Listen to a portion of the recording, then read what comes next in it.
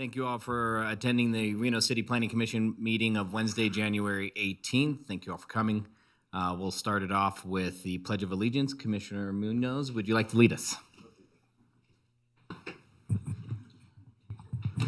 I pledge allegiance to the flag of the United States of America and to the republic for which it stands, one nation, under God, indivisible, with liberty and justice for all. Thank you. And before we start roll call, looks like we have Chair Velto here online. Michelle, would you like to kick off a roll call for item number 2, please?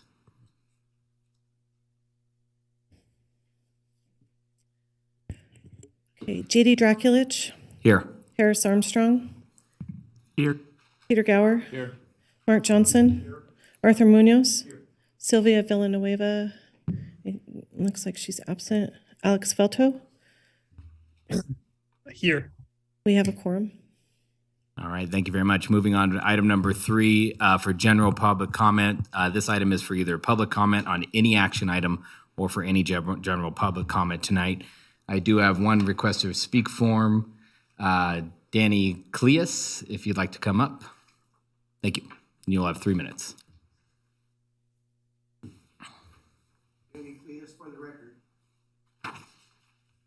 North Valley should not be built on anymore. This is a report from DRI. This is the newest one. Quad and Knopf already told you guys in 2007 what would happen if you guys kept building out there. You guys didn't listen to that one. DRI basically mimics it, except a little bit more extreme. It actually shows you where all the water points are that come in. It shows you how Silver Lake goes right into Swan Lake. You guys need to knock it off. The 3 weather storms that we've had this year has filled that lake up. It's moved that lake over 150 yards. Guess what? That leads you guys to another lawsuit if I flood again. I started the last one and won against you guys, and I will do it again. And now I got more ammo against you guys. We have lawyers, more than one, to come after you guys for this stuff. You guys need to knock it off. Building in floodplains, building on top of floodplains, is not good. We had a warehouse that got shut down. Guess what? COVID came and it got built. They got flooded 2 years ago. Then they got to raise their warehouse out of the floodplain. How's that happen? Right smack dab in the middle of it.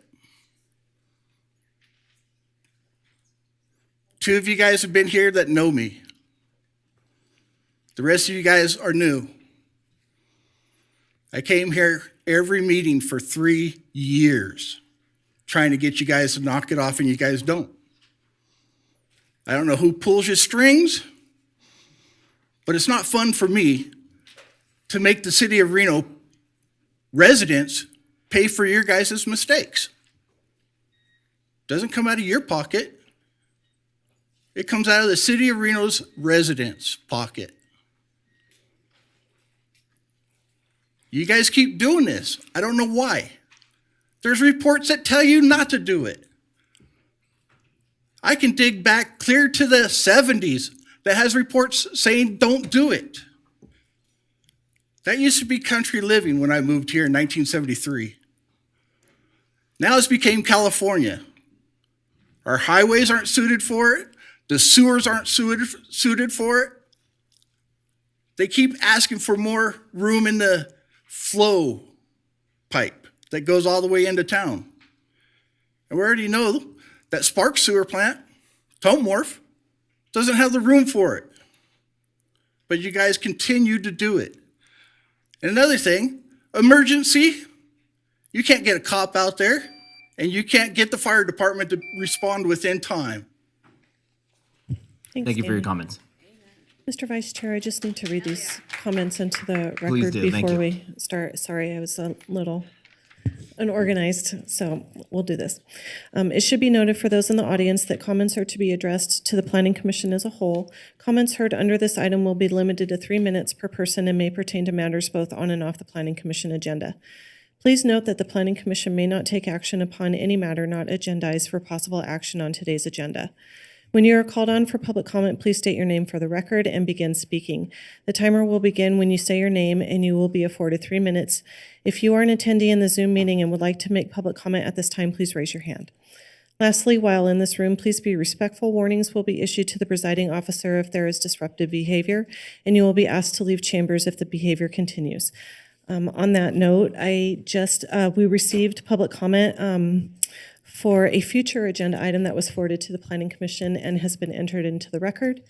I think you have one more request to speak form on this item. Yeah, I thank did not receive any voicemails for this item. Okay, thank you, Michelle. Yeah, we do have Kelly Orr. It does not say if you wish to make a statement. Happy to read your comments, or you're welcome to come to the microphone. Please do, thank you. Good evening.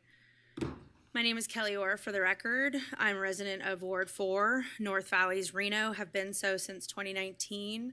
I've been a resident of Nevada, Northern Nevada, since 1997. I really speak to all of you when I see each one of you vote every month on building out in the North Valleys, and it's laughable. I want more of your areas and your wards built on with the infrastructure that we have. So build in your neighborhood, not North Valleys. It is not sustainable. You're approving commercial, big warehouses, more residential, the lack of schools, the lack of roadways. So again, it's a broken record. We're all here saying the same things to you, and you're still approving growth.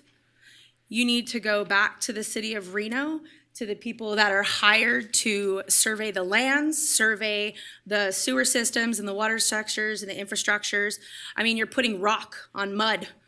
It's adorable and laughable. So I brought a photo that I'm gonna put here for you guys. This is when I have my cup of coffee every morning. Let's see, and I'm kneading up, down. There we go. So I'm gonna flip it around so everybody can see. This is from a movie. I'm dating myself here. It's Mr. Mom with Michael Keaton. You're doing it wrong. Every day you approve something in the North Valleys, you are doing it wrong. I urge you to do it correctly with more due diligence and care for what the city needs, not what the city wants. Thank you. Thank you very much. Is there anybody else in the audience that would like to speak at general public comment? Mr. Vice Chair, we do have somebody on Zoom that wishes to make a comment on this item, so whenever you're ready for that. Okay, thank you. Go ahead.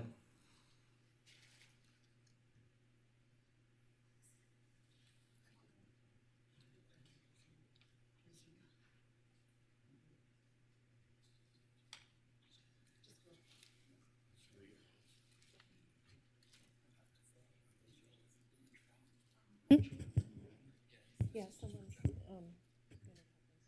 they wanted to make public comment. Hang on just a second, okay, not just yet. Hello, my name is Lisa Manning. I live on 1545 Corona Court. This is a property that's on the south side of the Grand Point Townhomes South. They're seeking a 20-foot, the current standards are for 20-foot setback for structures. They want 10 feet. That will put these properties right on my fence line. There's going to be 3 homes and people traversing right along the fence line right there. I'm concerned about fire. I'm concerned about drainage. Currently, there's a standing pool of water on this property near Grand Point. I'm concerned about the privacy that we have with people just walking right that bit behind us, and the noise that may happen. because of having those residents so close in proximity to our own property. I'm concerned about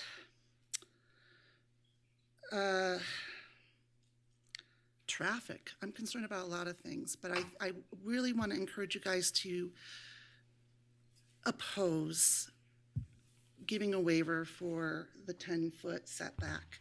It's going to negatively impact myself and several neighbors along those property lines. They're not going to have, I don't think anybody else surrounding that property has to endure that, and you're asking those property owners along that southern line to absorb the cost of some of this, including reduced property values, pardon me. And I want you to think about if this were your home that you're going to live in for the rest of your days, and where you're going to have your children, grandchildren be, and what would you vote for behind your own house? Thank you. And can Lisa, you please go to the wait. go to Michelle and fill out Lisa, a form for us? You filled out a comment card for item 4.4, but since you spoke on this item, I also need a comment card. Okay. So if you wish to speak on 4.4, then I already have it again. Great. Okay. Donna, feel free to go ahead. Okay, am I starting over now, I guess? So I had submitted a comment late in the day for item 4.2, but was informed that it would be pulled from your agenda. So that's why I'm trying to speak at this general public comment opportunity. And my comments about item 4.2, you'll get them at your next meeting, so I won't go through that now, but I have something to bring up, which is a conceptual issue, which relates to what the two prior in-person speakers brought up, which has to do with how the city's kind of screwing up on its planning and implementation, and the greatest possible permission to everything is being granted to everything, and it's causing some big problems. And I think it's time to think about, what do you really need to make this happen versus what do you want in case you want to make it bigger, bigger, bigger, bigger. In terms of changing zoning and approvals that have gotten changed, I think that creates some problems, because you give it the most permissive zoning available, and by God, at some point somebody will be using it, and it may be far more than somebody needs. And you have an upcoming proposal at your next meeting where, honest to God, it sounds like the applicant is threatening you. They've actually written all of their comments, these waivers and variances and such, and then they're kind of telling you what horrible things are going to happen if you don't give it to them. And I'm thinking there's just too much pre-negotiation before it ever comes to a public hearing. And along the way, many people made many decisions that allowed the applicant to believe that this was a just and right thing to do, and that they would be granted this waiver. Yet surely they must have known the waivers may not have been granted. So I'm having a process problem with many of the things that I'm hearing at these meetings, and many of the documents that I'm looking at. And it really has to do with down lower in the ranks, I suppose, from you. There's a lot of negotiation going on, a lot of things, like this person just speaking about please don't cut back the set. 10 foot is nothing for a setback. So why do you have to cut off 3 more feet of this 10-foot space, or raise the mountain just another 5 feet? It's not really necessary to make a project viable, and it harms the neighbors. And I don't think there's enough attention being paid to the public or to public process. And if I'm out of time, that's okay. But I just needed to let you know that. You'll see it in my comments for the next project, but it really sounds like the applicants have begun to threaten you with all the horrible things. If you don't approve this zoning, we'll have to redesign, we'll have to do all this horrible work. And they designed it that way. If you don't approve it, more's the pity, but for them, not for everybody else. So please consider the public a little more strongly in your decision-making process than you maybe currently are sometimes, because the impact on the surrounding areas, we are the people after all, right? So thank you very much for your time. And I guess you'll see a slew of comments when my items that I wrote about actually end up on your agenda. That's assuming Warren Way is not going to be on your agenda. Do we know that yet? Thank you for your comments. Oh, I also want to let you know that Thank you, I saw Donna. a chat. Thank you. I need to tell you this. You had No. chat disabled, so I couldn't respond to your question in the chat. Ma'am, thank you very much. We appreciate it. Michelle, did we have anybody else who wanted to speak in the audience right now? I did not receive any other request to speak forms. Okay, thank you all. We're going to move on to item number 4, public hearings. The Planning Commission does have the power to move items around. We are going to move item 4.2 up in order as we have a request for continuance. Would the applicant like to come up and speak on the record?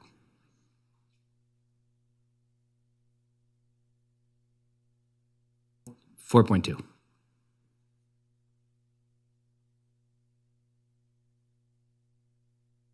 Applicants for item 4.2, the Warren Way rezoning. We are requesting a continuance to a future meeting. We would like time to take in public comments that we just got last night and to evaluate what we're specifically going to ask for. So I understand we've missed the February 1st, and so we'd like to ask for the March 1st, which gives us 2 opportunities to go to the NAB, which we couldn't do over the holidays because it was canceled, et cetera. Okay, thank you. I know we weren't thinking of doing date certain. Jason, if you want to chime in. So for this item, it will not be a date certain just because it will need to be renoticed depending on the outcome of the project. So. Okay, no problem. And we do have the opportunity to have any public comment. If anybody would like to speak, have you put in a request to speak form? Wait, Okay. can we? Yeah, Michelle, go ahead. I'm sorry.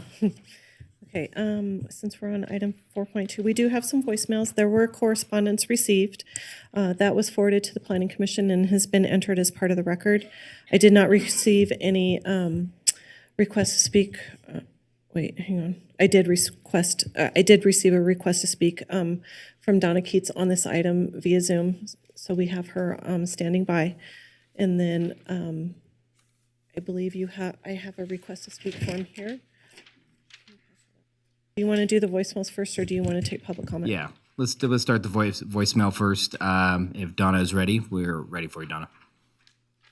Do you want to do Donna first before the voicemails? Yeah, Okay. we'll do Donna first.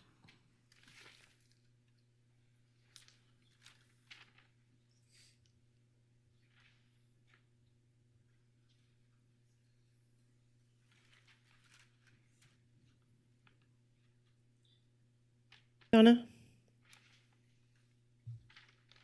All righty, well, I'm back. I thought this would be delayed, but I'll tell you what I was gonna say now. I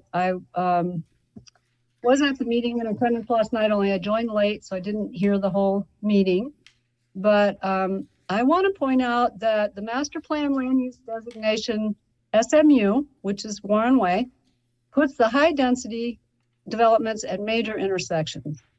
They were gonna request an MF 21, which is only 1 step less than the maximum residential density allowed anywhere. And the parcel isn't at a major intersection or even at a minor intersection. So I want to suggest it would be appropriate to step this request down to an MF 14 rather than MF 21, because the actual density and intensity of the uses are less than are indicated by the underlying zoning maps, which is what you always hear about. I think the comparison should be made with existing uses and density, not just with the zoning. The MF 30 properties in the area are not developed to MF 30 density, and nor are some of the MF 14 properties, and a 3-story building is incompatible with adjacent residential and commercial uses. So there are some uses allowed by right in the MF 21 that I think this is a bigger problem. In these bigger things that I was just talking about, when you approve those zoning more than is needed, what comes along with that are uses allowed by right that are incompatible. So if a property is sold or not developed as intended, you've just given it a whole bunch of permissions that are really incompatible. That's a broader picture problem, like with industrial, commercial, et cetera. In this particular Warren Way instance, warehouses could be, we're talking about Moana and Peckham, basically, between Moana and Peckham on Warren Way. Right in town. Warehouses are allowed in MF 21. There are a lot of things in there that people will come in and propose if the housing doesn't go in. And I think I would like to ask you to be a little more conservative and give them what they need, not more than what they need. Like you've done it before with the Globe Plaza. Let's give you even more decibels that you asked for. I mean, what the heck was that about? I don't know. Can't figure it out, but it was disturbing to a lot of people. So there are parking issues. Lisa's probably got all these notes down and they're probably going to retool everything. So I don't really need to say too much more about that. But in the bigger conceptual thing, please pay attention to what the allowed uses are in zone changes that are not necessary for a project development, and be careful about how much extra you give them, because it snaps back and the people in the area really get hurt by it when these other things come in. The same thing with the cuts and fills. Why do they really need to take off 2.5 feet of the 10-foot setback? I mean, really. So they make another nickel. It's just not fair. So thank you very much for your time. I appreciate it. Thank you, Don. Appreciate your comments. We do have a request to speak from Andre Marino, who does wish to make a statement in opposition. Come on up. You all have 3 minutes.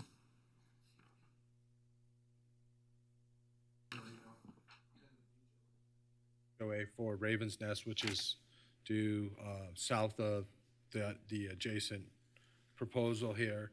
I want the council to take into consideration parking is very difficult in this area. In the fact that also, if it is rezoned into MF 21, and we all know I'm a licensed realtor in good standings in the state of Nevada, we know that this is an issue, and we've got daycare right across the street with little kids running around. So if it is allowed to go to 21, who knows what it's going to be and how much parking are they going to allow? We don't have ample street parking as it is, as a resident in that location. So I would take into consideration that part. If it is allowed to go to 3 stories, then we have another eyesore like we do downtown with the Mermont properties that have been allowed to go 3 stories as well in the Midtown area. That just doesn't look right in our area. So if that would be taken into consideration, we'd greatly appreciate it, because I am representing the tenants that do all live in that area. Also, we don't have enough sidewalks. We don't have any sidewalks through parts of that town, or through parts of Warren Way right there. So I don't understand how we're going to rezone this, and where's all these people going to park, and where are these people going to drop off their kids, which is dangerous. We also have a swimming pool that's in that area as well too. That's a private swimming pool where swimming lessons are given during the summertime, and that gets busy as well too. So if all this can be taken into consideration, we greatly appreciate it. Thank you. Thank you for your comments. Can we transition into the voicemails? Oh, yes, please do. Thank you.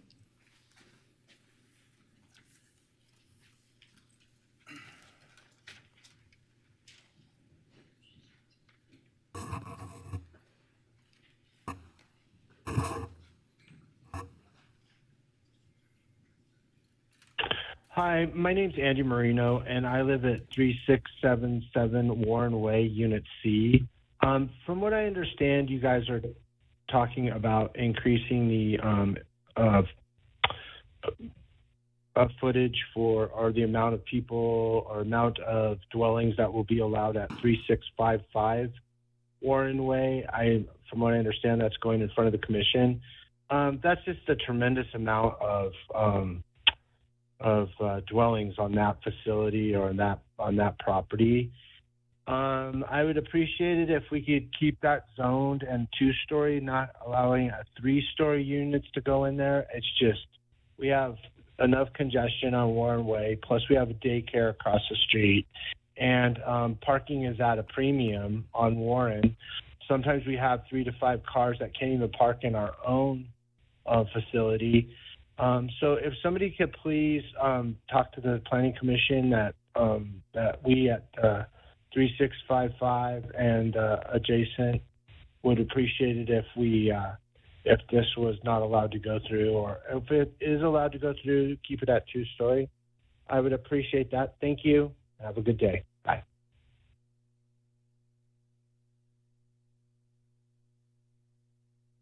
Hi, my name is Jacqueline Batten. I live at 3667 Warren Way. I'm calling in regard to 3655 Warren Way, LDC number 23000029. I wanted to say that I think an MF21 is too big for this area. The parking would be quite difficult, as it already is.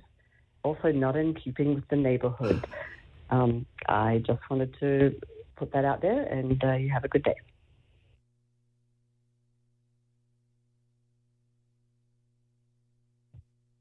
Hi, my name is Laura Beth Lathrop, and I'm calling in regards to case LDC 23-00029, project name 3655 Warren Way zoning map amendment. I just wanted to call and say that I'm completely against this. I think it's already a very nice, simplified area, and adding 21 units across the street from where I live would make it extremely congested. We don't need that height in that area.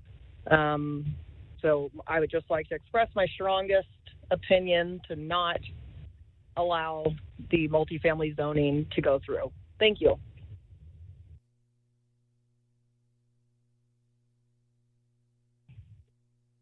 Hi, yes, my name is Marcy Ross, and I'm calling in regards to LDC 23-00029, 3655 Warren Way. And I live next door to that property, and I wanted to say I'm not opposed at all to a multifamily residence. I am opposed to MF21. I think 3-story units would not be uniform to the rest of the neighborhood. We're all MF15. I also think with the new swimming pool, it would just be an eyesore to the community. So please think twice before you put this into process. Thank you so much. Bye-bye. That's it for public comment. Okay, thank you. Anybody else in the audience wish to speak on item 4.2? Okay, with that said, kick it to the commission for a motion of continuance, no date certain. Mr. Chair, if I could just put this for the record, and I said this before, I believe that when this comes back before us, these voicemails need to be replayed. I think it's imperative. I think it's vital to the decisions that we make that we hear everything at the same time, and this could be months out, we don't know. So I would just like to put that on the record. I think we should be hearing this again. Okay, thank you. Mr. Vice Chair, I'm prepared to make a motion. Sorry, I forgot the case number already. Case LDC 23-00029, 3655 Warren Way rezoning. Move to continue the project, not date certain, pending renotification and potential resubmittal. Commissioner Villanueva, I'll second that motion. Okay, we have a motion and a second. All in favor? Aye. All right, continuance approved. Thank you all. Okay, moving back now to item 4.1, case number LDC 23-00016, TCA Leroy Street. We will now take a presentation from the applicant.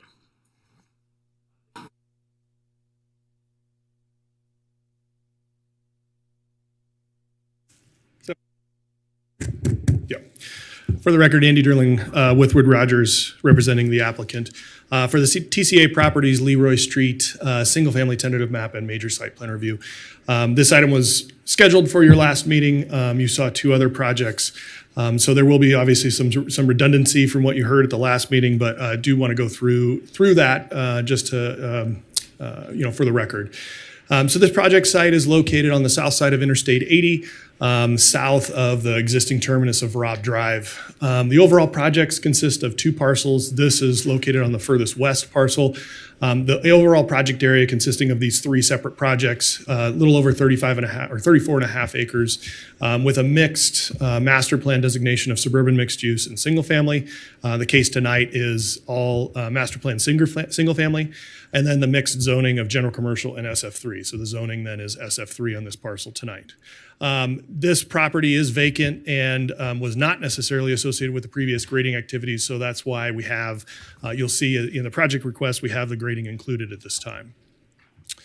This is within the city limits. It's bound by I-80 on the north side. As I mentioned, it's associated with 3 of these TCA projects. So the 3 that are located here or shown on the screen The green area was a multifamily project approved at your last meeting. The townhome project in the middle was approved at your last meeting. And so what we're looking at tonight is the furthest west in blue, the single-family detached portion.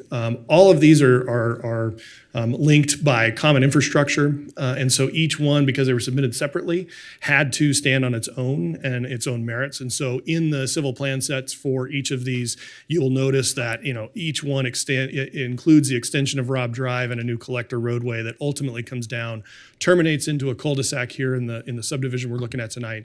And then there's a gated emergency only access connection to Leroy Street.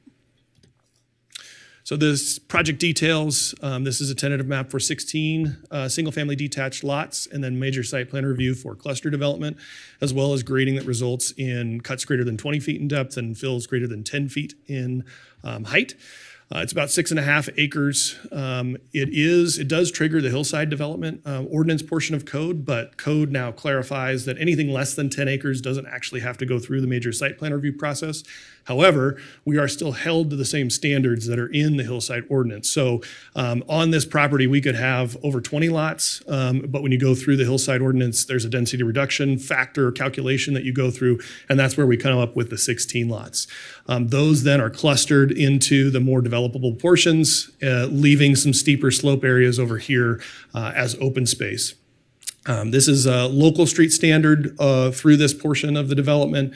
So there is on-street parking. There's only sidewalk on one side. If you recall from the previous cases last meeting, we only had sidewalk on the south side of this new collector roadway.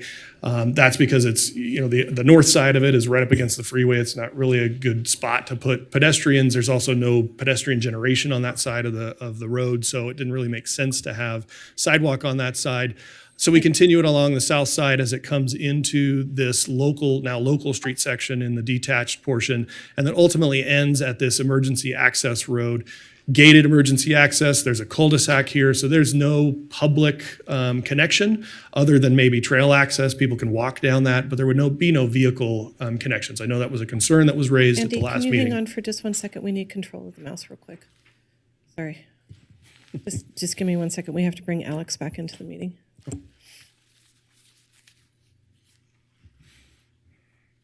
was on a roll.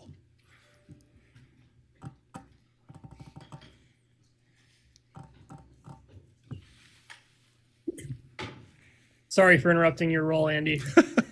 Okay, Andy, go ahead. No worries.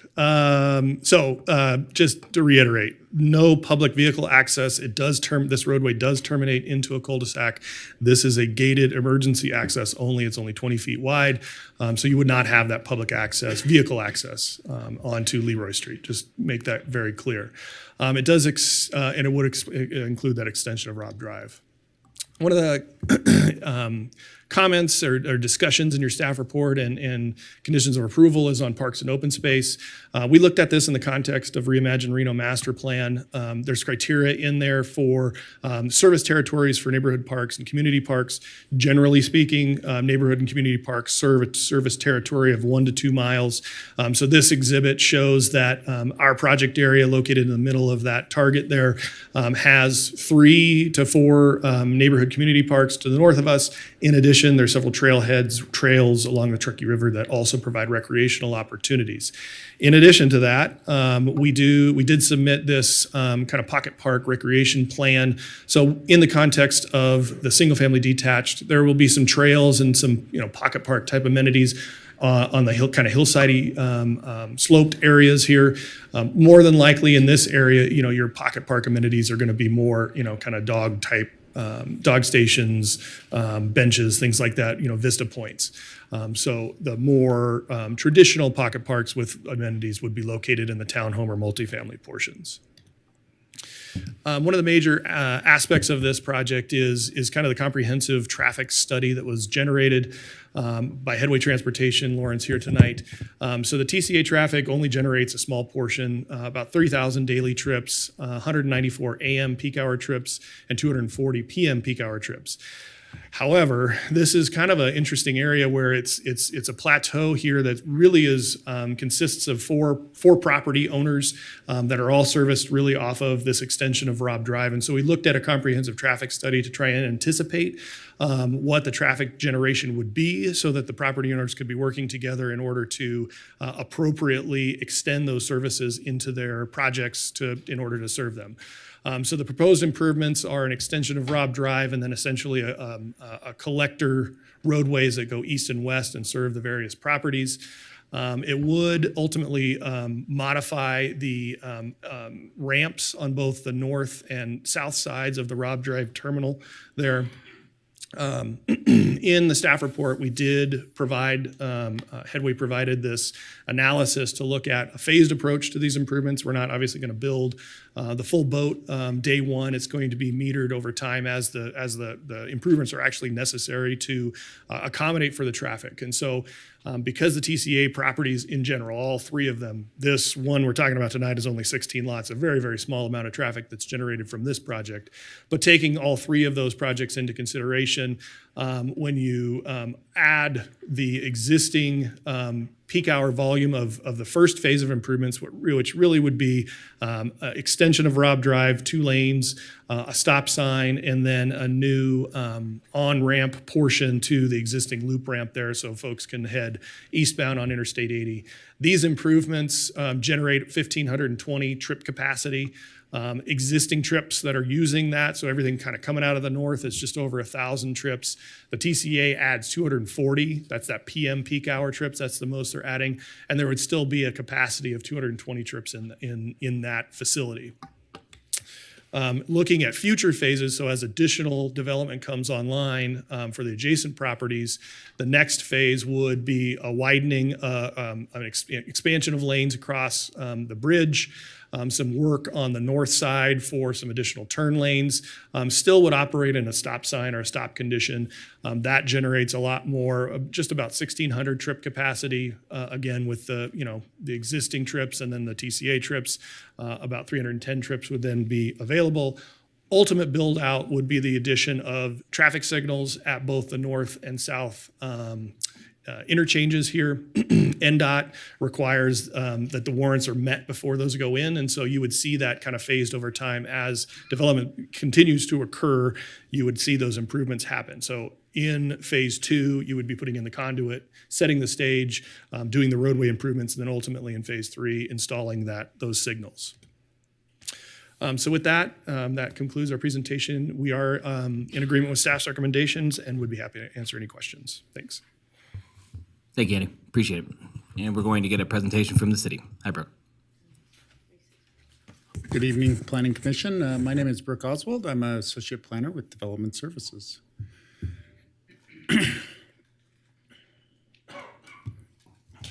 Screen better.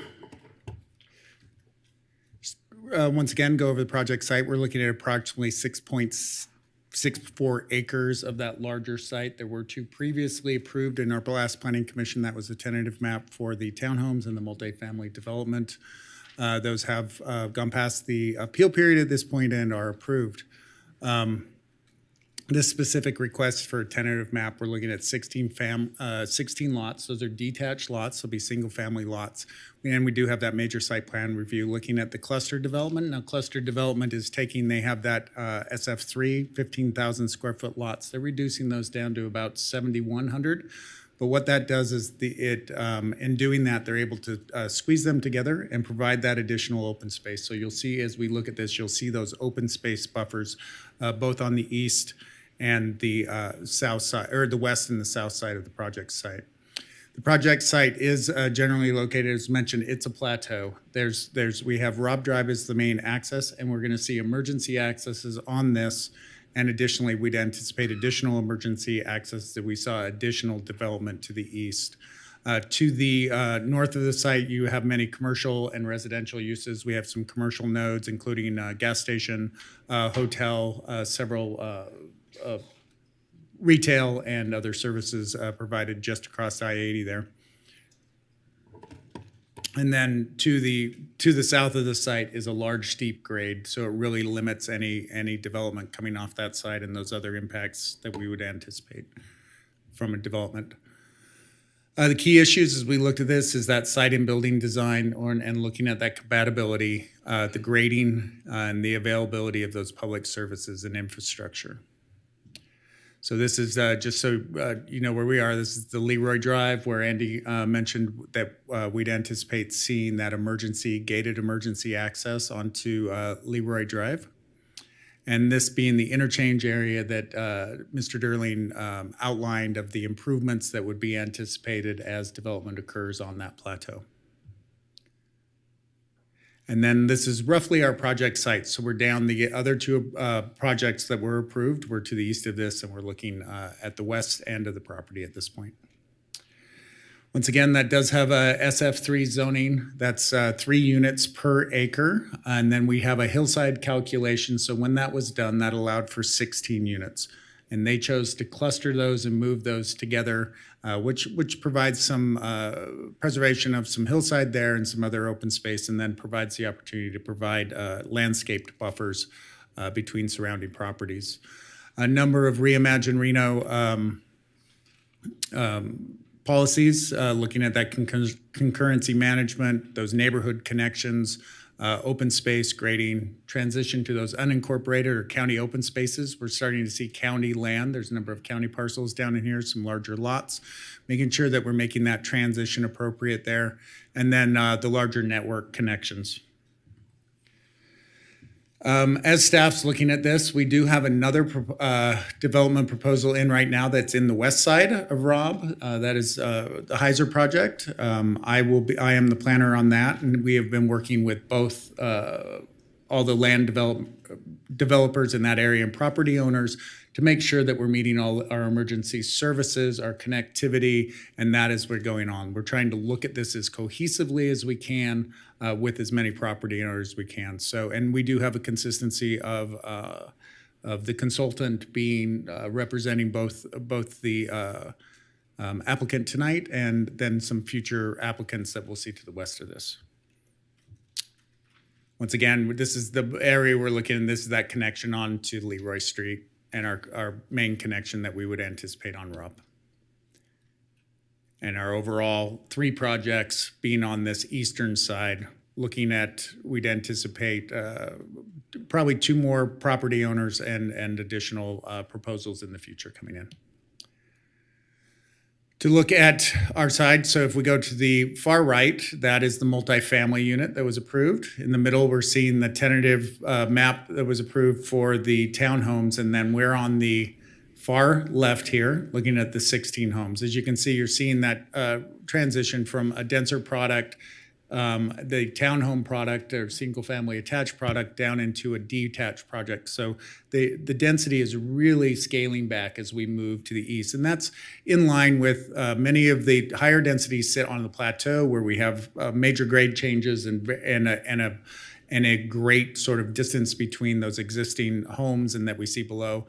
And as we move to the west, we see that density decrease being more in line with the existing homes that we're seeing in the surrounding area. Oh, wrong way.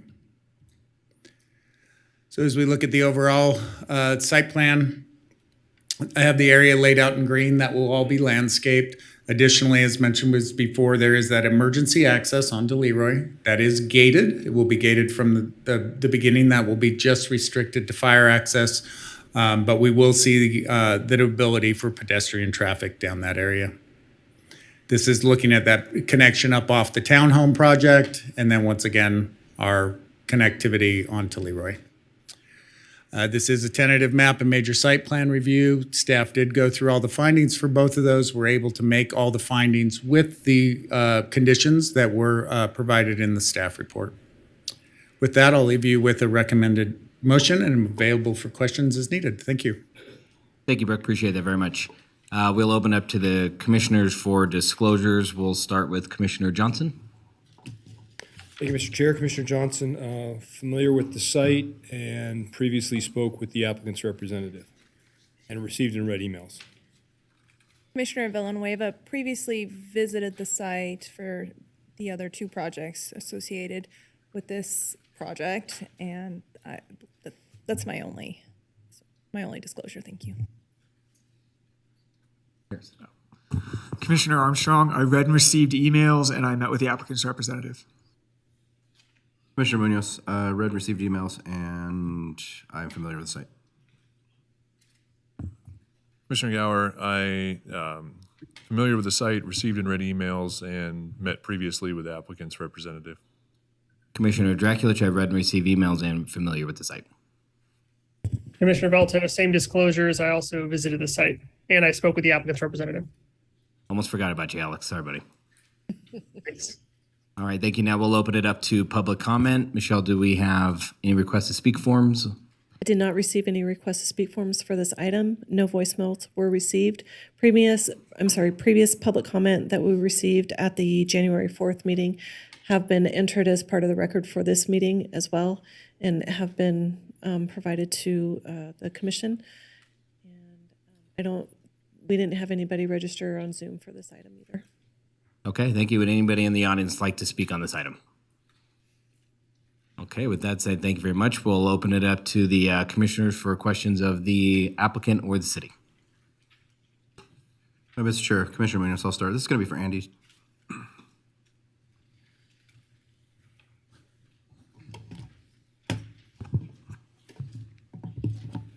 You had on one of the slides, it was the 16 properties laid out, and I believe it was 7, 8, and 9. Yes. What is the elevation change in distance from the property down below that across Leroy? So, I did skip over in the clustering of this. I mentioned that we were preserving the hillside over on the east side over here. In addition to that, we do have a landscape buffer that would also be included on this side, 20 to 30 foot landscape buffer as well. So we have a buffer along that side that does help make up some of the grade. So these lots do sit up a little higher. The cuts and fills portion of the request, we do exceed the cuts more than 20 feet in this location. That's the detention basin. So cutting for the basin pond there. And then just along this back edge, there's a sliver fill that just exceeds that 10 feet. So these lots sit up just a little bit higher than the adjacent street grade. Okay, thank you.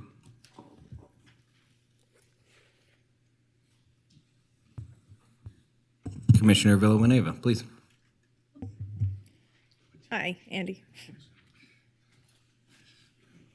Thank you for coming back. Last meeting, January 4th meeting, did we have that traffic information that you provided at this meeting? Right. Andy Drilling, for the record, yes, you did. We did, okay. So can you go into a little bit more detail regarding the trips? So do you actually have your engineer? I mean, maybe it might be. Yes, Lauren Chilson with Headway is here, so he can speak to the specifics if you like. Okay, yeah, that'd be great. Just kind of. And then did you work with the city on city's engineers, or did you guys just create this on your own, working with the applicant? No, Lauren Chilson, Headway Transportation for the record. We've worked with NDOT and city staff through the process as there was a lot of interest in a comprehensive and cumulative traffic study for the entire plateau, as we call it. And so that's what we performed, and city has reviewed, and we've gone back and forth a couple times. Okay, so I'm looking at this project, obviously, I'm doing it as a standalone because that's how it's being presented. But the trips on average, my concern is that it's connected to that highway and then it's going into that smaller community. And I understand that there's that gate for the emergency access. But on average, are these normal numbers? I'm not a traffic engineer. I don't know what normal is or what's safe. Can you just elaborate on what you look for when you're looking at these numbers? Sure, absolutely. First, I think I'll just start by saying the 16 lots would generate about 16 peak hour trips, which is a very low number. The numbers that are cited here are TCA properties in whole, so all of those pieces put together, right? So you're seeing here the cumulative TCA properties, and then of course we've prepared the cumulative analysis for the entire plateau. Andy mentioned those numbers a little bit earlier too. Just know that we looked at all properties in combination, identified the improvements, because we're working for all of those applicants in one traffic study here very intentionally as requested by the city. We identified all the improvements that would be necessary and then backed those out to phases based on the phasing of those various projects. So in short answer to your question, these volumes are very reasonable for the properties that we're talking about, all of TCA. They're very normal, they're very typical. We've used standard national rates, and we've used a comprehensive analysis to test and prove out all of these recommendations that are presented here. And again, that access to Leroy is gated. There will be no project traffic through there. So if I'm reading this correctly, it says, so when phase 3's done and all the properties are working together during peak hours, and again, correct me if I'm wrong, peak hours is 2,025 trips, so 61%. Is that what that means? That's correct. At the time that we finish all of those improvements with phase 3 and all of these known developments are in that we're planning for, there will still be a remaining capacity in the interchange of those 2,025 trips, or about 61%. In other words, we're overbuilding the improvements for this project. There will still be a tremendous capacity left in that interchange. Okay, and then again, for the last, maybe I just wasn't paying attention hard enough the last time, but for the other two projects, did we have that future, what that highway was gonna look like as far as the because I don't remember that. So as far as like how it's going to connect in, because I feel like this has more detail, but maybe I could be wrong. So for example, the stoplights, the stop signs, all of that, was that all presented the last time? It was. It's all in the master traffic study, and I have exhibit here on the overhead that shows that. Okay, can you go into detail for me a little bit more on this? Because this is really what my concern is. So if you can. So maybe just a little bit of background on the connection. I know that was a topic of discussion last time. Recall that the access rights and that connection for the south piece of Rock Drive have already been obtained. That was performed back in 2008 when those access rights were purchased by Flying J from NDOT. That still sits. So the access is granted. It's known at this location as the extension. Now comes the part where we identify with these projects what improvements are necessary at that known connection point, which is the extension here. Okay. So what we have is ultimately a traffic signal at both ramps, a 4-lane road here, plus turn lanes, a new on-ramp coming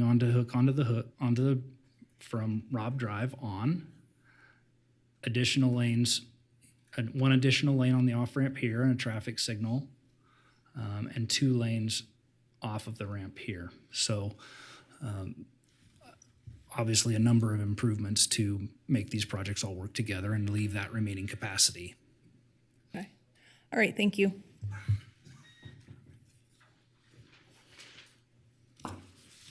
Commissioner Gower, please. Thank you. Thanks, Lauren. I actually have a question for Andy on this one.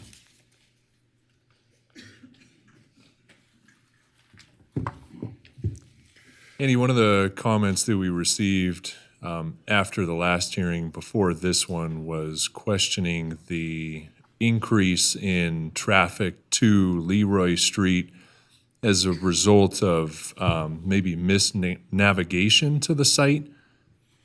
What will be the official address of this site? So the city and the county, Andy Durling for the record, the city and the county do the addressing for projects. And so with the extension of Robb Drive and then what we're calling Hanson Parkway that terminates, they would all have Hanson Drive, hypothetically, addresses. Because this is a secondary emergency access, it doesn't get a road name. It's not identified as a public street, right? It is a emergency access for emergency vehicles only, ambulances, Reno Fire, Reno Police. So it would not have an address off of Leroy. It would have an address off of Hanson. Okay, thank you. Yep.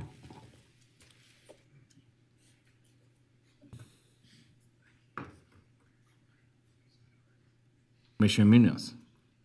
If nothing further, I'm ready to make a motion. Okay, please do. The case number of LDC 23-00016, TCA Leroy Street, Based on compliance with applicable findings, I move to approve the tentative map and major site plan review subject conditions listed in the staff report, and I can make the findings. Commissioner Veltwell, second. Commissioner Villanueva, I just have a couple comments that I want to make before, if Please that's do. okay. So after the last meeting, the January 4th meeting, I thought a lot about the project because I couldn't get it out of my head. I was like, did I get enough information? Is this, did I make the right choice? And so I, reviewed and that's my question was surrounding the same facts, is a traffic study, going to get us to where it's safe for those residents that are currently there, that it's not going to, be detrimental to the current residents that are there. And so with this project, I am going to vote differently than I did on the last two projects because I've had more time to think about it. I didn't want to make a snap judgment vote that I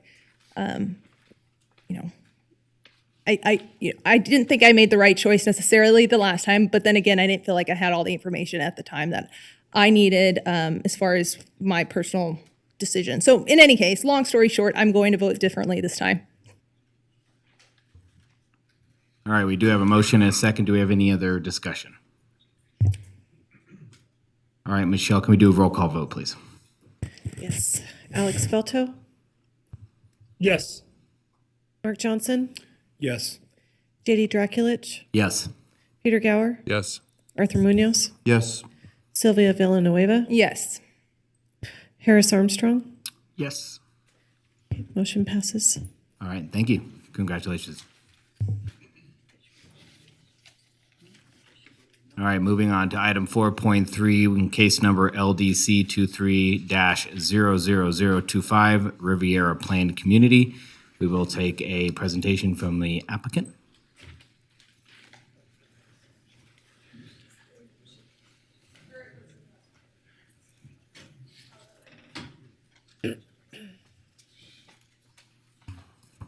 Good evening, Commissioners. Thank you in advance for your consideration. My name is Mike Vicks with Monta Vista Consulting. I also have Don Clark from Cathexis with me presenting today. We'd like to introduce you to the Riviera Planned Community. I'm new at this, so let's see. The property is located at 2100 Riviera Street, and it's a 0.3 acre site. The existing residence will be demolished in association with the proposed improvements. It's zoned MF14 and has been zoned that way since about 1947. So this has been zoned multifamily for quite some time. The master plan designation is mixed neighborhood. The project will consist of 5 units, condominium development, so they will be sold individually. Additionally, we will be upgrading utilities. Parking will be provided below, partially below grade in an underground parking garage. There are 10 spaces provided, and then 2 additional spaces will be available on the street for guest parking. We have also, that parking ratio meets the City of Reno standards as well as ITE standards.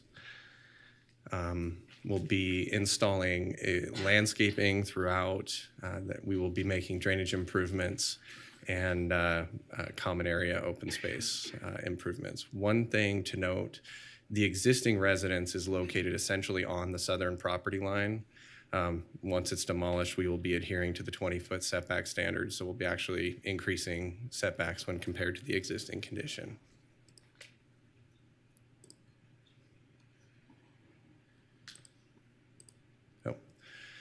Drainage was brought up as a concern, so we wanted to address it.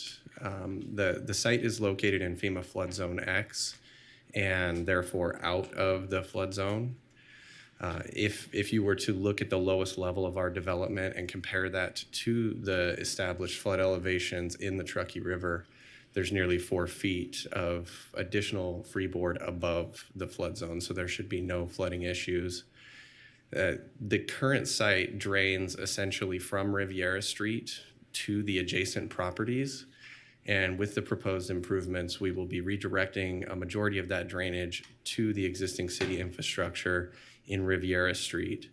A small portion of the site will still drain to the rear, And in order to improve drainage conditions further, we will be installing a small infiltration area back there to hopefully vastly improve drainage in the area. There are several surrounding uses that are very similar. There's a two-story apartment complex directly to the west. There's also a two-story apartment complex directly to the north. And then, although they're all zoned multifamily, to the south, southwest, and to the direct east are single-family homes. One thing we would like to point out is with the MF14 zoning district, this development could move directly to permit without any public hearing or entitlements if it was developed as apartments, which this is a viable project as apartments. The owner wishes to sell them off individually as condominiums. Therefore, we're before you here with the tentative map application to provide for the 4 or 5 individual lots which will be sold. But if this was apartments, we would not be here before you today. Here is a picture of the existing multifamily building that is to the west of our development. It's a 2-story CMU structure. They've got, you know, minor landscaping, but nothing significant. This is a picture of the existing apartment directly to the north. This is the driveway to our site right here. Again, a 2-story masonry structure. At this point, I'm going to hand it over to Don to go over the aspects of the building because he's much more qualified to speak to that than I am. Thank you for your time, and I'm available for any questions relating to the site if you have any. Thank you. Thank you. Hi, Don Clark with Cathexis, the architects for the project, and we can debate about my qualifications for it.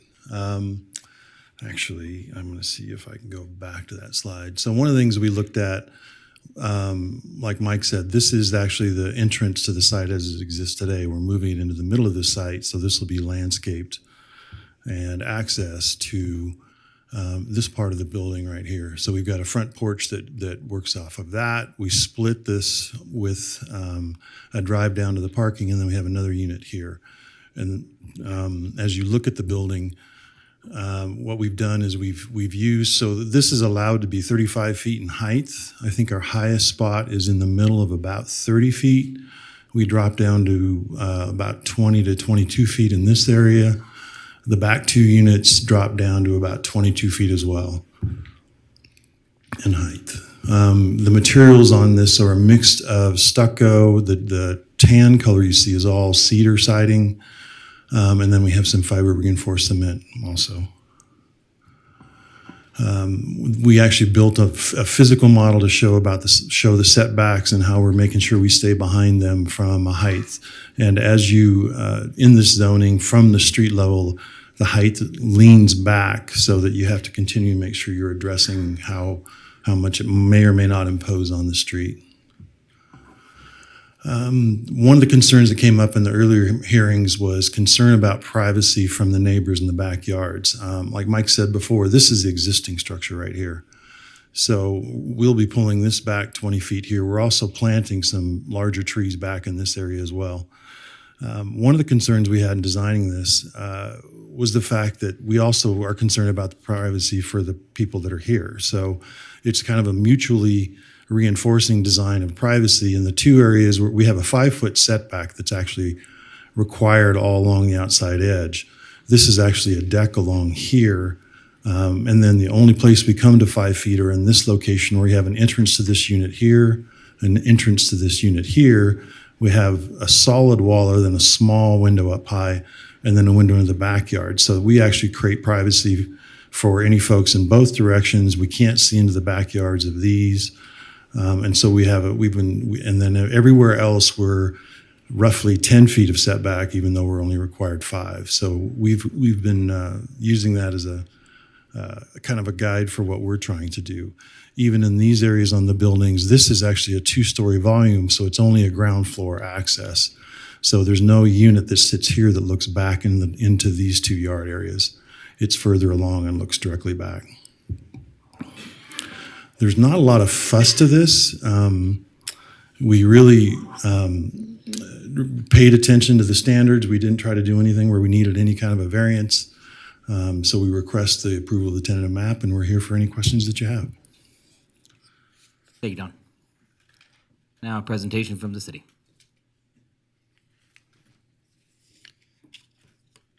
Good evening, Commissioners. Carter Williams, Assistant Planner for the record.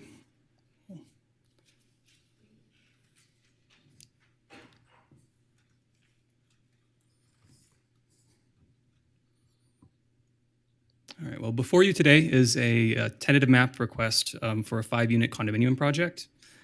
The project is located within Ward 1, southeast of the intersection of Idlewild Drive and Riviera Street. It's located within the MF14 zoning designation and has the master plan land use designation of a mixed neighborhood. So the property is a little over 0.3 of an acre.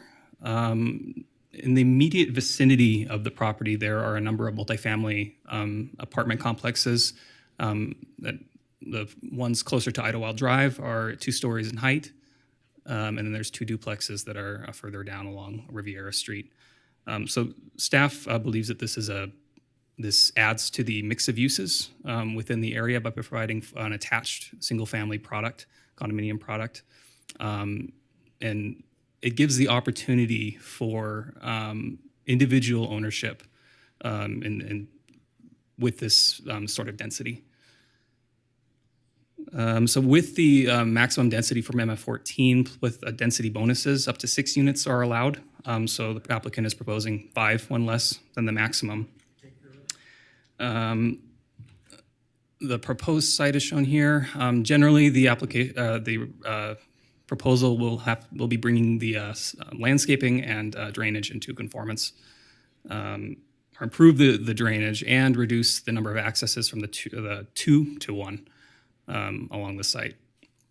The proposed building design is here, and Don did an excellent job of giving presentation on that. But the one of the techniques that are used elsewhere in the city is breaking up the building mass across the block frontage to give almost a distinct appearance of 2 separate residences. So that's demonstrated here. This is a view from Idlewild Street with the existing developments on either side of Riviera Street. And then the step back diagram that was shown in the previous presentation. This is a code requirement for side and front property lines. The applicant's proposal also provides it on the rear, which isn't a requirement in addition to the 20-foot setback. Also with this, the staff recommends a condition for site lighting to reduce the amount of light overflow onto adjacent properties. Normally, this is required for residentially adjacent properties for non-residential development. We're looking to expand it for this project. Before you are the findings for a tentative map. Through staff's review and analysis, we can make all the findings. And on the screen is the recommended motion. I'm available for questions. Thank you. Appreciate it. We'll get it to the commissioners for disclosures. Commissioner Gower, if you want to start us off, please. Thank you. I have received and read correspondence and familiar with the site. Commissioner Munoz, same disclosures.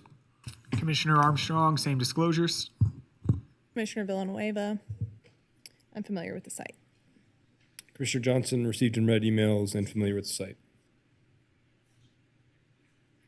Commissioner Velto? Commissioner Velto, same disclosures. Commissioner Draculich, same disclosures. All right, we will now open it up to public comment for this item. First, we have Eric Robbins wishing to make a statement in favor, and after that, we will have Tim Hosfeld come up. Eric, come on up. Eric, are you in the room? Nope. Okay. Eric is not here. All right, next up, Tim Hosfeld wants to make a statement in opposition.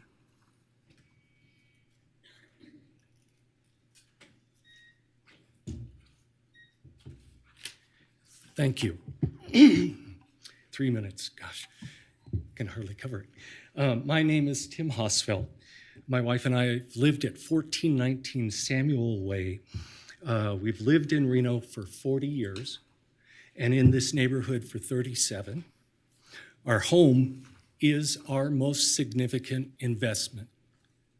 My wife was a teacher, I was a pastor, and so this is our nest egg, our house.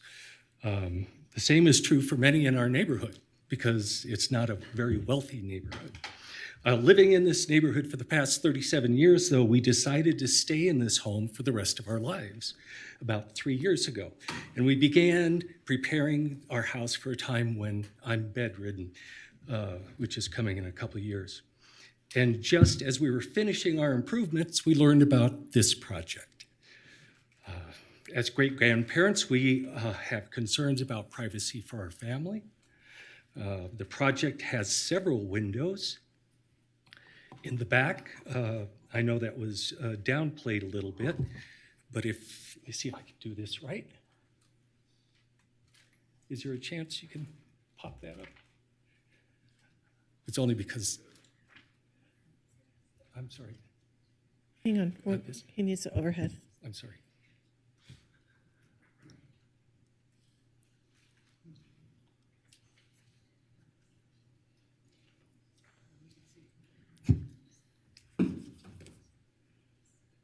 You'll see numerous windows on the south side, looking at my house and my neighbors. So there are privacy issues. The second thing is our concern, pardon me, I'm terrible with this. The second thing is that we are all concerned about the value of our homes. This project will cause some of my neighbors to go be underwater with their home loans because of our home properties being devalued by this project. A lot of people don't understand this, so I've created several slides that will combine the architect's renderings with photos to illustrate my point. This is not the first one.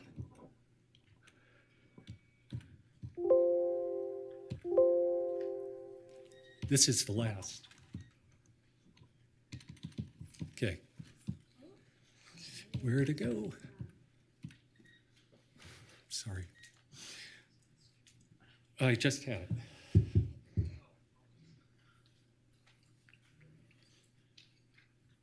Whenever it comes up, it will show, that's not it. We'll show the property as it is today.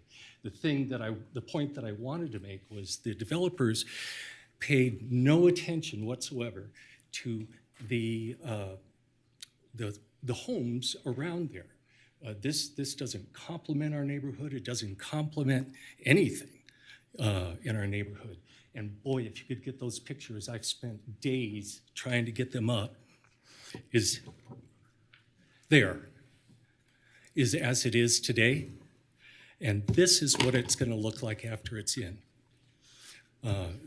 The artist renderings have all been really... A few more seconds. Go ahead, Tim.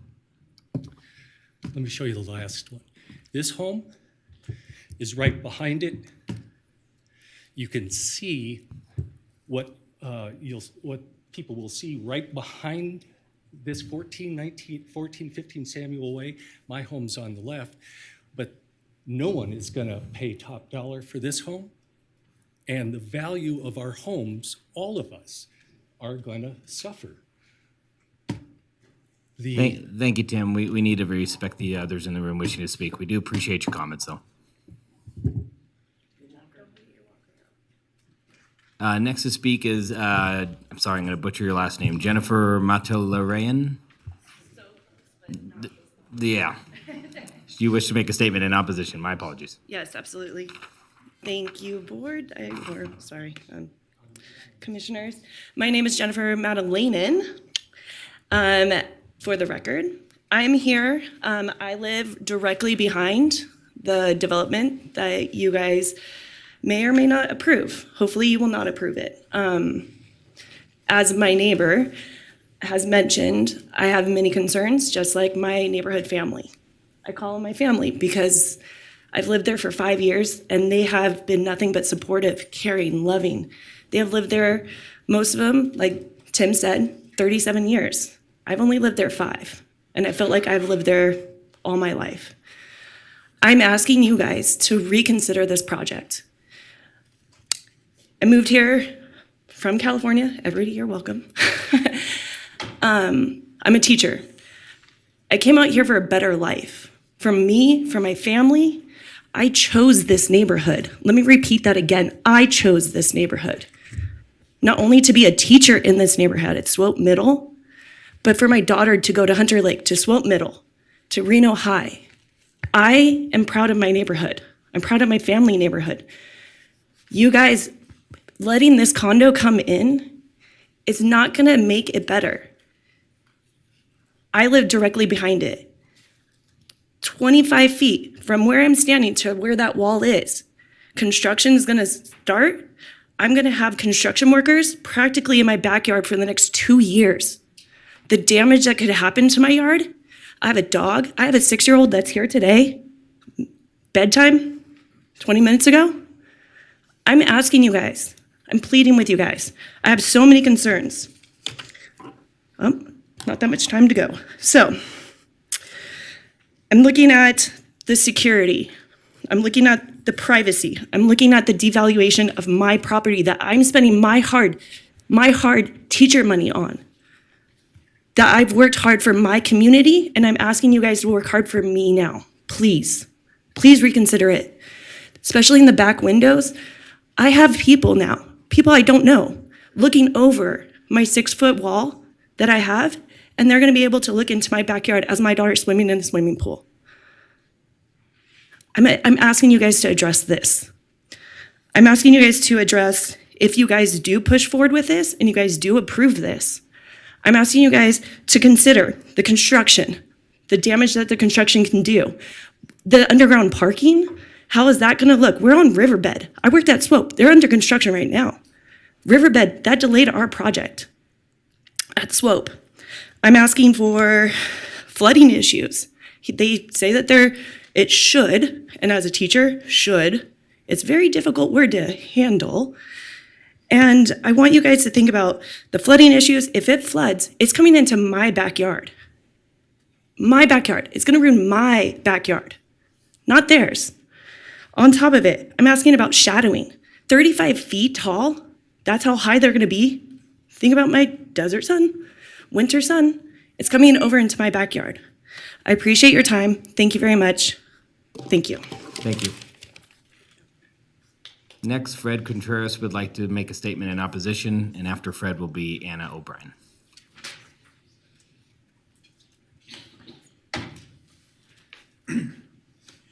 Good evening. I'm Fred Contreras. I live at 1411 Samuel Way, which is the street adjacent to the Riviera project. I live right next door to Jennifer, to the east of her.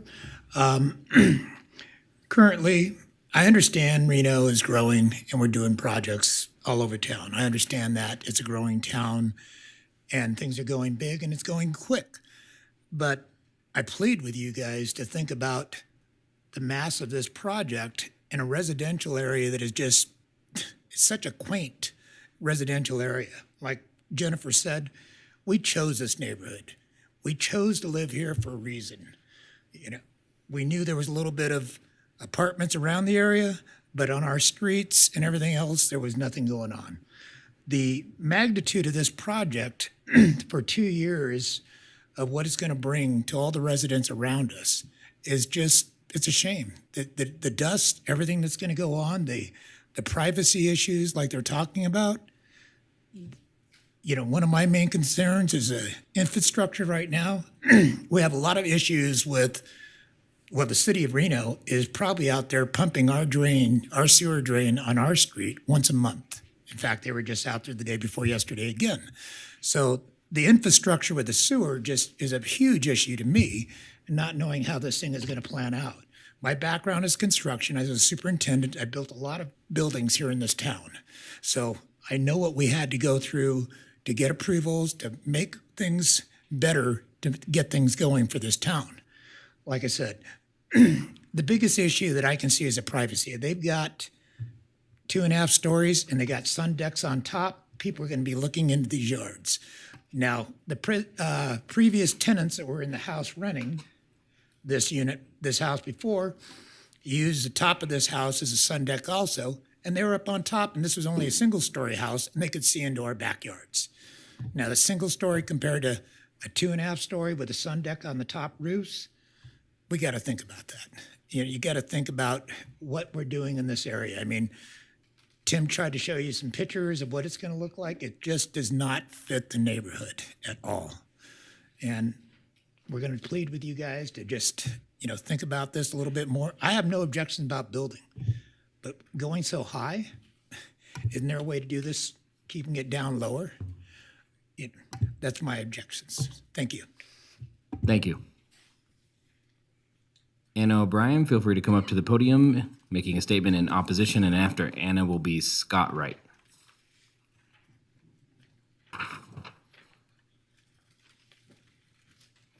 Hello, my name is Anna O'Brien. I have lived at 2040 Idlewild Drive for 40 years. My family has owned this house for 55 years, and I'm just going to go with the little sappy story as to what's going to happen to our family. We had intentions of living in this house for many generations. I know my daughter wants to live there and raise her family, and her daughter or son may want to live there and raise their family. And one of the things that we've been doing all these years is gardening in this area that's going to become a dead zone because of this 2.5 tall building. Because of this building, we will know the garden will not receive sufficient sunlight to be able to bring in the harvest that we've been accustomed to bringing in all these years.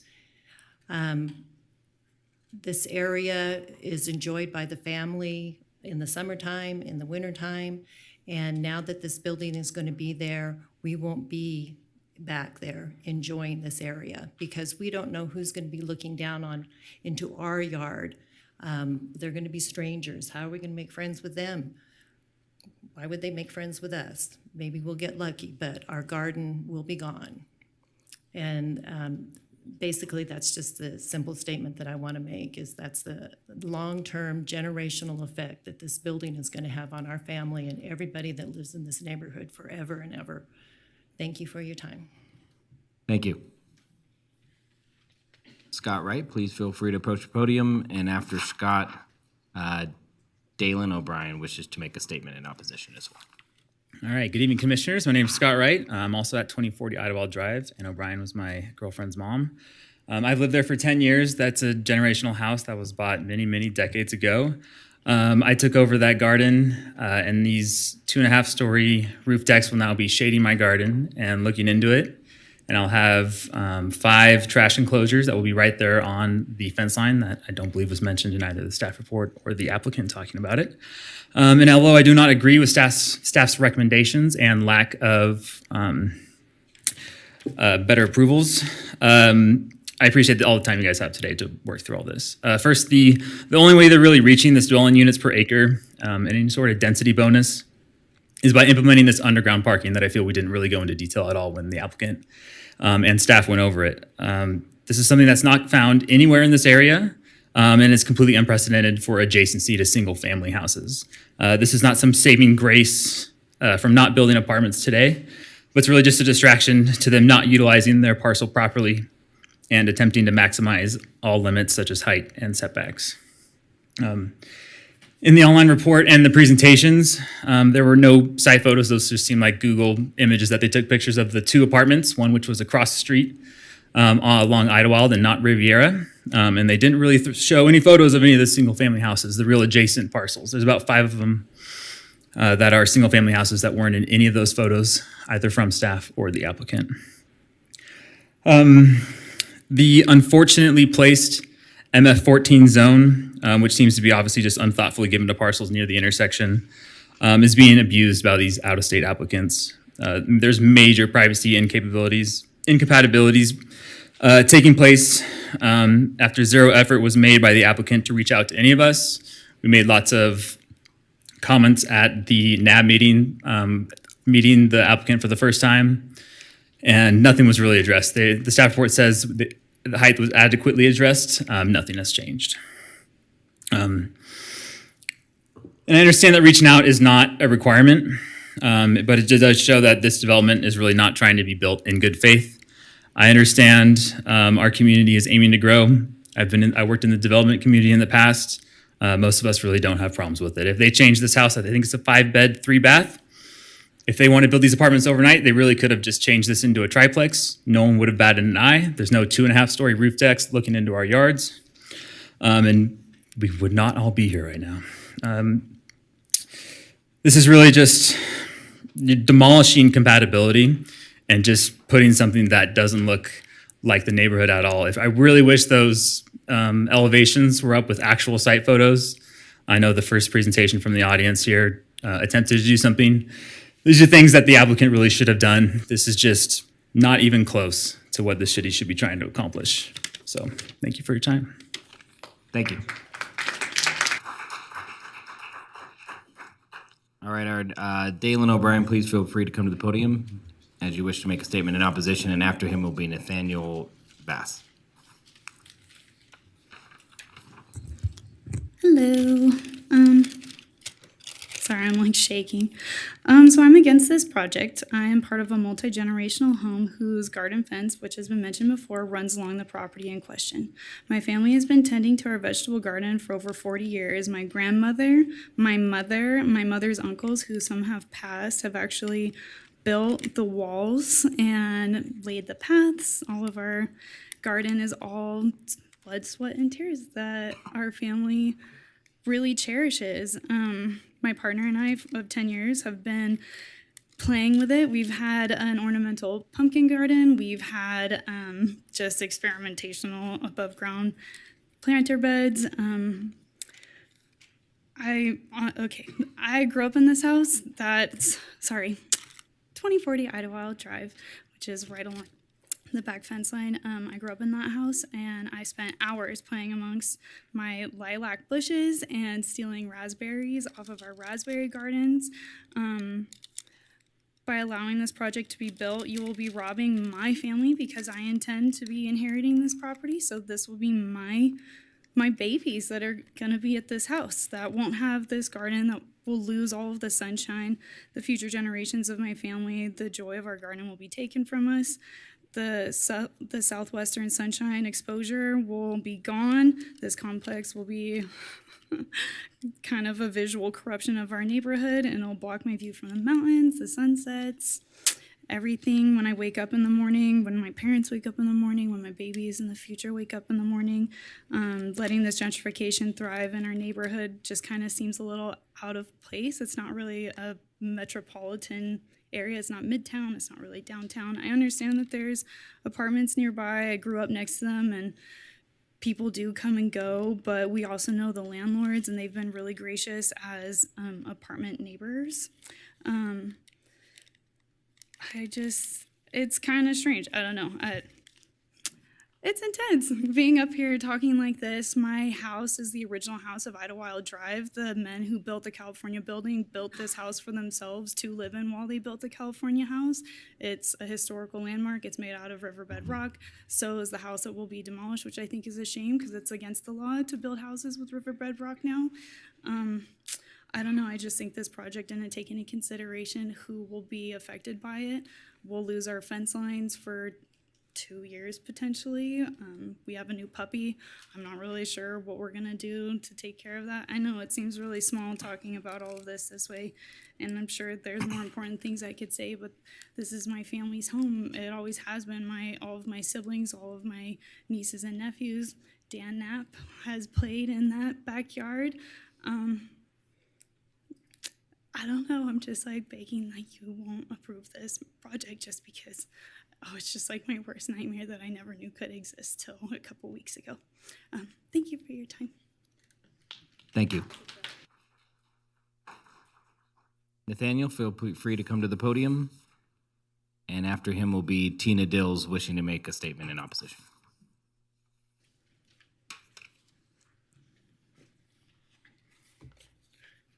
Could you bring up the slide with the picture of the zoning on it for me? Is that possible? I have one that I can show it, but I wanted to show, I have pictures of the houses that Scott was talking about, and I wanted to just show examples of what's around in the neighborhood. So if you could bring, what's that? Sure, whatever has zoning of in that area, if you have that slide available, that would be awesome. If not, I'm okay. I'll just show you the pictures.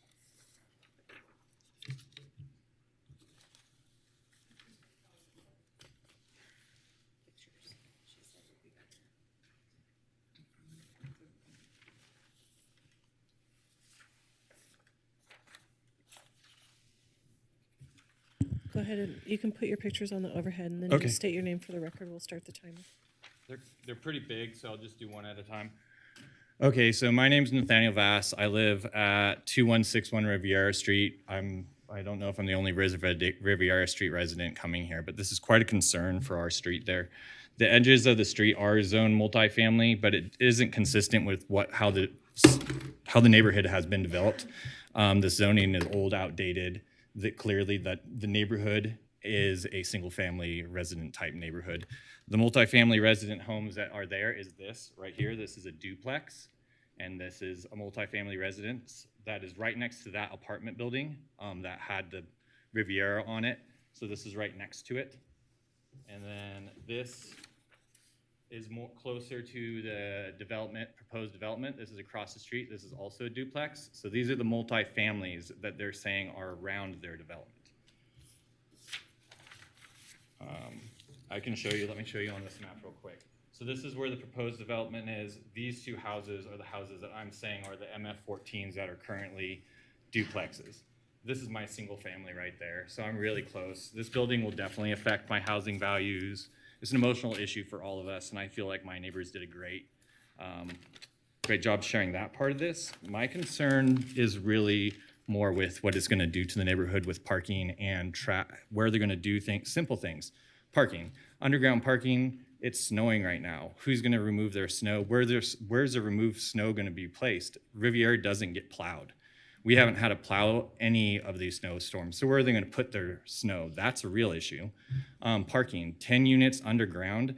Say we get a snowstorm, they're parking on the street. There is no street parking. We're so close to Idlewild Park that we get individuals coming to Idlewild Park parking on our street. This evening, when I was coming here there's an individual from one of the apartment buildings that couldn't find parking at their own building because they only have one parking spot per unit on those older buildings. They didn't have the same parking requirements. So those individuals infill down Riviera Street.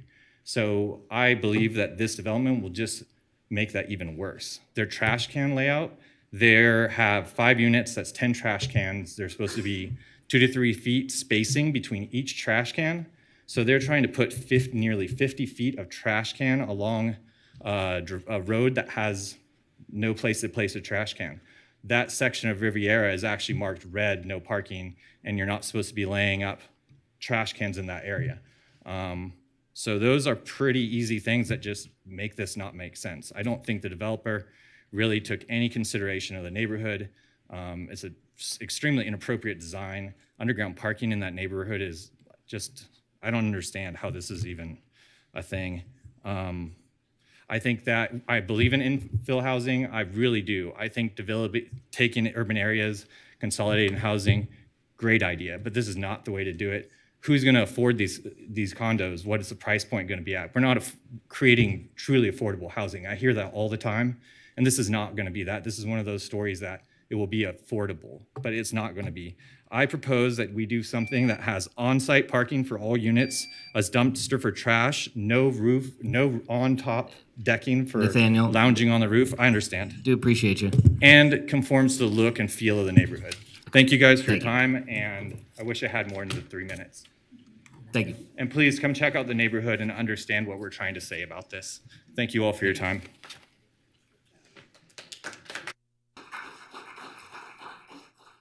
Tina Dills, please approach the podium.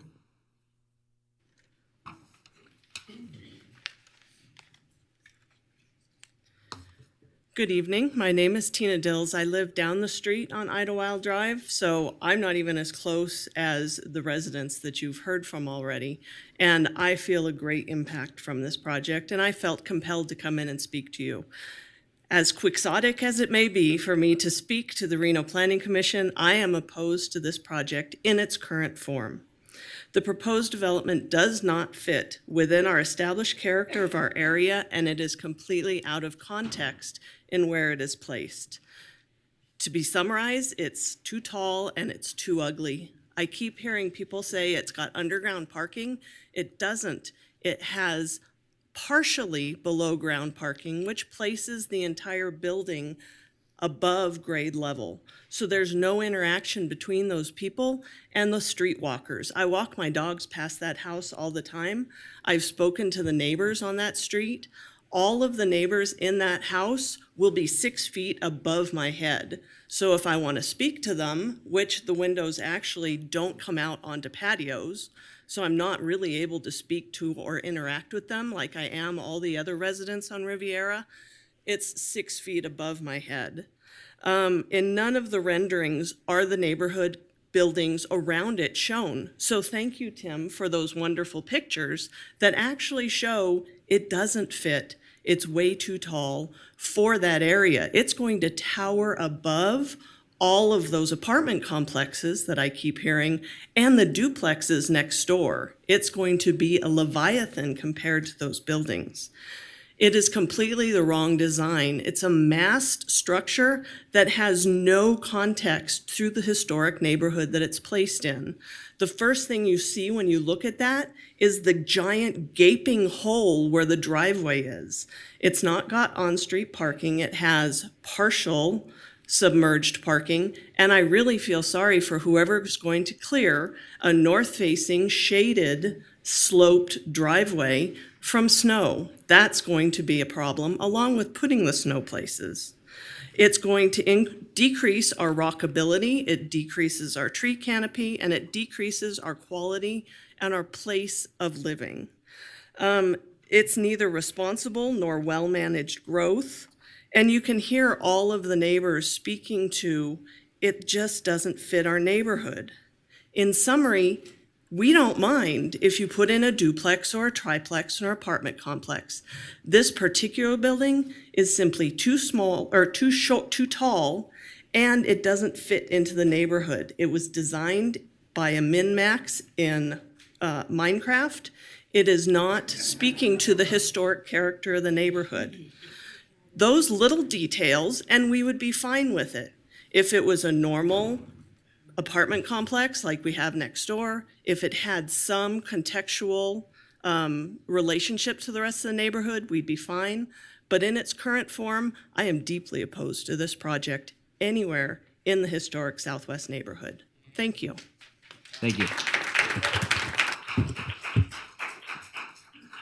Michelle, it's all the requests for speak forms I have. Do you have anybody online or any voicemails? We do not have anybody online registered to speak.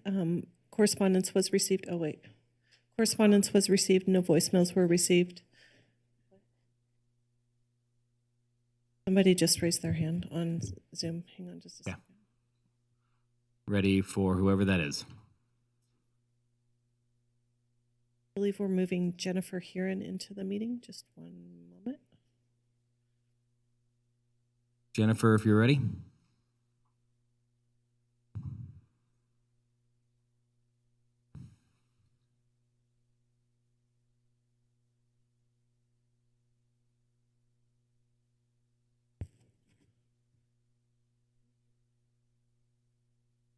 Jennifer, can you hear us?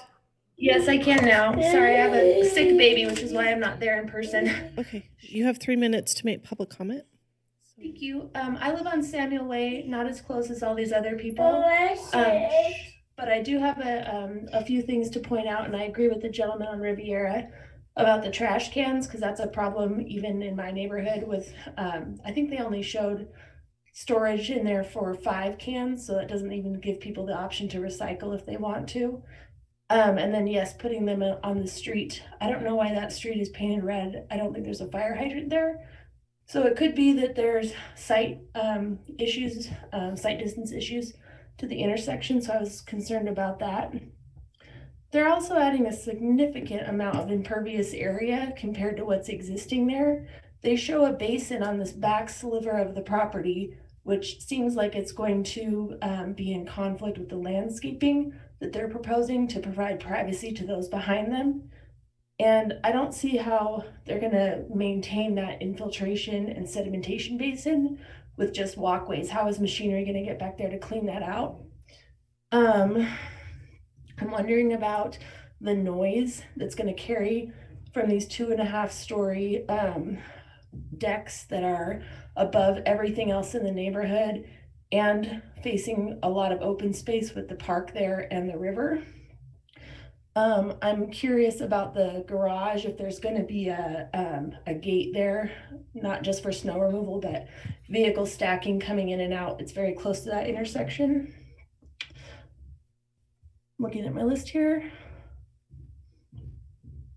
I also don't totally understand how they get 5 units, because if it's a third of an acre parcel and they're zoned for 14, doesn't that make that 4.5? So I'm not sure how they got 5, but that's my last comment. Thank you. Thank you, Jennifer. Appreciate that. Anybody else online, Michelle? I don't believe so. Anybody else in the audience wish to speak on this item? Not at this time, sir. I'm sorry. You've had your time. We appreciate your effort, though. If you do wish to make a comment, please go to Michelle. Huh? Oh. No, this gentleman in the back. 2.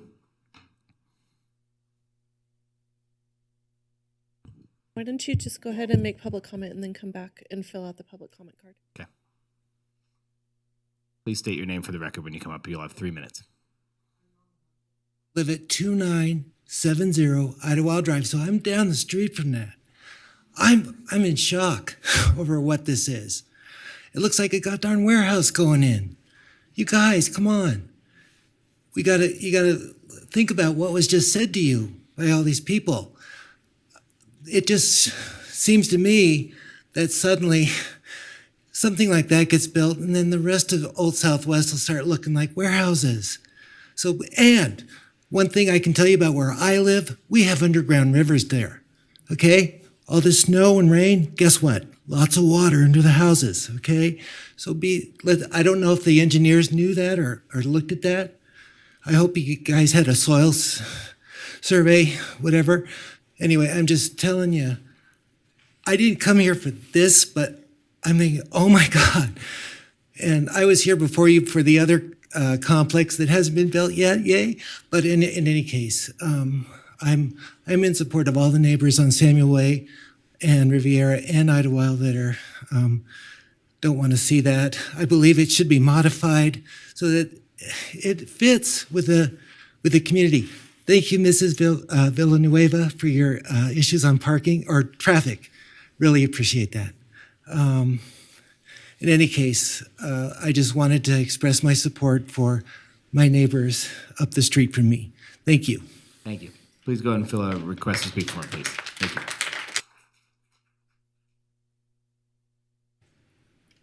Looks like I got one more. Go ahead. It looks like your name's coming my way. I'm Mike Madeleine. My wife spoke earlier. So I live right behind it at 1450. Can you state your name for the record? Sorry. Mike Madeleine. I got it. Sorry. I live right behind it at 1450. So I guess one of the major concerns for us is the drainage, right? If it's all going to be coming our way, it's going to flood our backyard. That on top of putting it in a 2.5-story, what was built to me as a party patio on top, right?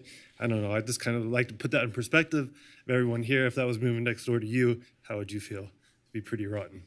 I want to put up this photo for Tim because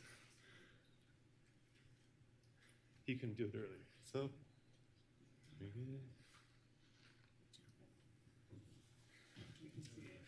okay. So here's our house. And then Can you bring the microphone with you so we can hear you, Oh, please? I'm sorry. So the first one was our house, and this is the one with the rendering behind it, right? So not only is it going to tower over above our house, but you're going to have people partying up on the roof. Yeah, I don't think so. This is our neighbors with the garden. Sorry, neighbors with the garden. And this is how they would look, right? It's going to be hard to grow stuff. Those are the ones that are on here. So, you know, I would just like for you guys to take into consideration what our neighborhood is and what it will become with this project. Thank you. Thank you very much.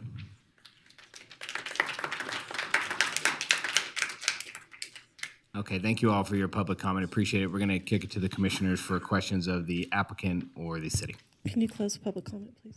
Oh, close public comment. My apologies. Kick it to the commission for questions.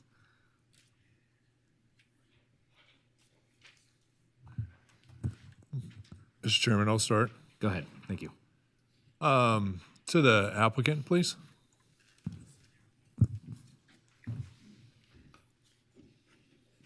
And I'll follow up with staff with a similar question, but can you just describe the outreach process that you've had with the community to present your plan and the feedback that you've received during that process? So there has not been an extensive one. We did have a NAB meeting, and we went through that public process for the comments, and then we took the comments and we felt like we did address them.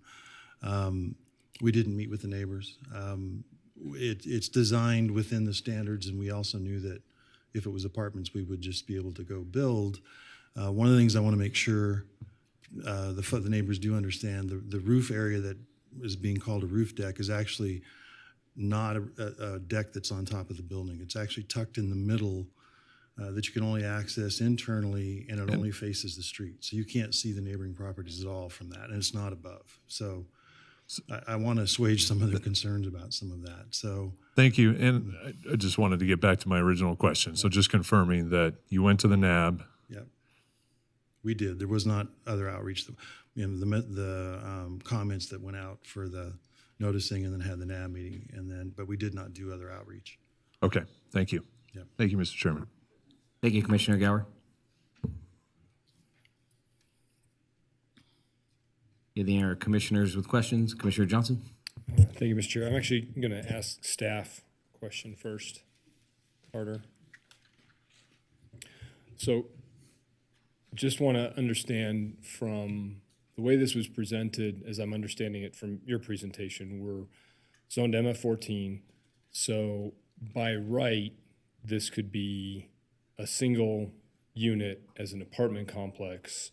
The reason we're looking at this is because it's being broken into a tentative map for individually sold units. Is that? Okay. Carter Williams, assistant planner, for the record. That is correct. Yes. Okay.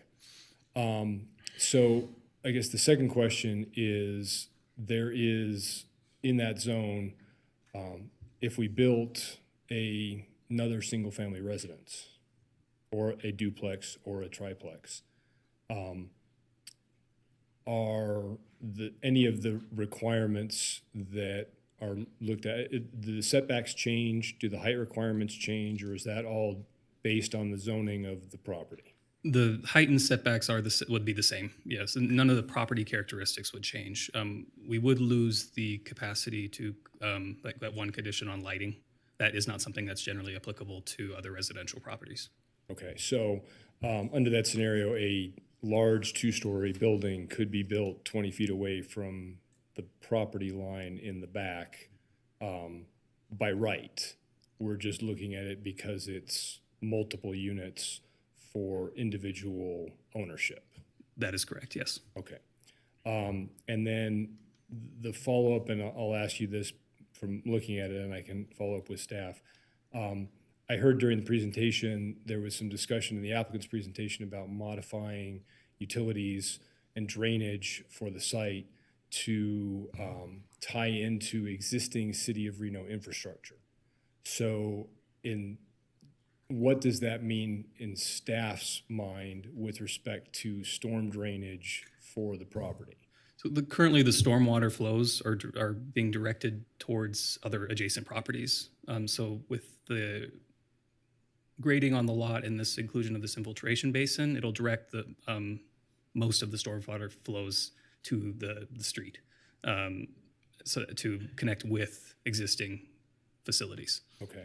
And then I guess the other thing we heard during public comment, there was some concern about sewer capacity.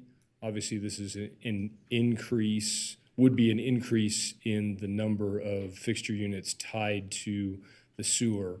Has the city looked at or been involved with planning any sewer or infrastructure upgrades in this location? So with the application, a sanitary sewer letter was submitted that identified that the impacts would not trigger a full report to be submitted, and that was accepted by the engineering division as acceptable.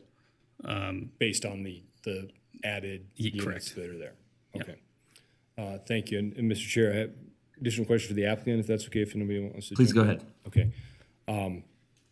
So for the applicant, there was a number of questions that were raised about the location and availability of trash units, receptacles for these five units. Is where on the site, and you can pull up the plan if you would like, are these indicated to go on the site plan or storage? Because it appears that the internal portion under the deck is bike storage or some other. So I heard some information in public comment. I'm trying to wrap that with the site plan that I'm looking at. Mike Vicks for the record, Monavista Consulting. Yeah, if you can use the mouse, because I can't see the screen Sorry. back there. It fell off, I didn't see it, I apologize. Oh, now we gotta go back. The trash storage is along this, in this area right here. So there's a little trash enclosure that is for individual roll to the curb dumpsters with no on-site management, and there's no way for an actual dumpster to work at this location. The city code won't allow it in the front setback, and so this is the only way to provide trash service. Okay. And so we've located that here along the eastern property line. It'll be screened in an enclosure. Okay, screened to which side? I believe all four sides. Yeah, it's screened from the neighbors, and it opens up. Can you state your name for the record, please? This is Don Clark again for Cathexis. It's screened towards the neighbors completely, and it just opens up towards the unit, so. Okay. Thank you. So the access would be from there down the sidewalk and out to the street from that that's right. location?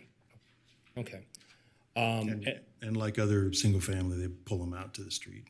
There's no alley access here, so. Understood. Actually, I live in the old Southwest and do the same thing, so. And then, and I didn't look, and I forgot to ask Carter on this. So, since these are individual sale, is there intended to be or a requirement for any type of HOA or individual representative for both landscape maintenance and snow removal? Mike Vicks for the record. Yes, condition of approval is that there is an HOA enacted as part of the final subdivision map, which will govern landscaping, general maintenance, snow removal, et cetera. So there will be an overall maintenance association created, and they will have everything specified in the final HOA documents regarding maintenance, et cetera. Okay. All right. I'll turn it back to Mr. Chair if there's some other questions from the commissioners. Thank you. Commissioner Villanueva, please. Good evening. This is for Carter.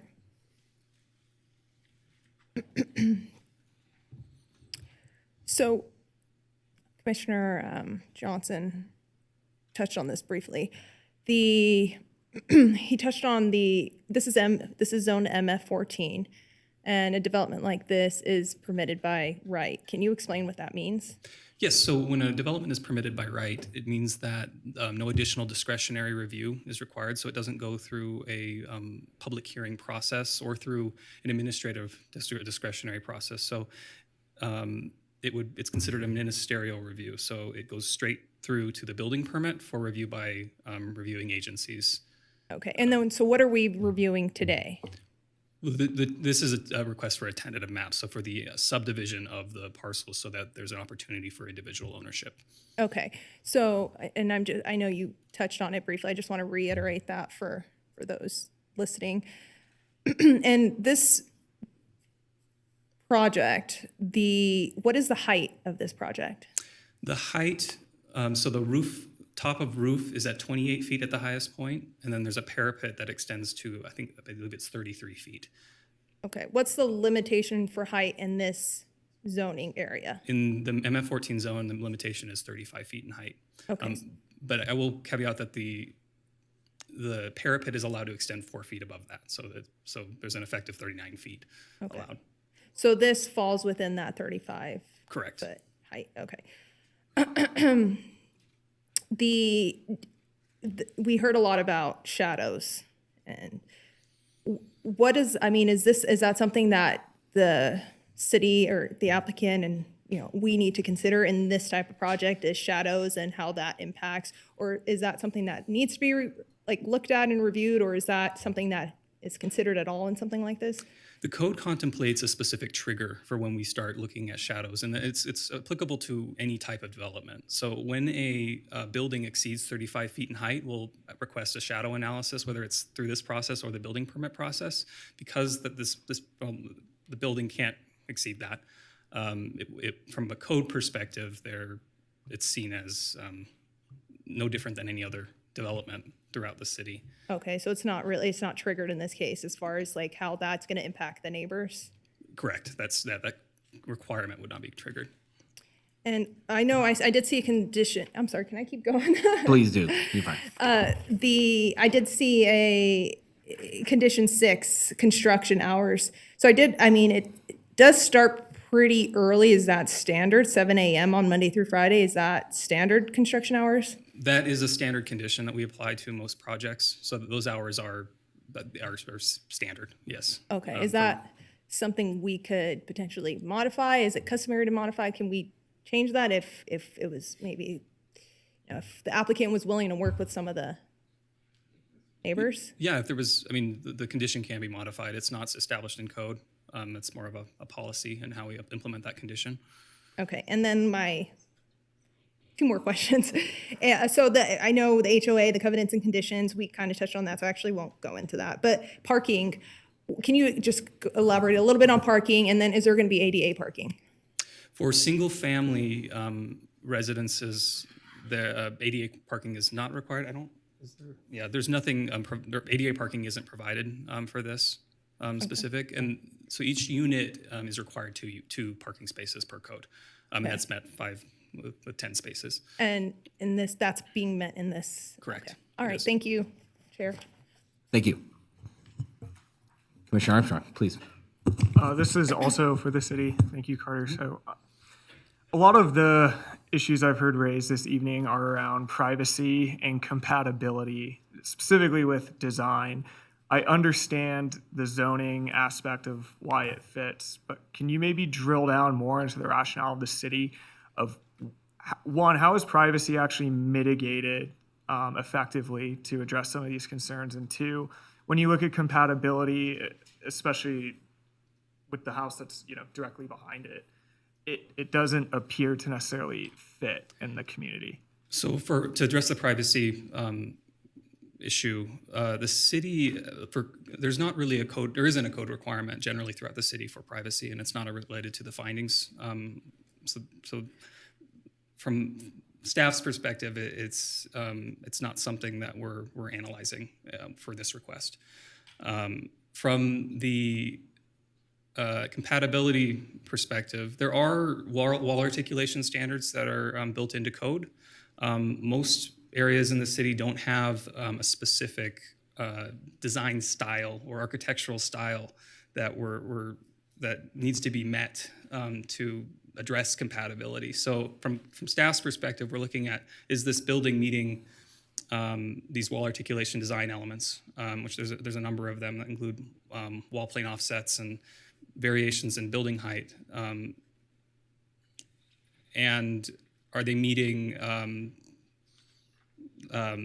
there's streetscape standards that are required for any single-family development, and those are all being met. Those design elements would be addressed either through this process or the building permit process. It's code. It's not something that's established through this review. It's something that would be, it's just a code requirement. Thank you.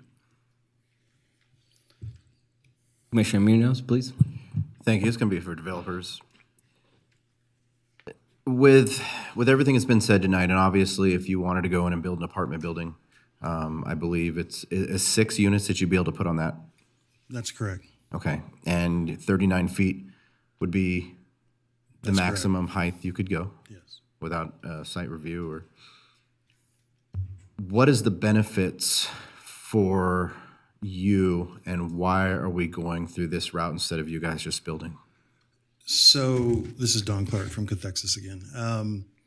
It actually is to raise the value of the property too. The owner wants to keep one of the units for himself and maybe 2 of them. And by doing them as condos, the quality of construction, the quality of materials is actually higher, including the maintenance and the ongoing care of the property as well. That does require the reserve maintenance that is continued. So that's actually the reason why. It's not, if it was going to be a lower quality project, and it isn't an affordable housing project, it's actually seen as a high-end project from their eyes. They would have gone to 6 units and probably gone to the setback lines, which this stays quite a ways away from, pretty much the whole perimeter of the building, and tried to fill the whole space. So that's the reason.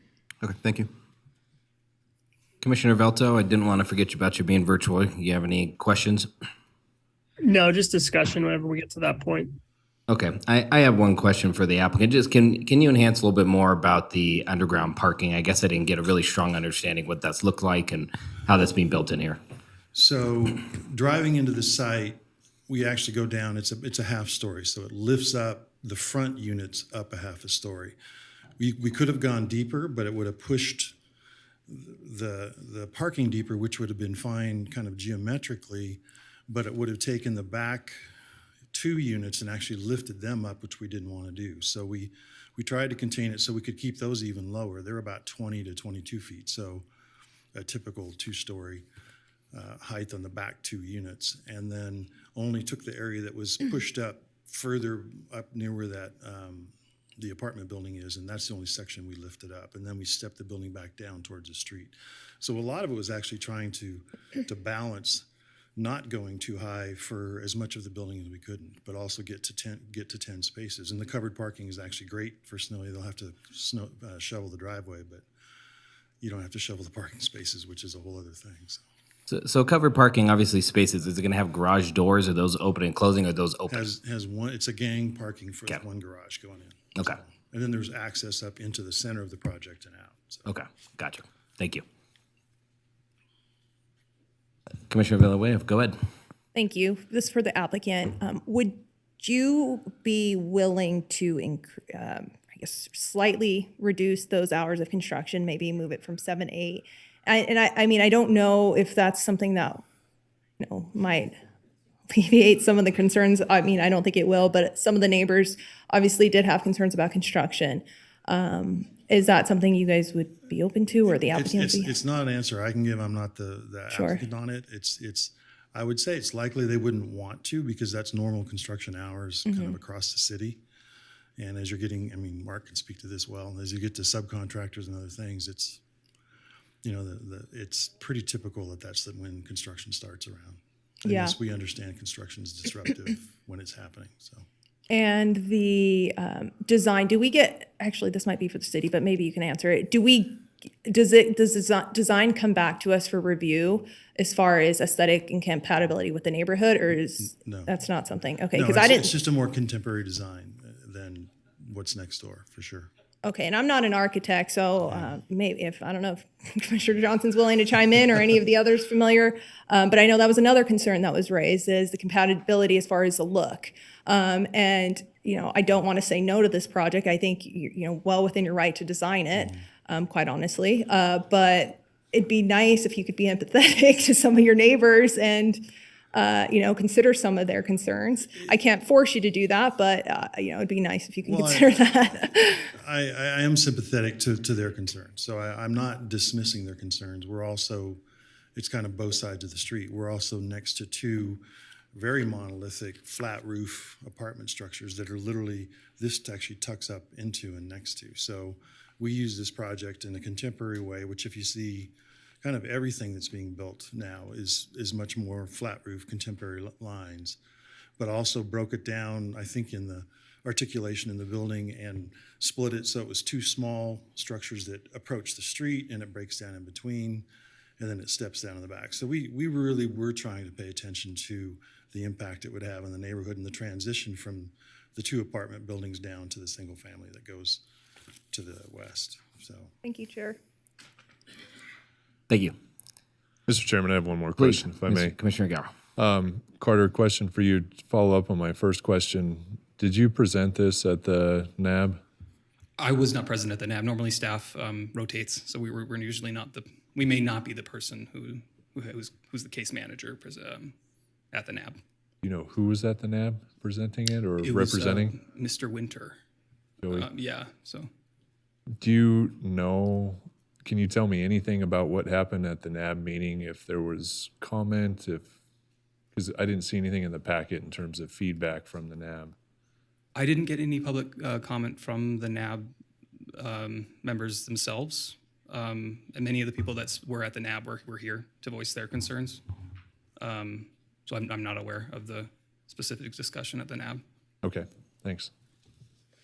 Mr. Chairman, can I just start discussion? Because I want to just build off of that point. Sure, go ahead. For me, the proposal itself, relative to our findings, I hate to use a cliche term, but it really checked all the boxes. I didn't have any issues relative to the findings. The concern that I have is that we have a process with a neighborhood advisory board that is intended to provide the type of feedback that we received tonight earlier in the process. So those conversations can happen and be provided to the Planning Commission. Frankly, I feel a little bit blindsided with the community objection to the project, and that is one of the biggest opportunities for the Neighborhood Advisory Board is for the community to present your concerns and have a conversation with the developer of the project and hopefully resolve some of those concerns. Like I said, I don't necessarily, based on the comments that were provided, based on the answers to the questions that we've received, based on the underlying MF14 zoning of the property, the proposal is within the right, and it's actually less intense than could actually be built on the property. So from that perspective, I mean, I can make all of the findings, but I feel like there's a missed opportunity here for the project proponent to be a good neighbor, to Commissioner Villanueva's point, and just have these conversations ahead of time. And maybe they occurred and I don't know about it, but like I said, I just feel like we're hearing all of this opposition and it's really, really surprising. So thank you, Mr. Chairman, for that opportunity to provide those comments. Jason Garcia Lebu, Planning Manager for the record. Just to shed some light on the process, through our current development services review process, items that become before your commission, we look at the wards and then we line those up with the corresponding ward NAB date. And those are typically, staff does not do a separate presentation as part of that process, but typically the applicant will and be available for discussion and questions. And then through that process, typically we'll see comments or review comments. In this case, I see there's a couple comments that were submitted through the NAB process over to staff. So we had those and kind of addressed some of those, but of course there's been a lot more comment tonight. But I just wanted to at least bring that to the commission's attention that while we don't necessarily do a staff presentation, typically the applicant will do some form of outreach through that process. So. Mr. Chair, if I could just Please. respond to Jason, it wasn't any sort of, a slight on staff or anything like that. I appreciate that response. Like I said, I was just surprised of the reaction that we got here tonight and was wondering if we missed something in the process or, if something happened on the way here. So appreciate that feedback. Thanks. Commissioner Sure. Velto? Yep, please. Yeah, thank you. Yeah, Commissioner Gower, I'm with you on this, that I'm a little surprised by a lot of the comments that are coming from the public. At the same time, I'm not so sure that we can hold that against the applicant, given that they showed up at the NAB. And oftentimes in the past, when we've heard that applicants were not listening to members of the public, we hear that in public comment. We'll hear that from a member in the public that I spoke to the applicant a dozen times or 3 times or talked to them at the NAB and they just gave me lip service or didn't care. And I didn't hear that from anyone in the public.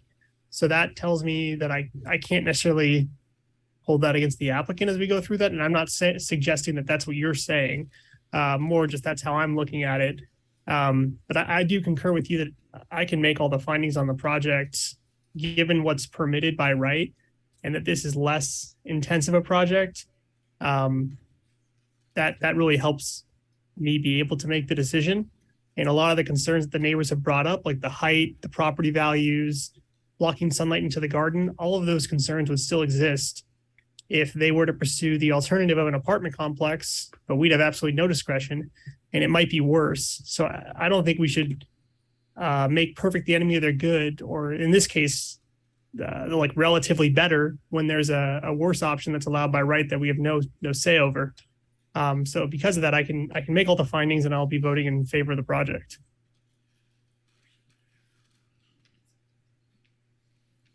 Any other commissioners with discussion? Oh. Thank you, Mr. Chair. Commissioner Johnson. I think I appreciate the comments regarding the process. I will say that there was in our packet at least a half a dozen copies of the request to speak forms from the NAB, from the same residents that we've seen here tonight, all of which marked, in opposition. So I'm maybe not quite as surprised by the opposition. Perhaps the number and the intensity of it was a surprise, but maybe not the challenge. There are certainly some items about this that I can see being concerning, but probably the biggest one, and I've heard a lot of it tonight, and is the compatibility issue. And thankfully for all of you, I didn't get into a big architectural discussion with the other architect in the room, because every one of us in this room has a different idea of both aesthetics and compatibility. So this could have been designed any number of different ways, but I can guarantee you that the standards that Carter spoke about for the city would not allow this building to look like the buildings across the street or the single-family buildings next to it. The articulation standards require those ins and outs, those ups and downs, those material changes. So whether this is the ultimate aesthetic version or a Minecraft build, as I heard tonight, is really in the eye of the beholder. So holding that against the project is not something that we as a commission really can do. The aesthetics, as long as it meets code, is what we need to look at. Certainly it doesn't look like anything else that's there. And I could make some suggestions to the applicant to perhaps consider some more traditional, at least details or ways of looking at things. But I don't know that that's the aesthetic that they're going for. So a lot of the questions that I was asking in my presentation, and I appreciated both staff's and the applicant's answers,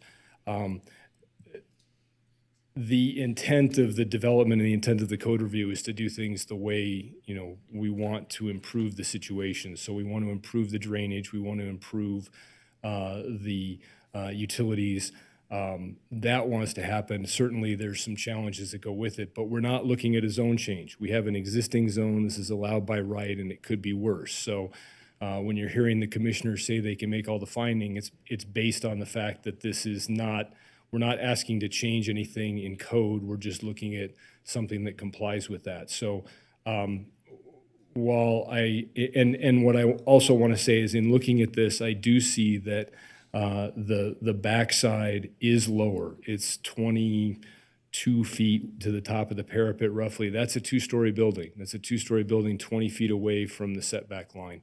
That's what you would get if somebody came in and built a triplex right now with parking out in front of it. It would be the exact same footprint in the back. And it could be worse. It could be taller. So I think there is some stepping down for that. And I do see that the exterior decks are internal to the project. I will say as an architect, I struggled with some of the presentations in here, so I can't imagine, just trying to understand what was going on. So I really understand the issues in trying to see that. But there are no roof decks that are looking out. The height could be worse. The aesthetics are a matter of opinion. So really, I think just to follow up on the conversation, it is the kind of project that we typically are asking for at this commission. We are looking for infill. We are looking for density, preferably in a situation where we don't have to change the zoning to do that, and that's what this is. So it is a change, but it is sort of allowed. It is allowed by right and could be worse. So I appreciate the discussion, but again, in looking at the findings that we have, this is a project that meets those findings and could be significantly worse with respect to some of the items that we've heard this evening. So thank you, Mr. Chair. Thank you. Any other discussion? Chair, I would make a motion if there's no discussion. Go ahead, sir. In the matter of case number LDC 23-00025, based upon compliance with the applicable findings, I move to approve the tentative map subject to the conditions listed in the staff report, and I can make all the findings. Commissioner Villanueva, I'll second. Okay, we have a motion and a second. All in favor? I have further discussion. Oh, I'm sorry. My apologies. Go ahead, Commissioner Munoz. I'm empathetic to this, and this is a very frustrating one, because like the commissioners have said, this checks the boxes. It does. And nobody wants a larger building right behind them. Nobody does. And for anybody to come in and say, oh yeah, put a 2 or 3 story building 39 feet tall behind my house, I couldn't think of anything greater. You're not going to hear that. Unfortunately, there are findings that we have to go by. We do not have a choice on this. Compatibility for the way it looks, I kind of agree. I don't like the way it looks, but that's my opinion. I'm not allowed to put my opinion in this. So it is frustrating. So with that being said, I do have to agree with the commissioners, but not as willingly as I'd like to. So thank you. Okay. Any other discussion? All right, Michelle, do you want to do a roll call vote, please? Yes. Velto, Yes. Johnson, Yes. Draculich, Yes. Gower, Yes. Munoz,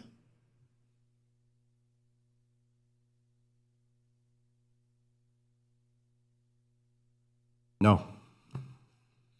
Villanueva. I'm sorry, could you, Yes. we're taking a vote here. Could you please hold your pause? Thank you. I'm sorry, Villanueva. Yes. Thank you. Armstrong? Yes. The motion passes 6-1. Mr. Vice Chair, could you read the appeal process into the record, please? Yeah, definitely. I got it. In regards to the appeal process, any final action not including recommendations or failure to take action by the Planning Commission may be appealed to the Reno City Council by the applicant, the mayor or a city council member, or any person who is aggrieved by the action or inaction. An appeal, together with fees, must be filed with the city clerk within 10 business days starting on the day after written notice of action is filed with the city clerk. If the applicant has elected to use the former zoning code in effect prior to January 13, 2021, as authorized per RMC 18.0 01.602. Appeals must be filed within 10 calendar days, starting on the day after written notice of the action is filed with the city clerk. And if the 10th calendar day falls on a weekend or holiday when the clerk's office is not open, the appeal may be filed the next business day. Thank you. We'll be closing item number 4.3. I request a short break, please. Yep, I was just going to say, and we're going to take a short 10-minute break. We'll be back at 8:36.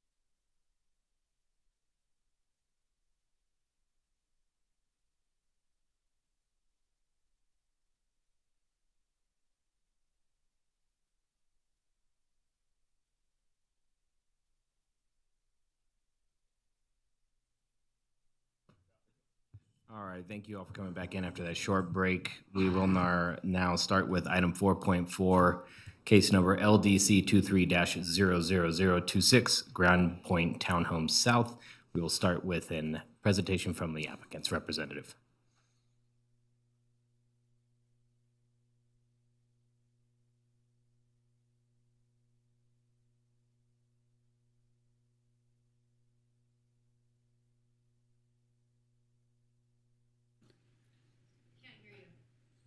Is it working? Oh, there, it's working now.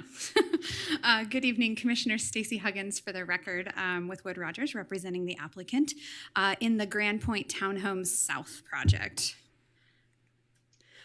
Just to start with a little bit of background on the location of this site, this is a 2.2 acre parcel located on Grand Point south of its intersection with Mayan. For those of you that might be familiar, there's a post office directly north of that. To the west of the project site is a commercial center. There's a Rayleigh's in that shopping center. And then to the south and the east, the subject site is surrounded by single family residential. This property is and has been identified as an ideal opportunity for infill development. Looking at the master plan and the zoning on this property, the master plan is suburban mixed use, and the zoning is multifamily 14, which allows up to 14 units to the acre. That zoning in particular serves as a good transition between the higher intensity commercial uses to the west and also the single family residential to the east and the south. So we are here tonight seeking approval for three parts to this project, if you will. The first is a tentative map for 30 townhouse units. There's also a CUP for more than 20 units, and that is worth mentioning that the code actually says that if you have between 20 and 100 units, it's a minor conditional use permit, which would be approved or reviewed administratively. But because we were coming forward with a tentative map, we elevated it and bundled it with the tentative map so that you all would have an opportunity to review the entire project as a whole. In addition to those two entitlements, we're also seeking approval of an alternative equivalent compliance, and that is specifically for a setback along the south property line, as well as to modify the location of the street trees as they pertain to this project. So looking at some of the project details, this project, these 30 townhome units have been designed as a cluster project, which allows some flexibility in lot widths and lot sizes. As a part of the cluster development, the units have been oriented so that the driveways and the garages are actually, in this case, internal to the project. And what you see facing the perimeters of this project is actually the front door of the project. Not a traditional a single-family attached product in most cases.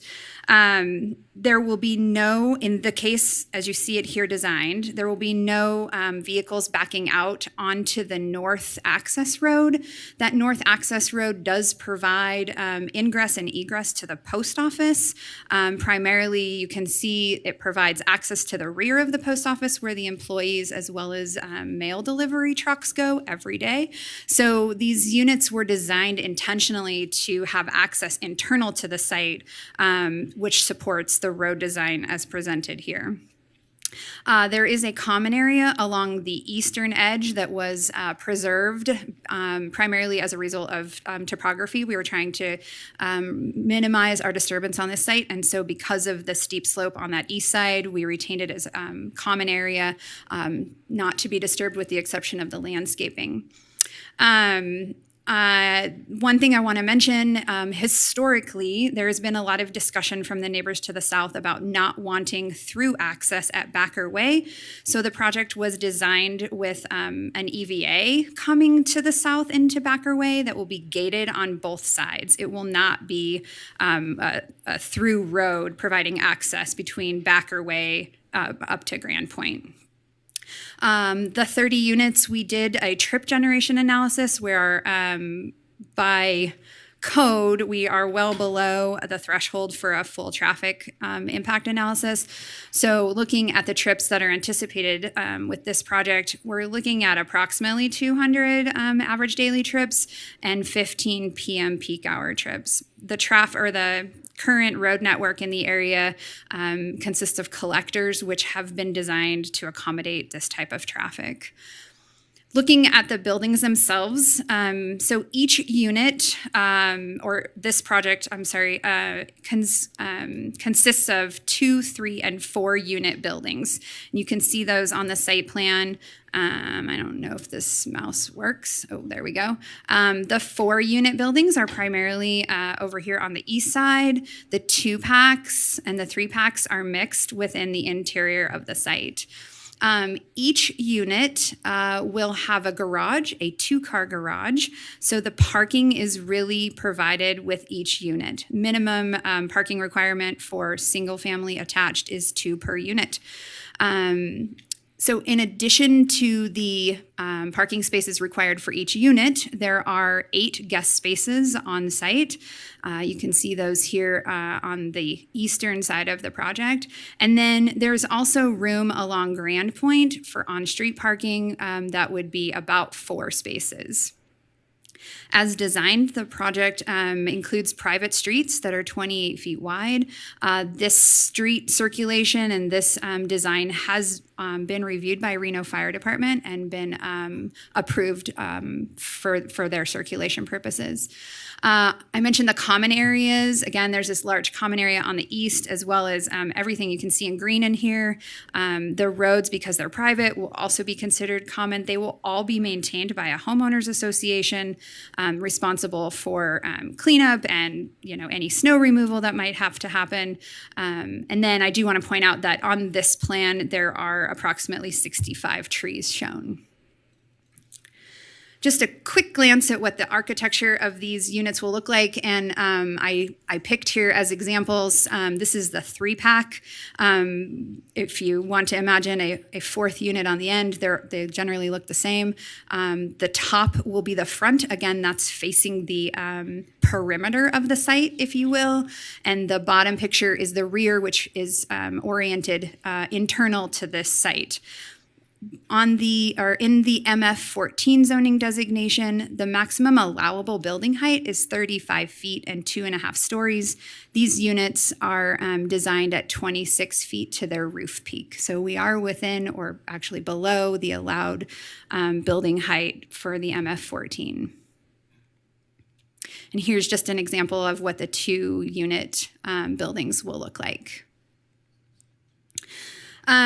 So just talking or looking at the alternative design equivalent compliance, sorry, that's a new terminology for me. We are asking for the opportunity to reduce the south side setback.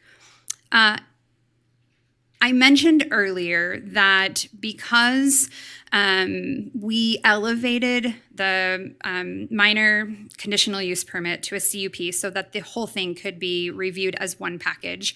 The conditional use permit requires a 20-foot setback when you are adjacent to single-family zoning in the multifamily district. So we needed a CUP because we were over 20 units. The code says if you need a CUP, you need 20 feet. If we weren't doing a CUP, or if we had really just kept this as a minor conditional use permit, which would have been reviewed administratively, we would not be required to provide 20 feet along that south property line. So we would be required to provide 10. And as you can see on the site plan on the overhead or in my PowerPoint, we have a minimum of 10 feet on the far west corner, and then the setback varies as it moves to the east, with the maximum setback at 17.4 feet. We believe that the alternative equivalent compliance at 10 feet meets the intent of the code, and to further mitigate for that, we offered, and there is a condition that requires us to plant additional trees along that setback. So So just quickly, so you can see what the conditions look like out there. The picture on the left is taken from the lower right-hand corner, looking up the fence line, just so you can see what the conditions are. Within those existing homes, there is mature, lush landscaping along those fence lines within those adjacent property owners' backyards. And the picture on the right really shows the same thing, just from a different angle, looking at it from Grand Point, looking to the east. So again, I mentioned that we agreed to provide some additional landscaping along that south boundary. So you see a row of trees here. These were not originally included in the proposal, but to offset and mitigate for that reduction in setback, or in order to meet the 10-foot, what would have been the 10-foot required setback, we are agreeing to provide those trees along that south property line to help mitigate, in addition to what was already being provided. So these trees were all already part of the front yard requirement. So we added 17 trees along that south property line and increased the total trees on the site to 75.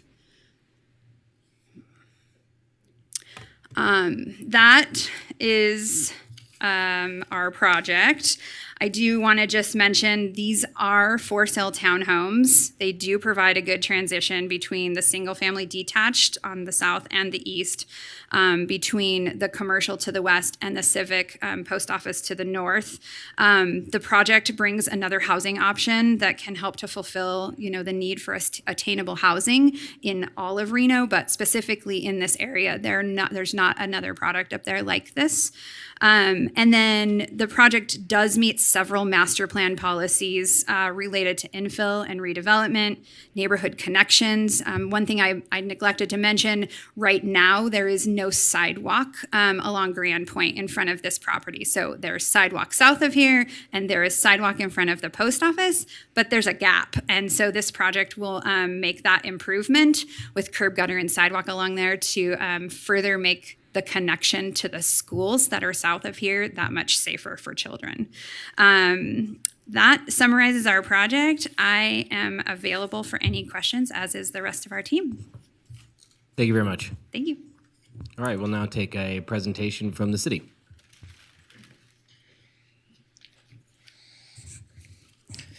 Good evening, members of the commission. For the record, Leah Brock, Assistant Planner with Development Services, City of Reno.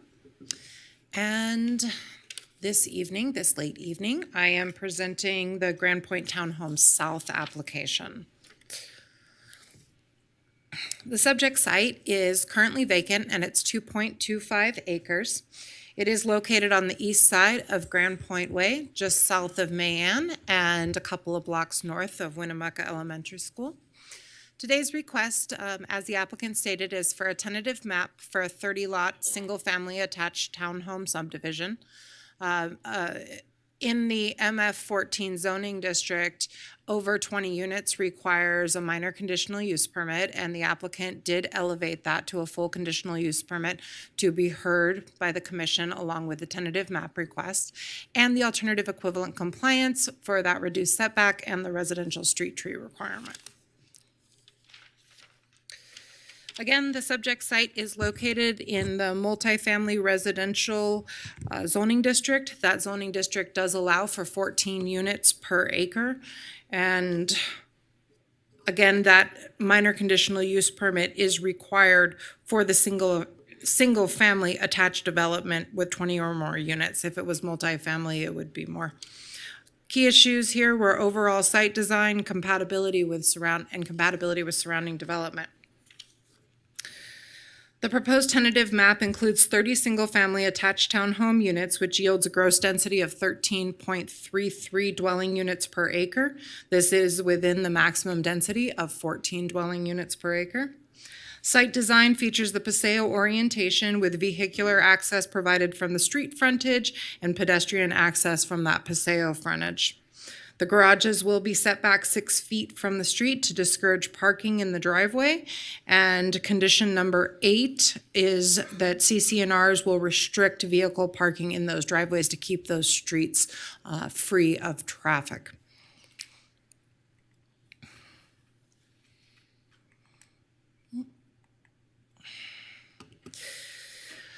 Regarding compatibility with surrounding uses, as the applicant stated, to the north is the post office, to the west is that commercial specific plan district, which is a commercial center with Rayleigh's. And then to the south and to the east, we have that single family 8 dwelling units per acre zoning district. Sorry, it's been a long day. To mitigate the impact on the surrounding residential neighbors, the hours and days of construction will be limited per condition number 6. So the request for the alternative equivalent compliance is for 2 different things. One is for the street trees. We require 2 street trees for each lot.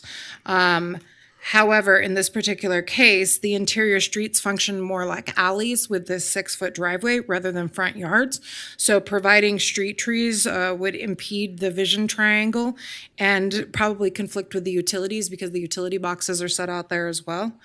So the applicant has requested an allowance to provide the equivalent number of required trees on the front door side of the units and or the common areas, and staff does support that request.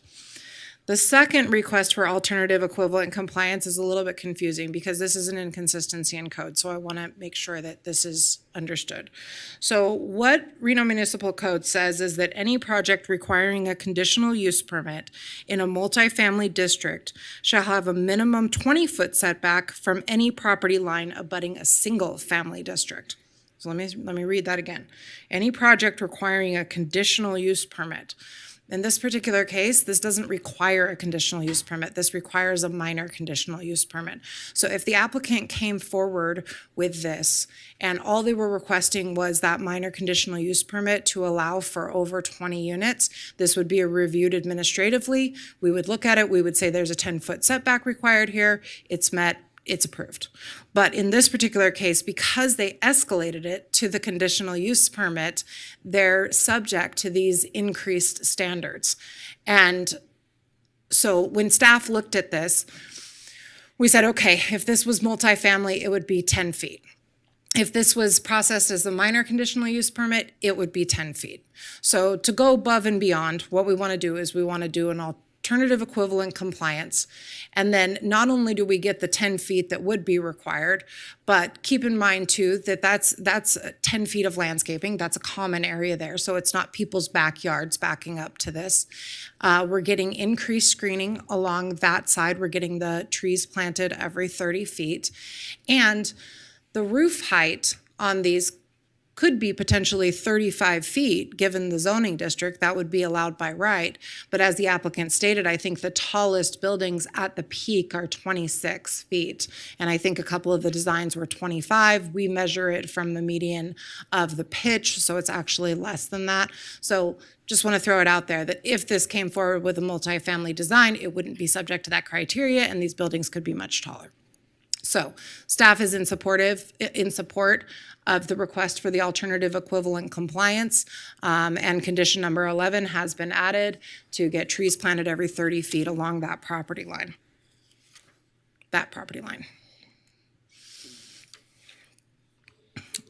Regarding public comment on this project, as of yesterday when I turned in this slide, we had 4 letters of opposition and 2 letters from NAB.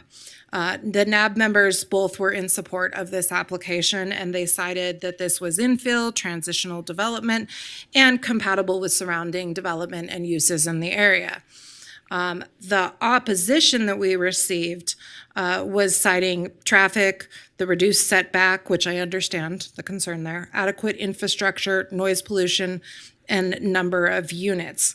As of today, we received a few more letters and I think a voicemail of opposition, which were forwarded to the commission for your review. So I think we're at 7 in opposition, just to give you a number, with one of those just concerned and one of those neutral. Also, we added condition number 7 to include that RTC Smart Trips program with every sales document, just to try to get people reducing the number of trips there. On the board are the conditional use permit findings. Staff does recommend approval, subject to the conditions listed in the staff report. We have more findings than what I could fit on one slide. So here's the tentative map findings, and here are the alternative equivalent compliance findings. Again, staff has been able to make all the findings and does recommend approval, subject to the conditions. That concludes my presentation. The recommended motion is on the screen, and I am available for questions. Thank you. Thank you, Leah. Appreciate it. We'll go to the Commission for Disclosures. Commissioner Velta, are you with us virtually, my friend? There you are. Yes, I spoke with the applicant's representative. I believe I received an email and I'm familiar with the area. Commissioner Gower. Commissioner Gower previously visited the site, spoke with the applicant's representative, and received and read emails. Commissioner Munoz, I'm familiar with the site and read and received emails. Commissioner Armstrong, I met with the applicant's representative, read and received emails, familiar with the site. Commissioner Villanueva, no disclosures. Commissioner Johnson, familiar with the site, received and read emails, and spoke with the applicant's representative. Commissioner Draculich, same disclosures. All right, we will now move into public comment. I do have 2 requests to speak forms. We will kick it off with that. We have Lisa Manning, who wishes to make a statement in opposition.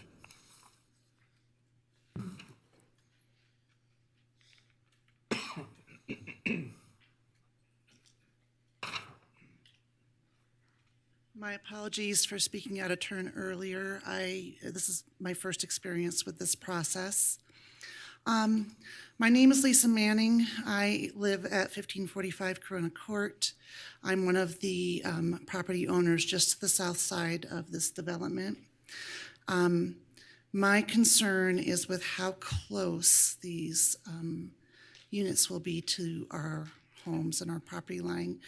One of the things I'm really concerned about is privacy. I know that trees are proposed, but who knows how long it'll take for those trees to mature and help. I don't know how much that's going to help as we have residents traverse right along the fence line there. I'm concerned about noise. I'm concerned about drainage, and I don't know if that was one of the things that was mentioned, but I know I certainly had mentioned it in one of my questions to Leah. This is all going to be pavement and rooftop. We sit a little bit lower. My property sits a little bit lower than this current property, and I worry that in this time of atmospheric river that we're going to end up with some of that water in our backyard, and our house sits down below that.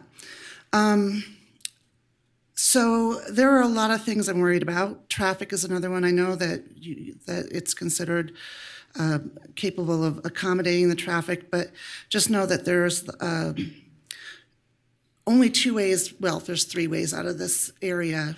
There's going to be a lot of cars trying to get out onto Mayan and Robb, and people drive very quickly on these streets. We've got a lot of high school students that drive crazily on these streets. It's going to be a mess. I'm not opposed necessarily to having the multifamily units there. I'm just, as some of the other Reno residents that have talked about other projects, this is my investment. This is my life's work. Everything I have is invested in this home. And we've got now people that will just be just on the other side of the fence. And these are front doors that just come right up. I mean, in my neighborhood, nobody's front door is sitting in somebody's backyard. I think if you have standards for a 20-foot setback, why have them if you're going to just waive them?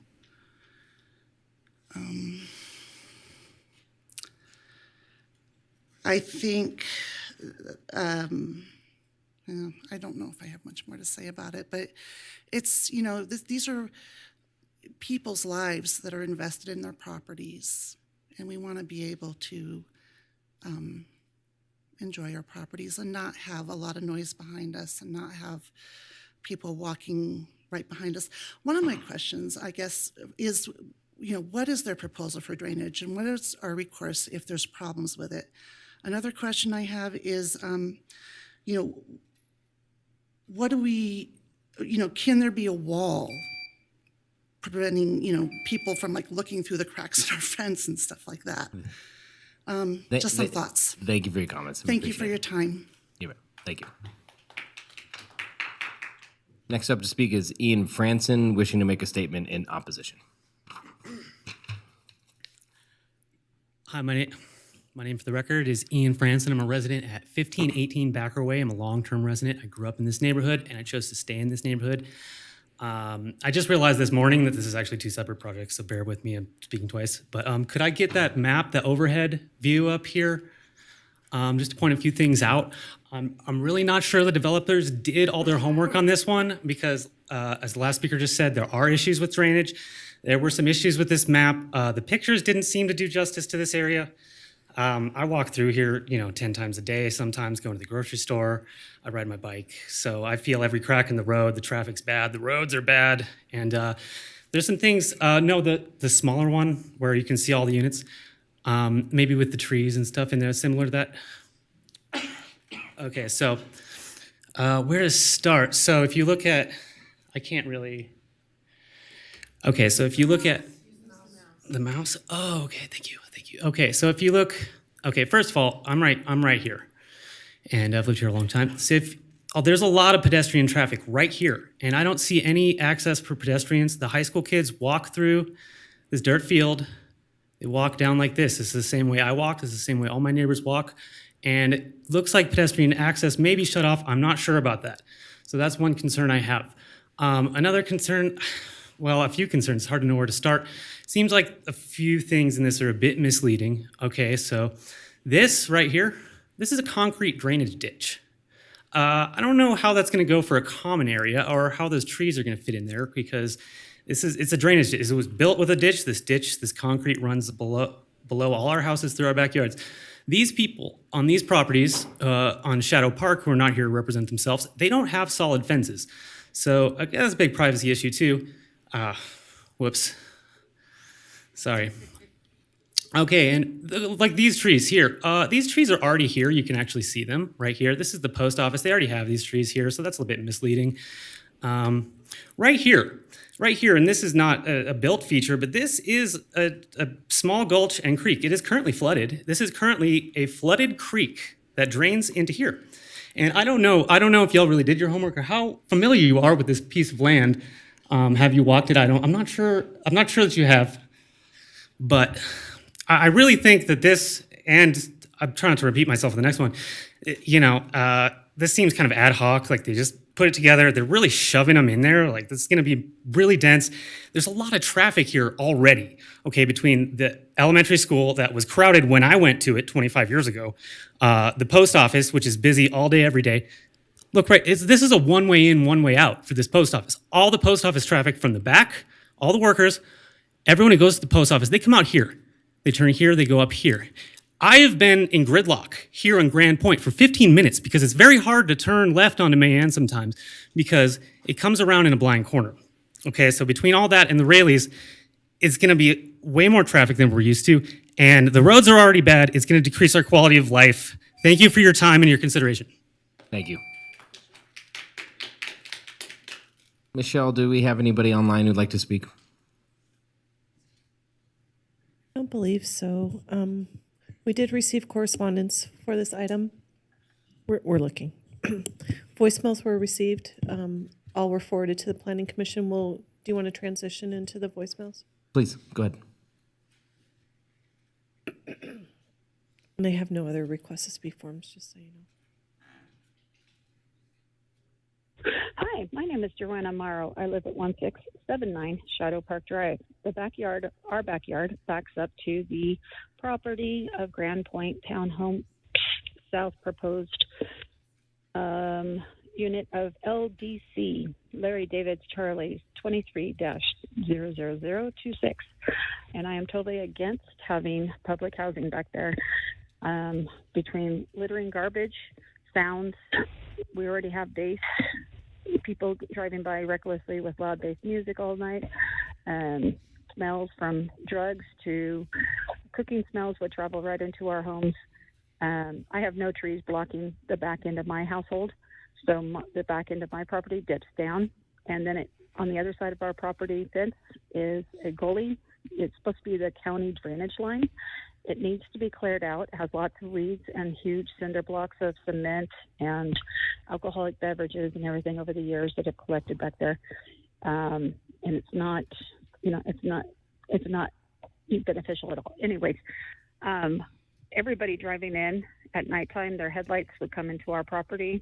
We would have no privacy.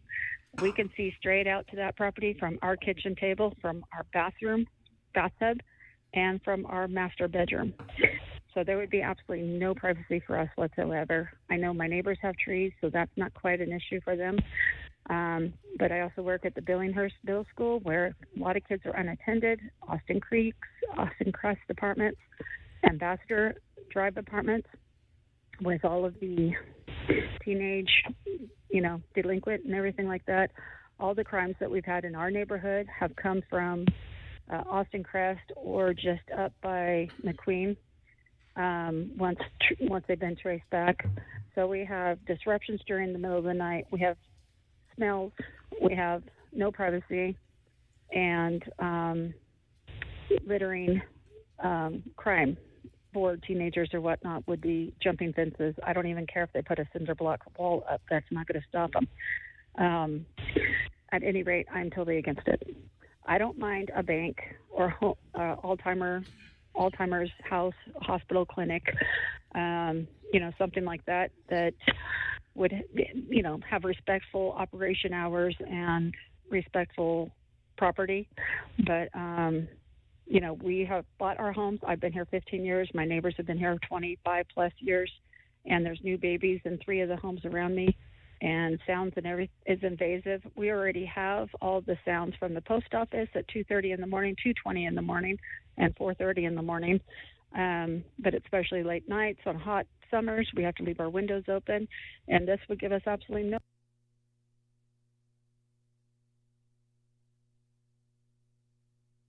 Is that it?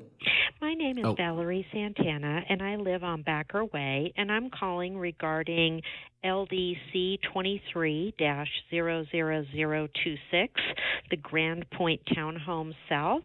I am supporting this building, but I do want to put in, for the record again, my concerns that the access point on Backer Way not be a main entry point, but a fire access only point, because there's going to be a lot of traffic problems. There already is a lot of traffic problems, even though that road is currently a dead end, because the maps tell people to go through there. So both for the community that's going to be built and those around it, we'd really appreciate it if that would definitely stay an emergency access point only and not for entry and exit in and out of the community as part of the planning. Thank you. That's it. Thank you. Anybody else in the chambers wish to speak tonight on this item? Okay, we will close public comment and move it to the commissioners with questions for the applicant or the city.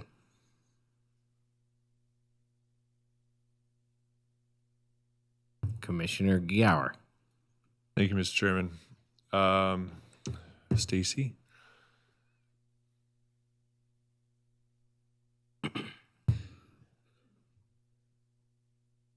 I think I'm going to start with stormwater, actually, so we might need an engineer as well. But I'll pose the question, and you can defer it to who you want to. We heard some concerns and questions about stormwater in the public comments. That was one of my questions going into the hearing tonight. How does the project accommodate stormwater? What's the capacity of the existing system to take care of the stormwater from the site? Sure. So Stacy Huggins, for the record, I am going to defer to our project engineer on this question. He has some nice exhibits that will help show you what's happening there now and also how the project will actually solve some of the problems. Okay, thanks.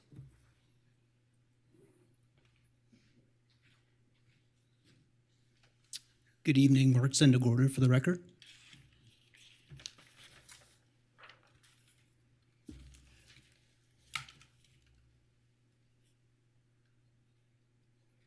So this figure, this upper portion of this figure, the area that's in blue is the area that is currently draining to the south offsite onto what looks like 4 neighboring properties, possibly 5, that easternmost property. The Suncrest Unit 2B civil plans that were built many, many years ago showed some temporary interception swales that were to be built along that south boundary. That was many years ago, I think just due to lack of maintenance and those being silted over. There really are no interception swales there now. So that area that's in blue, which is roughly 0.6 Sorry, acres. can I ask you to use the mouse just to Sure. clarify where you're talking Sure. about when you're pointing? That's the document. Oh, it's the You can document. use So your- yeah, maybe you can just point on the Can I overhead there. Yeah. So this area that's in, And that's not the property that we're looking at, right? That's the northern no, project? it is. That's the southern property. So this is Backer Way. Okay, so you have two separate exhibits. Post office is up here. Okay. And this is the site. Gotcha. Sorry, it's hard to do without looking at it. So this area that's in blue is roughly 0.6 acres. This area is currently sheet flowing onto these lots here. With this site, this diagram down here shows that this area that's in green is all going to be an area of drainage that gets intercepted with the site. So it gets drained or intercepted through swales, drainage inlets, pipes, and that sort of thing. So in the fully developed condition, none of this area that's in blue is going to drain to these lots. It will all get intercepted. It'll be routed to an existing 36-inch City of Reno public storm drain that's built within Backer Way and runs up to Grand Point.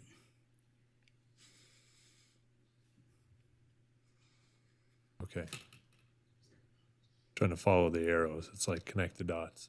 And then can you talk me through what's going on the eastern portion of the site with that drainage? Sure. As it was mentioned, there is an existing drainage along the eastern side. It's an existing open drainage. There's a 15-foot drainage easement on this property. On the neighboring properties to the east, there's an existing 25-foot drainage easement. So this area that's in pink, that's up here, is the area draining currently to that eastern swale. So in the fully developed condition, dropping down to this lower figure, the area that's in purple is the area that will then still drain to this eastern swale. So what that means is that there's roughly 60% less flow that's going to go to this eastern swale in the fully developed condition because it gets intercepted and then routed to the 36-inch public storm drain. Say that last number one more time, just so I 36% less. There is 60% less 60% runoff less. in the fully developed condition going to the eastern swale than there is now. Okay. Thank you. I think that covers my questions there. Follow-up question for Stacy, if I could, regarding the landscape plan. One of the commenters brought up the landscaping potentially being within some of that drainage infrastructure. Is that how you read that too? On the eastern portion of the property? Maybe we can show the landscape plan. If you will give me just a second, I have I think I have a cross section that might help this conversation.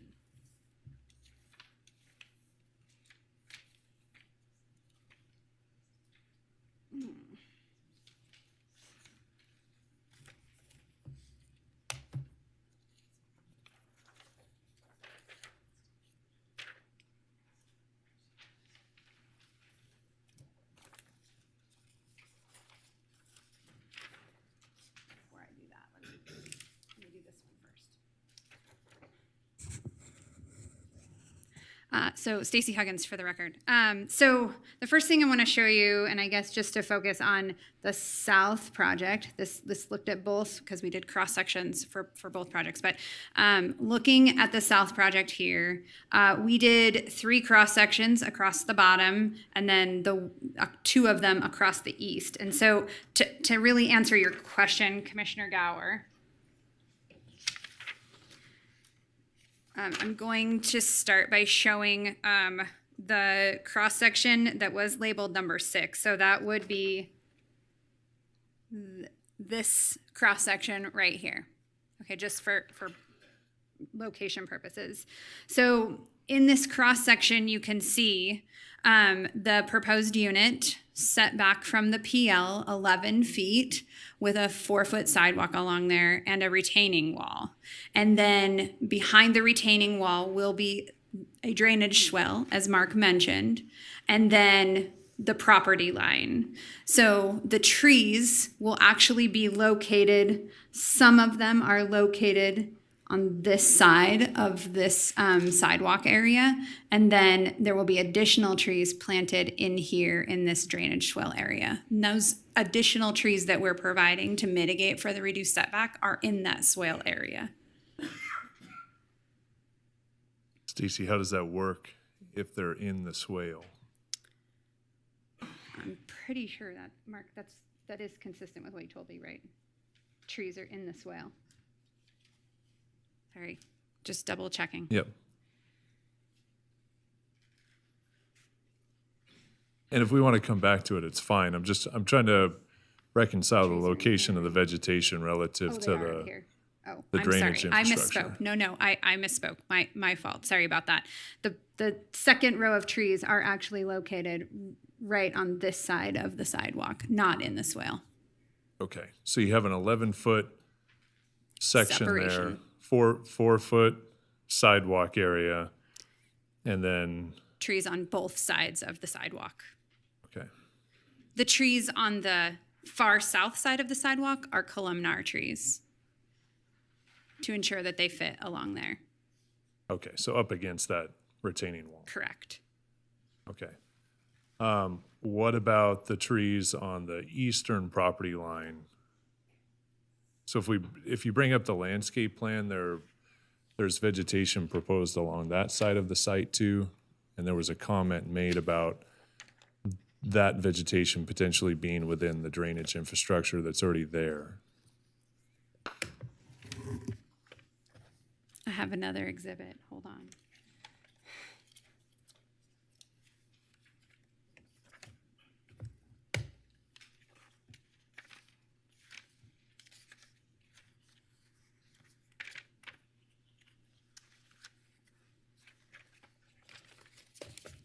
I really tried to be so organized, and then I organized myself out of organization.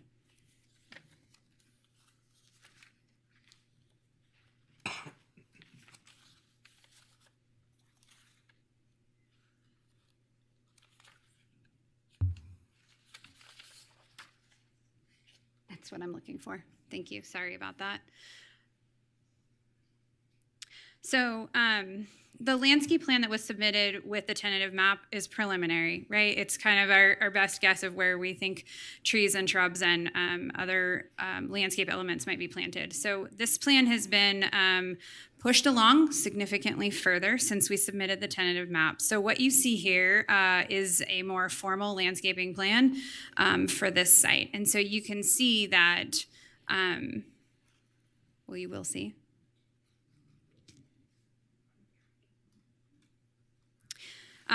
The trees that are planted on the east side are, again, closer to the west edge of that common area where it is not concrete within our project boundary.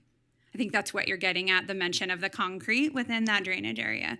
Yeah. My understanding is that the concrete portion of the drainage is actually on the adjacent property owners' properties, not within our property boundary. Okay, that's what I was trying to get at, Yes. is where that drainage is relative to the property and what's being proposed on the site. The concrete portion of the drainage is not within this project boundary. Okay, great, thank you. Mr. Chairman, I have a few other questions, but I can pause there and let other commissioners jump in here. Commissioner Munoz, go ahead. Thank you, Mr. Chair. My question will be quick. This is gonna be for Stacy. On Backer Street, the picture shows that it looks like there's 2 gates there, where it comes into the property. Is there still gonna be pedestrian access in this, so kids walking to high school or people walking to the market can still get through there? Or to the post office? Yes. Thank you for bringing up my PowerPoint. Let me just jump there. Yeah, so that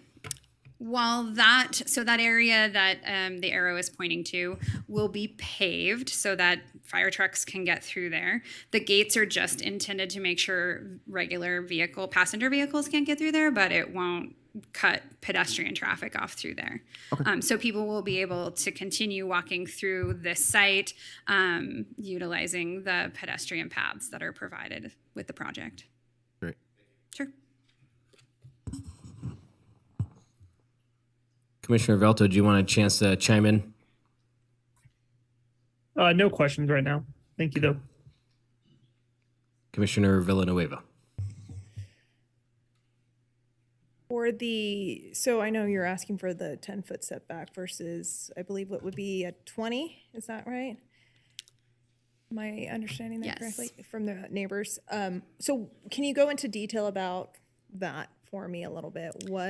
Why that's needed, why we can't do the 20, and why this development is required, or at least in your opinion or the applicant's opinion, requires that variation? Sure. So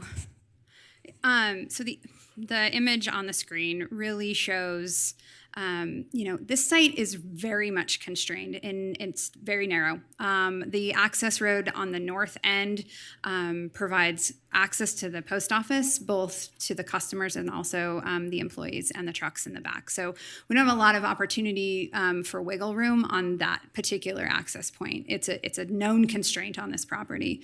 And then the development surrounding it is also obviously a known constraint. So in order to work within the narrowness of this project, we looked at laying out this site in what we thought was the most efficient way that also really took into consideration earthwork impacts. So what you see here also minimizes earthwork as much as we can. The 20-foot setback, as staff mentioned in their presentation, and I also mentioned in mine, really only came up because we elevated the number of units, the review of the number of units to a CUP so that the Planning Commission could look at the project in a whole. The 20-foot setback would not be required if we wanted to put one building along the south boundary. It could be 35 feet. If it wasn't tentative map, it could go straight to building permit. So we think that providing the 10 feet actually meets the multifamily 14 zoning district setback. And we think that by providing the additional landscaping along the edge, we're actually creating a better situation for the properties to the south. It's also worth noting that those 7 units facing south are the front door of the units and probably do not see a lot of activity because people are going to pull in their back into their garage, which is on the back, and they're going to go inside their house. They're most likely not going to be traversing up and down that fence line to get from their home to anywhere else. So the 20 isn't because of the height, it's because of the number of units? The 20-foot setback is triggered because of the number of units, but in code, a conditional use permit is only triggered if you're over 100 units. We technically only needed a minor conditional use permit. And we could have gone that route and asked staff to review and provide, their approval if they sought it, if they agreed with it. And then you would have only been reviewing the tentative map lots, not the setback portion of this project. But again, we understand that the Planning Commission likes to review the project in a whole. And so we elevated it to a CUP as opposed to a minor conditional use permit. And now we're asking to be allowed to have a 10-foot setback on that south property line instead of 20 feet. Okay, thank you. Commissioner Johnson. Thank you, Mr. Chair. Stacy, you put a section up in response to Commissioner Gower's questions. Wow. Oh, I thought I did something wrong. Usually what happens. There were a couple of questions that raised for me. If you can find that in your in the overhead again. Sorry. Michelle, can we get the overhead again, please? So one of the questions that came up from Jason, property owner to the south, was some concern about some screening. So there's a couple things that I'm seeing here. One, there's a retaining wall. Do you have what is the material that retaining wall is constructed of? Because we don't have, oftentimes we'll have a condition for what's required for a retaining wall, and I didn't see that in this project.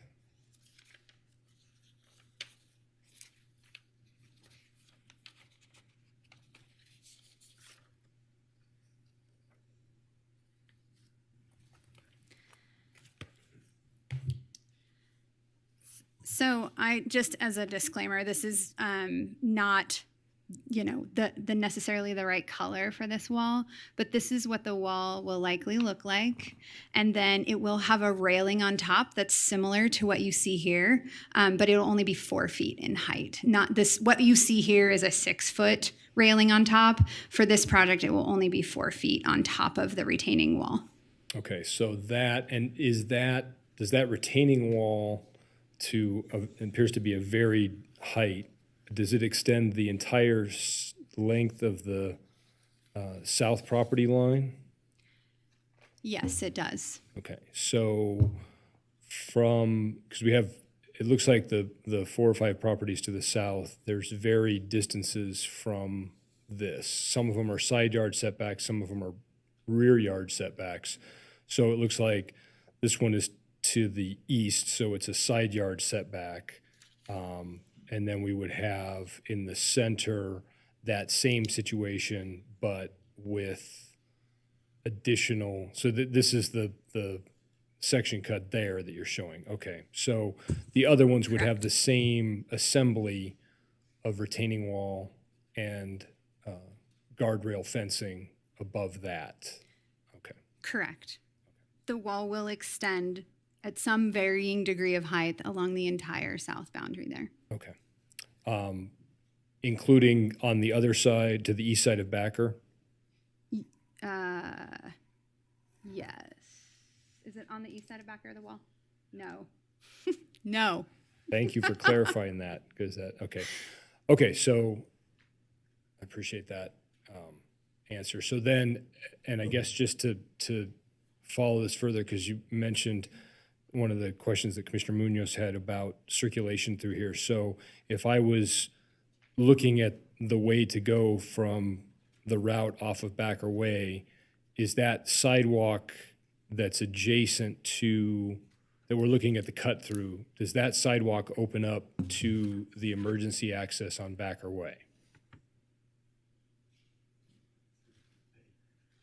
And you know where I'm going. There's a requirement. There's a finding requirement for pedestrian safety, and so I'm looking at how the potential site circulation through here would go if you would go from Backer Way instead of going along the roadways. If you would get onto that sidewalk, which it appears then provides you access in some fashion out to Grand Point. I'm going to put that landscape plan back up there so that Thank you. can see. This landscape plan doesn't show a sidewalk connection right here.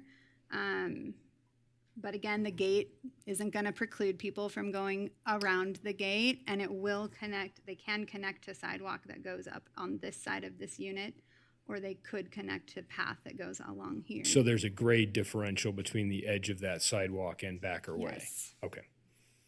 Okay, thank you. Thank you, Mr. Chair. I'm turn it back to Commissioner Gower. Thank you. Commissioner Gower, go ahead. Thank you, Mr. Chair. Stacy, honestly, on first look, when it comes into focus there, the site plan looks a little chopped up, I guess. Can you just kind of talk me through the rationale for this particular site plan, again, with the constraints, and then what that hammerhead on the west side, what the requirement is there, and why it doesn't connect through back to the entrance street? I can. I think that the exhibit in my PowerPoint might be a little bit easier to read from, if you guys wouldn't mind flipping back to that.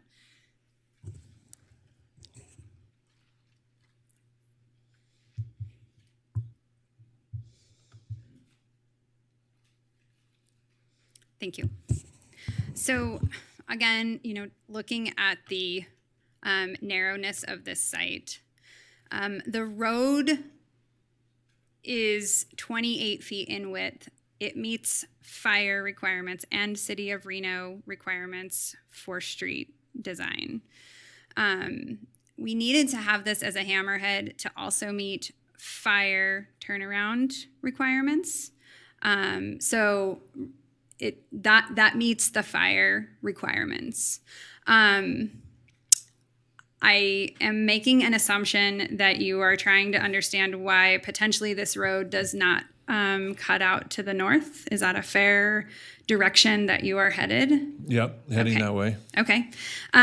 So I think there was some discussion about should this road loop around and tie into Backer Lane. You heard at least one resident that called in that said they really did not want access into Backer Lane. And I mentioned early on in my presentation, historically, these neighbors to the south have been opposed to the traffic coming through here because they did not want a significant amount of traffic coming this way. And we agreed to that and held to that because it was something that had been talked about historically with the landowner. And so as the new developer, we said, okay, we can do that and we can make it work and meet all the city requirements, which is what you see on this plan.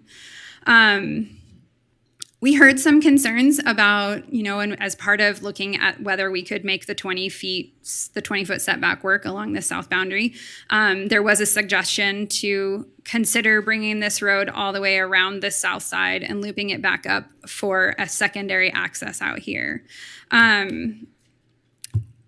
We explored that. I do not, in my opinion, think that having a road along this south access makes this better. Now it puts all of the traffic back here because essentially if you do that and you eliminate this private street in the middle, all of these units turn around and the driveways and the back of the house is now facing this direction where to the south on these south units, right? So cars are now backing out of their driveways in the direction of these existing homes, or their headlights are shining in the direction of these existing homes. And on the north side, if these units are flipped, they are backing out of their homes onto this private drive access, again, where traffic going into the post office creates a conflict with traffic coming out of these units on what is a 6-foot deep driveway, not a 20-foot deep driveway. So they really don't have an opportunity to stop. They're backing out of their driveway right into the street. And so it created some challenges. So we do not think flipping this and having the access out here works. We had conversations with the City of Reno engineering staff. They also did not agree with having vehicles backing out onto this street. So two other things to just sort of consider. When we looked at this design and the opportunity to potentially bring, even this road come out this way, this access point is too close to the existing intersection with Grand Point. In order to meet the intersection spacing, this would have to be about 200 feet from this intersection, which actually aligns it back here with these current driveways. And the reason for that is that Reno Fire will not, this would have to be considered a road, and a public street has to be 200 feet back from the intersection. If this was a driveway and it was serving less than 20 units, then it would only have to be 50 feet from this existing intersection. As you see it here, this only fits to 45 feet. So we maybe could have gotten to 50, but we do not believe Reno Fire would have supported this design because it serves more than 20 units. So the other option, just so you know that we looked at everything, we did consider what would happen if we brought in access. Again, if this road came all the way around and came down along the south and came out to Grand Point, the driveway for this existing house directly south of us is too close to this intersection. And then the distance between this potential intersection and this intersection has to be a minimum of 400 feet. And the distance between those would have been 160. So there was no wiggle room for us to make the circulation on this site work, let alone the fact that engineering staff was not supportive of these units flipping and putting a paseo in the middle of the units with the units backing out onto the street.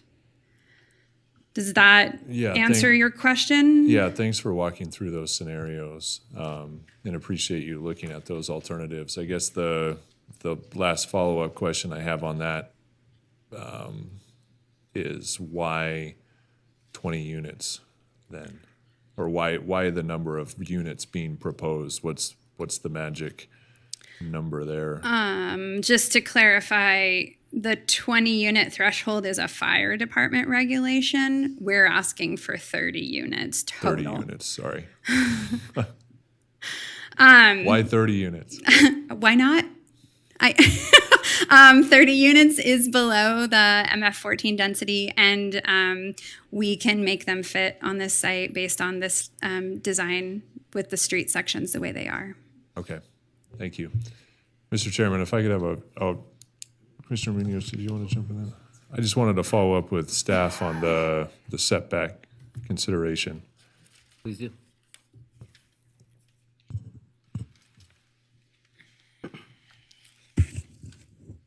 Thanks, Leah. No problem. So the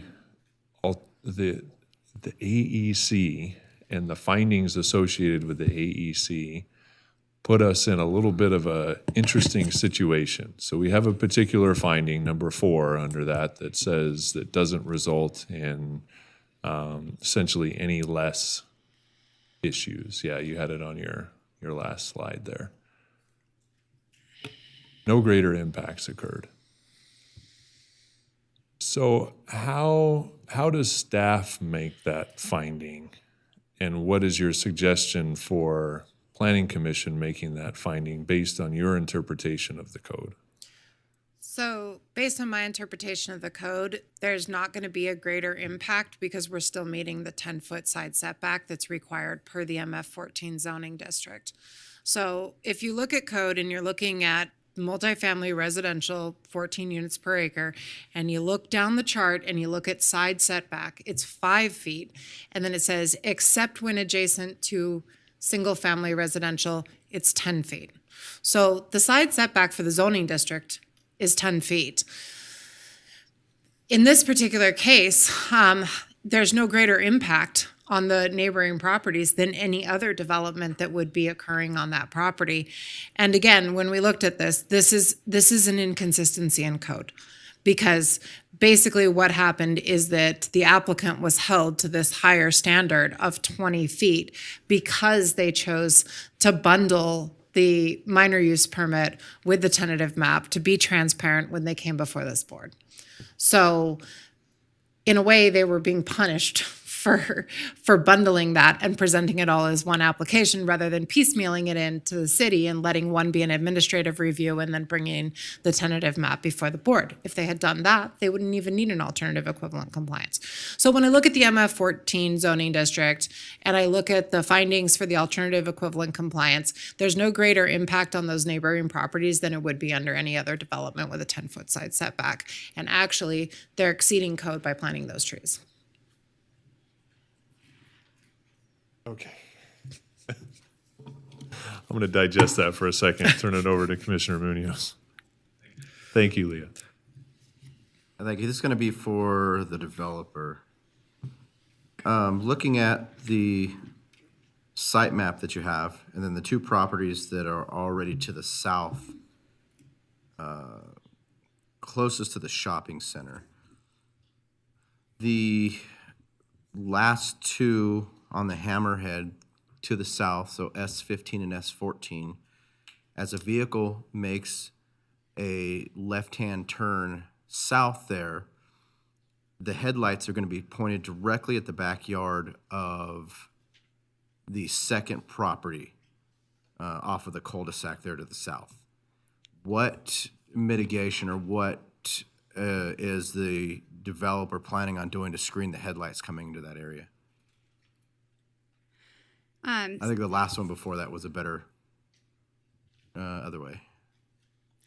Right there. So yeah, those are the same image, but Stacy Huggins for the record. So again, as part of the and the condition that requires it, but also we acknowledged that. So we agreed to provide additional trees here along this south property line, right along here. We could certainly consider, adding a second piece of landscaping here to further buffer that if you think that would be appropriate. Okay, if that's definitely something you consider, that's going to be something I'm going to have to get to make the findings for that. Because of the elevation and the elevation picture you have that you showed us a couple people ago who were talking, the headlights are going to be elevated and coming in. So I would, in order for me to be able to approve this, I'd have to have some sort of screening other than trees. I mean, you could have literally 6 trees side by side, and the gaps that are going to leave between headlights are going to come right through that. So I would definitely have to have something else there if you guys are willing to make some kind of an extra condition for that. I hear what you're saying. I think I probably need a minute to just confer with the developer on what might go there. Please. I guess I do just want to mention that, and I understand the headlight concern. This existing resident is 45 feet from their PL. So, and there's, as you can see here, there's significant landscaping that already exists along this PL. So I just mentioned that for consideration. I caution us about putting in a very tall wall there, and I don't know that that's where you're going, but I'm not sure what else we might put there besides landscaping. I'm not looking for a wall. I'm looking for a more solid type of landscaping. Okay. Well, if you would be willing to kind of let me talk through that with the developer, I think we can, and maybe there's some other questions. The developer has heard you. Please, yeah. So I think that they might be talking about it themselves. If there are other questions for me, I can try to answer them in the meantime. Or I can take a minute and talk to them. Commissioner Villanueva? Thank you, Chair. So, Stacy, is that your name, Stacy? Okay, Stacy. Since you're going to go back and talk to the developer, can we present to them the idea of reducing the number of? Because I'm not against the development itself. I just think that we're trying to do more than this lot allows for, but maybe reduce the number of units. If that's something you can discuss with them as well, because it didn't seem like you had a really good answer for me as to, well, not for me, but for the commission as to why you chose that number. again, I like the development overall, generally, aside from, I feel like the applicant's really pushing the boundaries with what's, compatible with that spot and the neighboring, and the neighbors. So yeah, please get back to them about that.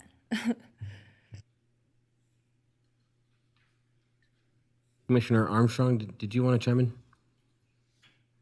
Yeah, thank you, Chair. This one's for the city.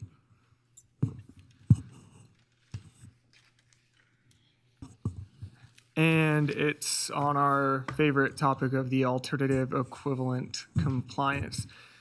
So I'm trying to wrap my head around the rationale for it, and I can follow where you're going. I guess I would like to know if there have been similar projects that have requested the same kind of AEC, and if the remedy was similar.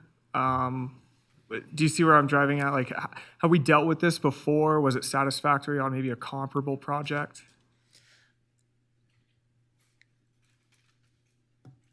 Leah Brock, for the record. I'm trying to think if I've processed anything. I've processed a few for alternative equivalent compliance, and an alternative equivalent compliance is a fairly new thing in code. It's only been around since we updated code 2 years ago, and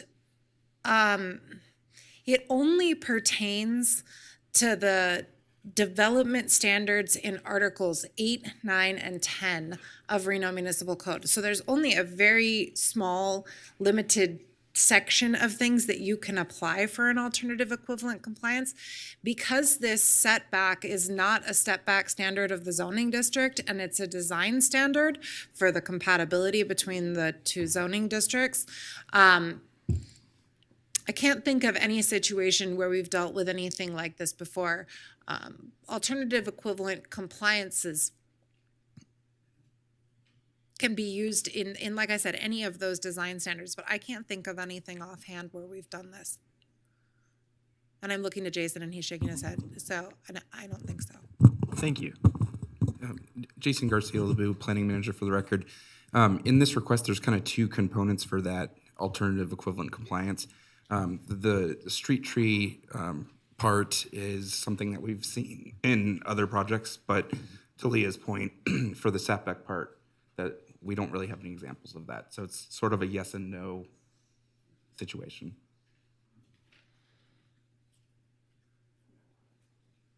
Commissioner Gower. Thank you, Mr. Chairman. I was hoping that someone else would bring up parking, so I didn't have to bring up parking, but I got to ask about parking. And Leah, since you're there, I'll ask. I mean, how does staff look at this? So there's no driveways.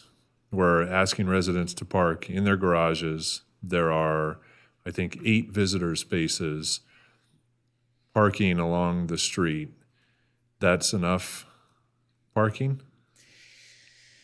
Well, I do know that we've approved designs like this before with these short driveways, and in previous projects that I looked at, we had these 6-foot driveways, but then we had the sidewalk behind them. So in turn, what happened is people park on the sidewalk. They park half in the driveway and half in the sidewalk. So when we looked at this design approach, we looked at the fact that we weren't going to have those sidewalks there, so it really limits that. There was definitely concern that people are going to park on these streets, and it's only 28 feet in width, and it could potentially block it. But the applicant has agreed to include CC&Rs that allow for no parking. Everything is going to say no parking, and they have their 8 visitor spots. Which, did we increase the visitor spots? No, it's 8. Okay. So design standards for this type of development require 2 parking spaces per unit, and they do have that in the garage. Okay. I'm going to follow up with Stacy on that if I could. Okay. Thanks. Thank you. Thanks, Leah.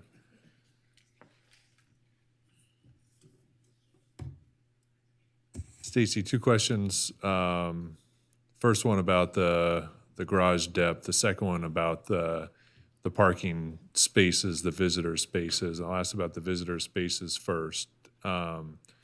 Is there any sort of mechanism that that we could employ to prevent residents from parking a third vehicle there, for example?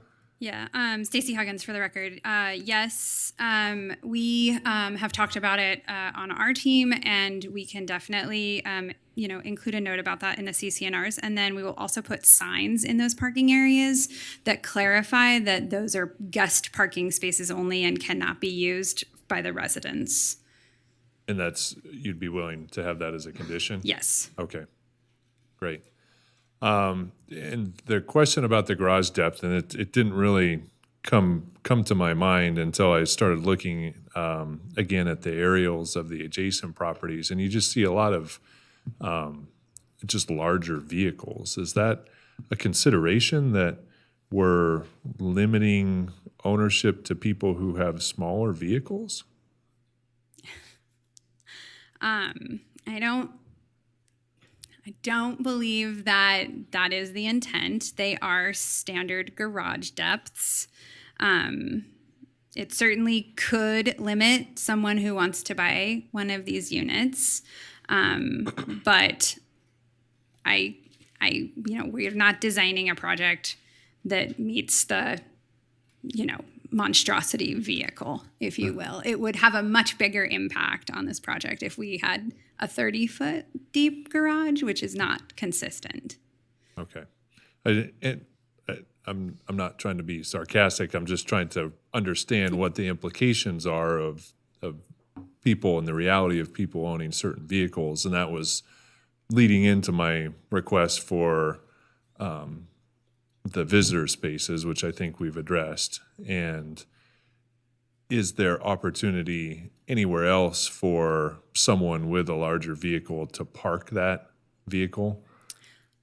They could park along Grand Point, where we cannot sign that because it's a public street. So that's a public street, anyone could park there? Correct. Okay, thank you.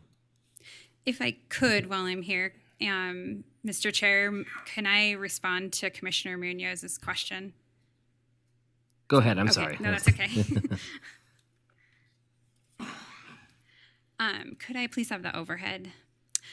Commissioner, so I had an opportunity to talk to our team during that time, and so I just want to mention, because they informed me, so where that road comes up to that south property line, right here, the road is actually in 3 feet of cut. So it actually is coming in lower than the current property south of here.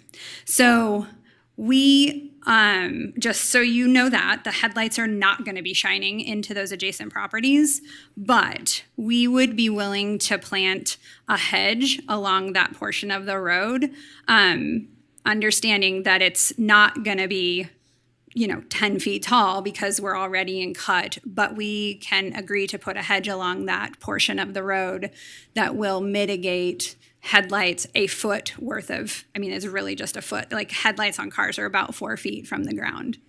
So we're 3 feet in the ground there.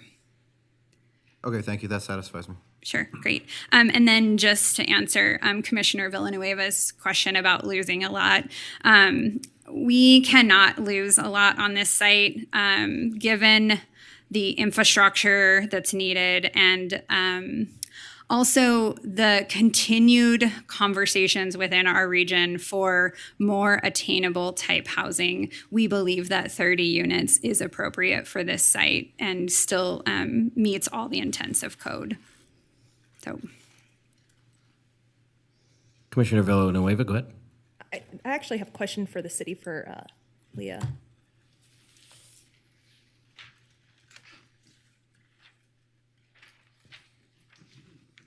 So Leah, before I get started, I just want to acknowledge I understand what both you and the applicant said as far as, this could have gone a different route. We may not have even have seen this project, but unfortunately we have seen the project. And so, and that means we're on the record and that means there's precedence. And so I did kind of in and out hear what Commissioner Armstrong was asking, and maybe I heard incorrectly, but what I heard, and I could be wrong, you said that you haven't had something similar as far as the setbacks, like what you're asking for here. So my concern again is we're looking at potentially setting precedent for something like this that maybe could have, been handled administratively, but that's not the case. Obviously, now we're on the record, and now other projects may come forward that potentially don't necessarily fit into or are necessarily compatible with the situation. But then they're going to point to this project and say, well, they did it over there, and there's nothing really different about this project than was that that happened in that project. And so that's kind of my concern, and that's why I asked about the applicant about potentially reducing the units, because I want to see a project like this move forward, because I think it is appropriate, but I still need to make the findings, and I still need to be able to make that call. So did I understand correctly? This is my question. Did I understand correctly that we haven't seen a project like this, or at least that you can recall? That is correct. But again, I just want to reiterate that alternative equivalent compliance is not an option for all sections of code. It only pertains to Articles 8, 9, and 10. So this is within Article 9, and we have seen several AECs that were in that same article, but not specifically this standard. This standard, what do you mean? This particular standard, which is the standard that says any, hold on, I'll pull it up. That says, quote, any project requiring a conditional use permit in a multifamily district shall have a minimum 20-foot setback from any property line abutting a single-family district. So that is within Article 9. It's not in the other sections of code. So we would be setting precedents that you can obtain an alternative equivalent compliance for items in Article 9 because we have done them in Article 9 before. Okay, thank you. Commissioner Velto, you've been quiet. You need to jump in at all? Just topics for discussion. Okay. Anybody have any more questions, or would you like to slide into discussion? Okay, we'll move into discussion. Commissioners? Oh, there we go, yeah. Commissioner Veltos.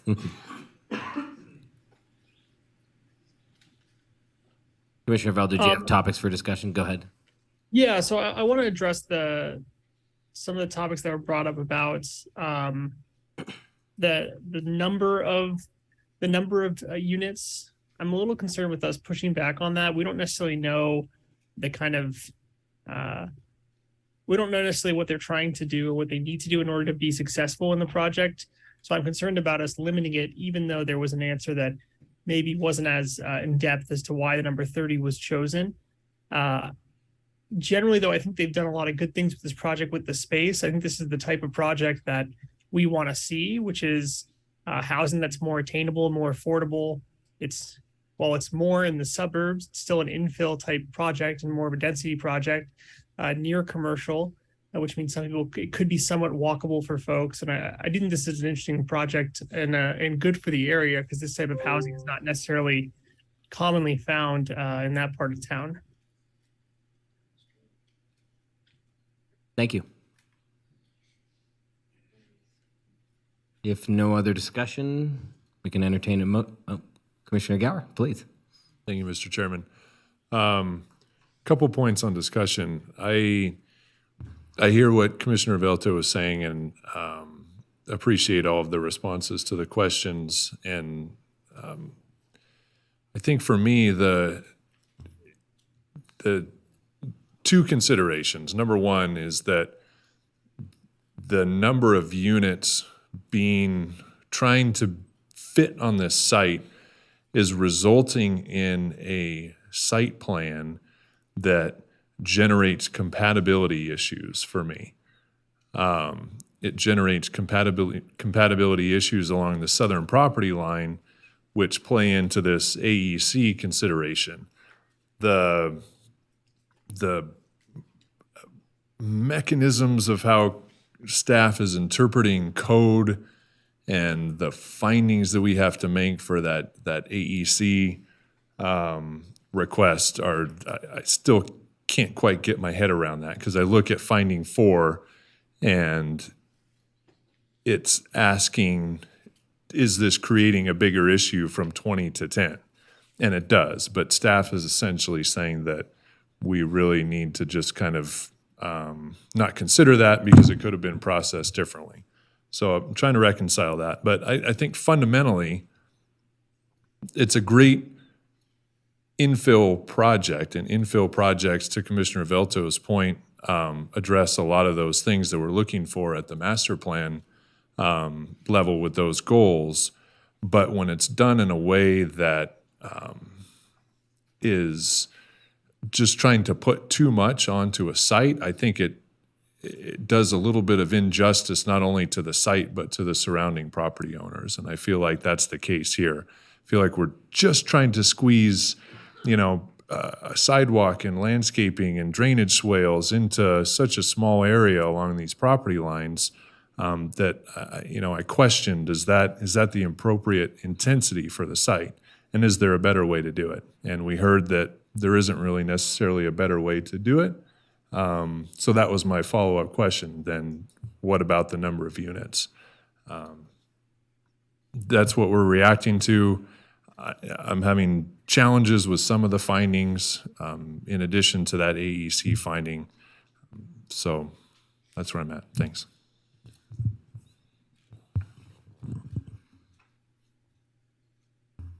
Commissioner Villanueva, please. Thanks. I just want to add to discussion and kind of reiterate a lot of what Commissioner Gower said. I think this could really be a good project for the area. I think it's the type of development we're looking for, but the way it's being presented and the way it's done, it makes it really difficult to make the findings. I feel like, I'd be open to maybe continuing this and, seeing what options are available, things we can work through. I'd like to see a project similar to this be, approved, but it's just really hard for me to make the findings as presented. So, Commissioner Johnson.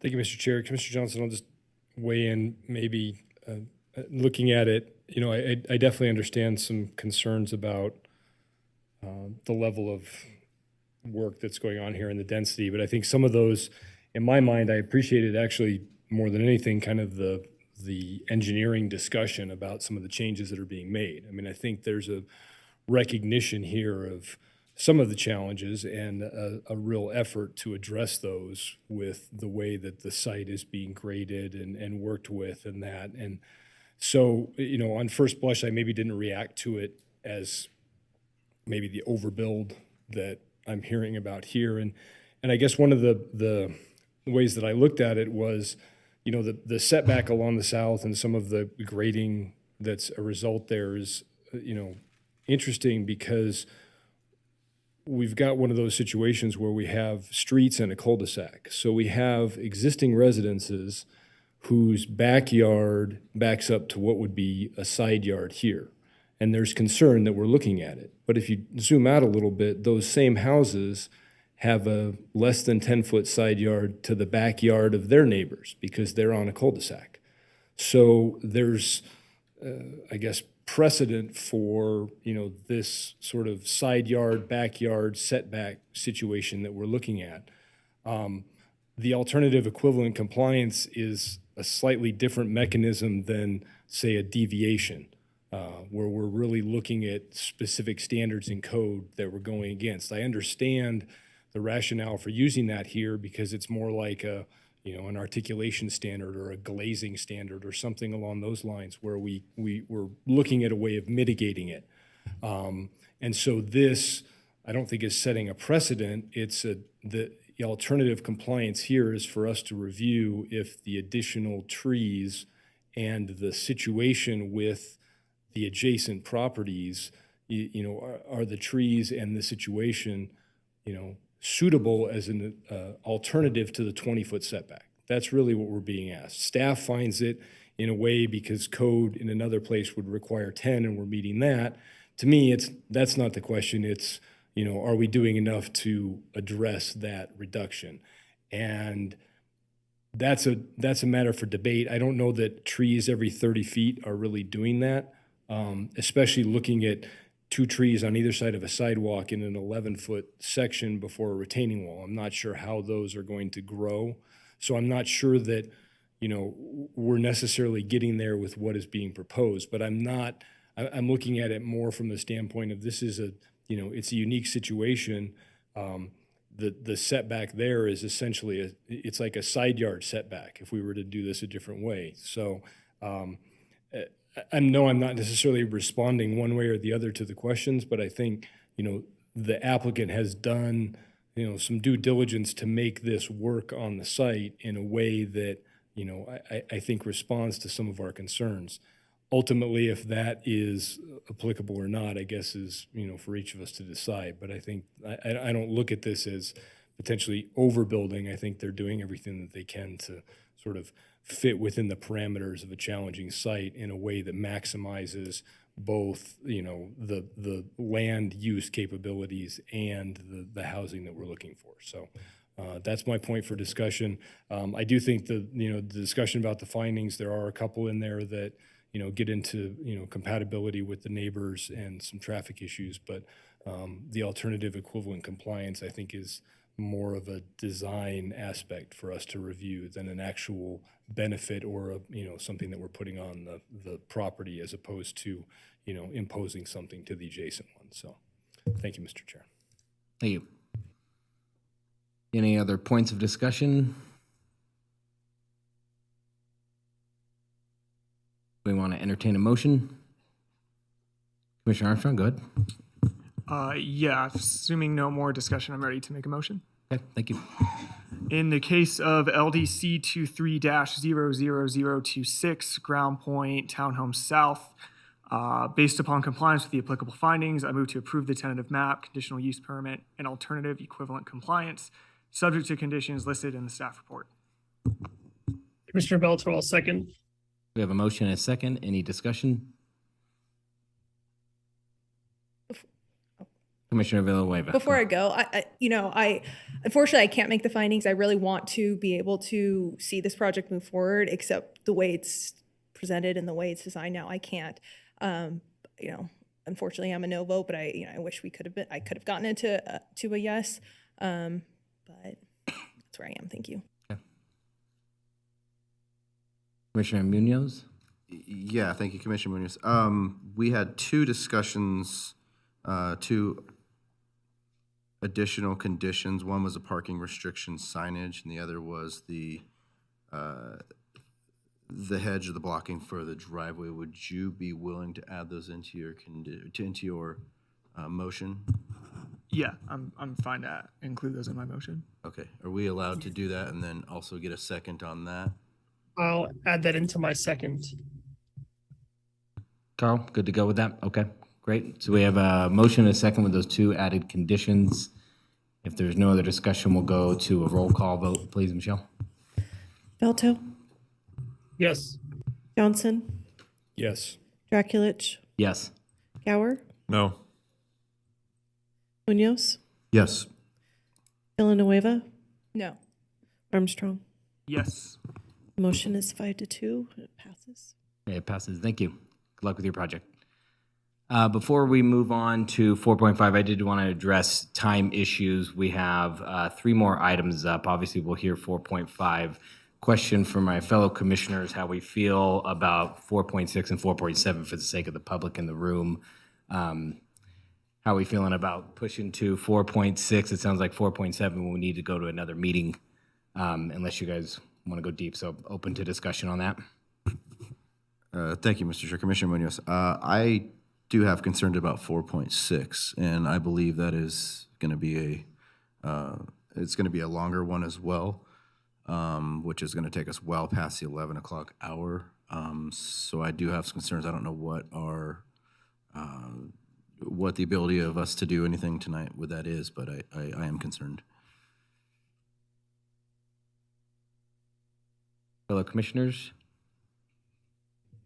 I guess I would look to staff. I never like taking an item that has public here for and postponing it because they're already here. So I would, I guess, I would like to hear the items that people are here for this evening.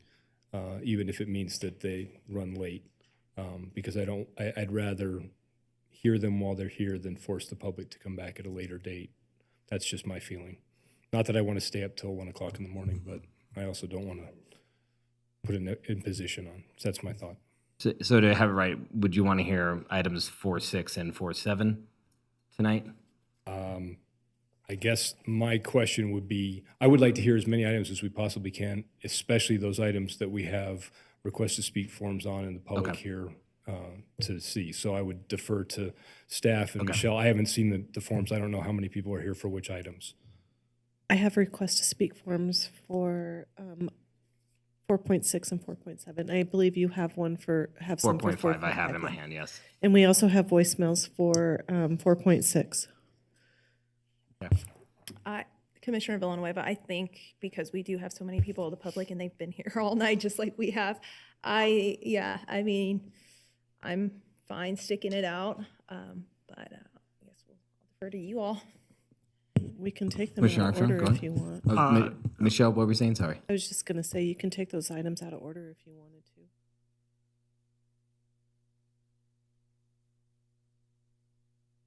Go ahead, Commissioner Armstrong. I agree with all the comments that have been said. We have a lot of people here that are very interested in the remaining agenda items. They've been very patient to make their comments, so I would like to push through and give them that opportunity. Commissioner Velto, you want to chime in?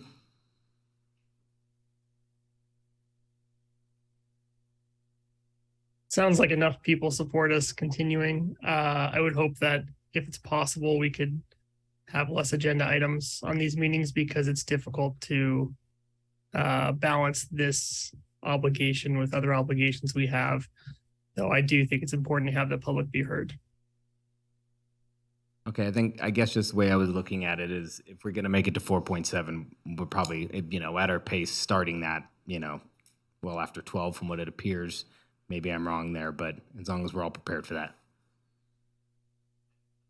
Can I suggest that we move to 4.6? I believe the majority of the people in the room are here for that. According to the...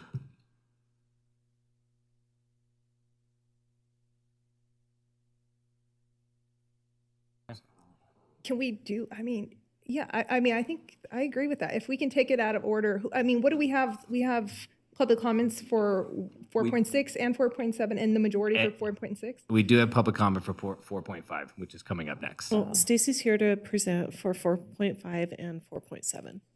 Oh, okay. You have Derek Wilson here for 4.6. There's no pretty answer here.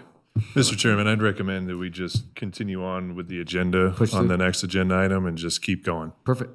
Thank you. If everybody's good with that, we'll do that. Okay, thanks. I just want to bring it up. Thank you very much. We'll move on to item 4.5, case number LDC 23-00027, Grand Point Townhomes North. And we will start off with a presentation from Stacy.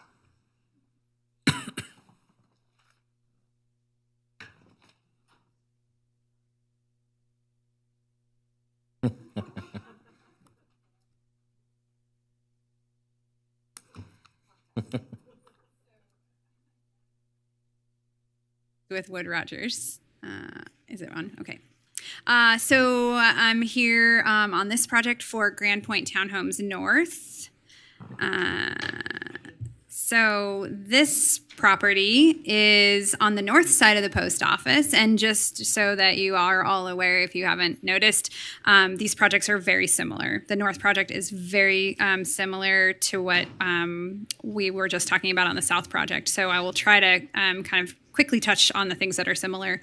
But this is a 5.1 acre undeveloped, primarily undeveloped, undisturbed parcel. There has been in the past some stockpiling on this property, which was done as part of the post office being developed, as well as when Mayan was constructed. So if you drove by the site before there was snow on it, you may have noticed some disturbance out there. That's what that is from. It is, again, surrounded by existing residential and the commercial development to the west. And it is, again, another great opportunity for infill development where services and infrastructure are readily available to support development of the project. This piece of property, it's master plan suburban mixed use. The zoning on this piece of property is neighborhood commercial, which does allow single-family attached townhomes as we're being proposed with this project.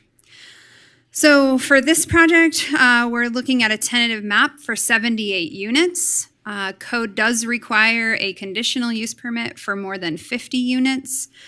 We need a conditional use permit because we have fills that exceed the 10-foot threshold on this site.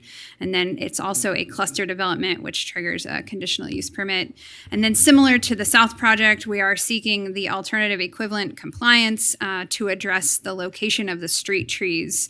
And again, that's because the street trees are located internal to the project inside these paseo areas rather than along the streets where you would typically see them in a single-family residential development.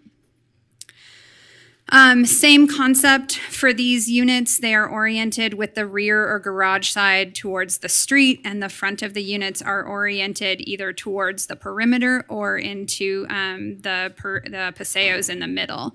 All of those paseos have pedestrian connectivity through them so that there is full connection through this site, internal and also external. Similar to the other project, in front of this piece of property, there is no curb gutter or sidewalk. So with this project, we will complete the sidewalk gap on the east side of Grand Point. So now you will have sidewalk that extends the entire length of Grand Point on the east side. In addition to the sidewalk along Grand Point, as I mentioned, there are pedestrian paths internal to the project that connect from the north to the south and actually provide access out to those sidewalks. With this project, with the 78 units, we are looking at a 526 average daily trips from this project and 40 peak hour trips. As I mentioned before, that's below the threshold for a traffic improvement analysis or a traffic study. But I do want to just, for the record, mention that we did a trip generation that looked at both projects combined and combined the two projects generate 55 p.m. peak hour trips, so we're still well below even with those two projects. If you do have questions about the traffic, Lauren Chilson with Headway Transportation is here and can answer questions related to that. Again, same as in the previous project, we have a mix of 2, 3, and 4 unit buildings. Each unit has a 2-car parking or garage. On this site, we have a little more guest parking internal to the site. So the original plan had guest parking spaces in this northwest corner up here, and then 3 more spaces down here in the lower southeast corner. And since we made submittal, we have been able to identify 3 additional guest spaces over on the east side of the project, and then we were able to squeeze in 1 more parking space up here in this northwest corner. So now the project, as it's shown here, will include 11 guest on-site spaces plus along Grand Point. Again, because it's a public street, there's room for about 10 additional spaces. So there would be a total of 21 available guest parking spaces associated with this project. And similar to the South project, we will sign those. We are good with a condition that requires that they be signed so that they are just for guest parking. The streets, same design in this project, 28 feet wide private streets. The common areas are all still maintained by the homeowners association, and the common area does include this area along the east that's been preserved as common area with this project. As this project is shown here, there's approximately 148 trees on the site. I mentioned that we need a conditional use permit for the fills. So it's a grading CUP. We are in excess of the 10 feet in that area shaded in blue there. We're exceeding it by 6 feet. So it's not a large fill, if you will, there. But you can see in the picture, and I know it's a little bit hard to see, this area to the right, or this would be the west, this is the post office. And the post office is actually a split level building. So this part here is higher than what's happening down here. And then what you don't see below this current grade condition is the parking lot and the back of the post office. So in order to even out this property or grade it out and make it level, we have to bring in some fill. As I mentioned, it is in excess of the 10 feet. And then to support the fill, there will be a wall along this southern boundary that will make sure that there's no impact to the post office parking lot or the post office parcel to the south. Same unit concepts, again, front door oriented towards either the streets or the paseos. You can see the 2-car garages with them. In the NC zoning, similar to the multifamily 14, the max allowable height is 35 feet, and the only difference between this site and the previous site is the number of stories here are allowed to be 3 stories, but as you can see in these architectural renderings of the units, these are proposed as 2-story units at a max height of 26 feet. And again, same, this is the 2-pack unit. That is our project. Again, these are for sale townhomes, provide a good transition between single-family detached and the adjacent commercial uses.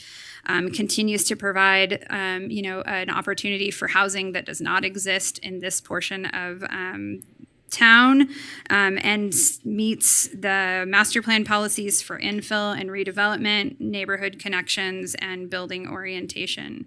And with the added condition regarding the no parking in the parking lots, we have reviewed all the other conditions and agree to them, and we're happy to answer any questions that you may have. Thank you, Stacy. We'll now take a presentation from the city. Looks like Leah again. Hello again. For the record, Leah Brock, Assistant Planner with Development Services, City of Reno. Moving on this evening, I'm going to be presenting the application for Grand Point Townhomes North. Again, the subject site is located on the corner of Mayan and Grand Point. It is just over 5 acres at 5.1. For this request, we have a tentative map for a 78 single-family attached townhome subdivision. We have the conditional use permit for over 50 residential units, fills greater than 10 feet in that small area on the south, and cluster development. Again, this is a request for alternative equivalent compliance to vary from the residential street tree requirements. The subject site is located in a neighborhood commercial zoning district. Key issues analyzed in this request are overall site design and compatibility with surrounding development. One thing that I do want to point out here is that the zoning on this parcel was changed from professional office to neighborhood commercial in 2019. That designation is consistent with the site's suburban mixed-use master plan land use designation. I believe that there was another development that was planning on going in at the time, and that was the reason for that zone change, but it never came to fruition. So overall site design here is 78 units, which yields a gross density of 15.29 dwelling units per acre. The neighborhood commercial zoning district does allow for 30 units per acre, so it's well less than that. We have the same design as we had on the previous one with the 2 fronts with the garage, the 6-foot driveways, and the paseo. Again, condition number 8 is going to restrict the vehicle parking in driveways. In this particular case, we do have grading happening on that lower portion of the site there. As Stacy pointed out, there are fills greater than 10 feet in height, up to 16 feet in depth. That is adjacent to that post office that's there to the south. Also, again, on this one, even though we just have the residential off to the east, we are limiting the hours of construction. Regarding compatibility with surrounding uses, we have single family on just that one side. South is the post office located in the public facilities zoning district. To the east, or I'm sorry, to the west is the commercial specific plan district. And to the north across Mayan, you have single family SF8 or SF6. I'm sorry, that might be mixed up right there. So the project has been designed to cluster the development away from the eastern boundary line that's adjacent to that single family residential. Approximately 0.45 acres of common area will be preserved and landscaped back there along that concrete drainage ditch, which will just further limit the impact on the adjacent residential. For the alternative equivalent compliance, in this case, it's just to deviate from that street tree requirement. So as we talked about last time, there are 2 street trees required for each lot. The applicant is asked to not have them there because it impedes vision triangle and interferes with utilities. They will be planted elsewhere. Condition number 9 requires the HOA or equivalent for maintenance of those common areas. And condition 10 is that equivalent number of required trees planted in alternative locations. Regarding public comment, we received 8 letters of opposition and 2 letters from NAB members, again, with support for the infill transitional development and saying that it's compatible with surrounding uses. Same concerns as last time, only without that setback issue: traffic, adequate infrastructure, noise pollution, and the number of units. We did add condition number 7 for the Smart Trips program to be included with all sales documents. On the board are the conditional use permit findings, and here are the tentative map findings and alternative equivalent compliance findings. Staff has been able to make all of the findings and does recommend approval of this application, subject to the conditions listed in the staff report. That concludes my presentation. The recommended motion is on the screen, and I am available for questions. Thank you. Thank you, Leah. Kick it to the commissioners for disclosures. Commissioner Johnson, if you could start it off, please. Thank you, Mr. Chair. Commissioner Johnson received and read emails, familiar with the site, and spoke briefly with the applicant's representative. Commissioner Villanueva, no disclosures. Commissioner Armstrong, I read and received emails. I met with the applicant's representative, and I'm familiar with the site. Commissioner Munoz, read and received emails, and I'm familiar with the site. Commissioner Gower received and read emails, familiar with the site, spoke with the applicant's representative. Commissioner Velto? Commissioner Velto, same disclosures. Commissioner Draculich, same disclosures. We do have 2 requests to speak forms. We'll start with those. Starting off is Joanna Morrow, wishing to make a statement in opposition, and after her will be Ian Franson. Oh, I'm sorry, and I meant to open public comment. My apologies. But we had a Johanna Morrow. She's on Zoom. So She's on Zoom. Okay.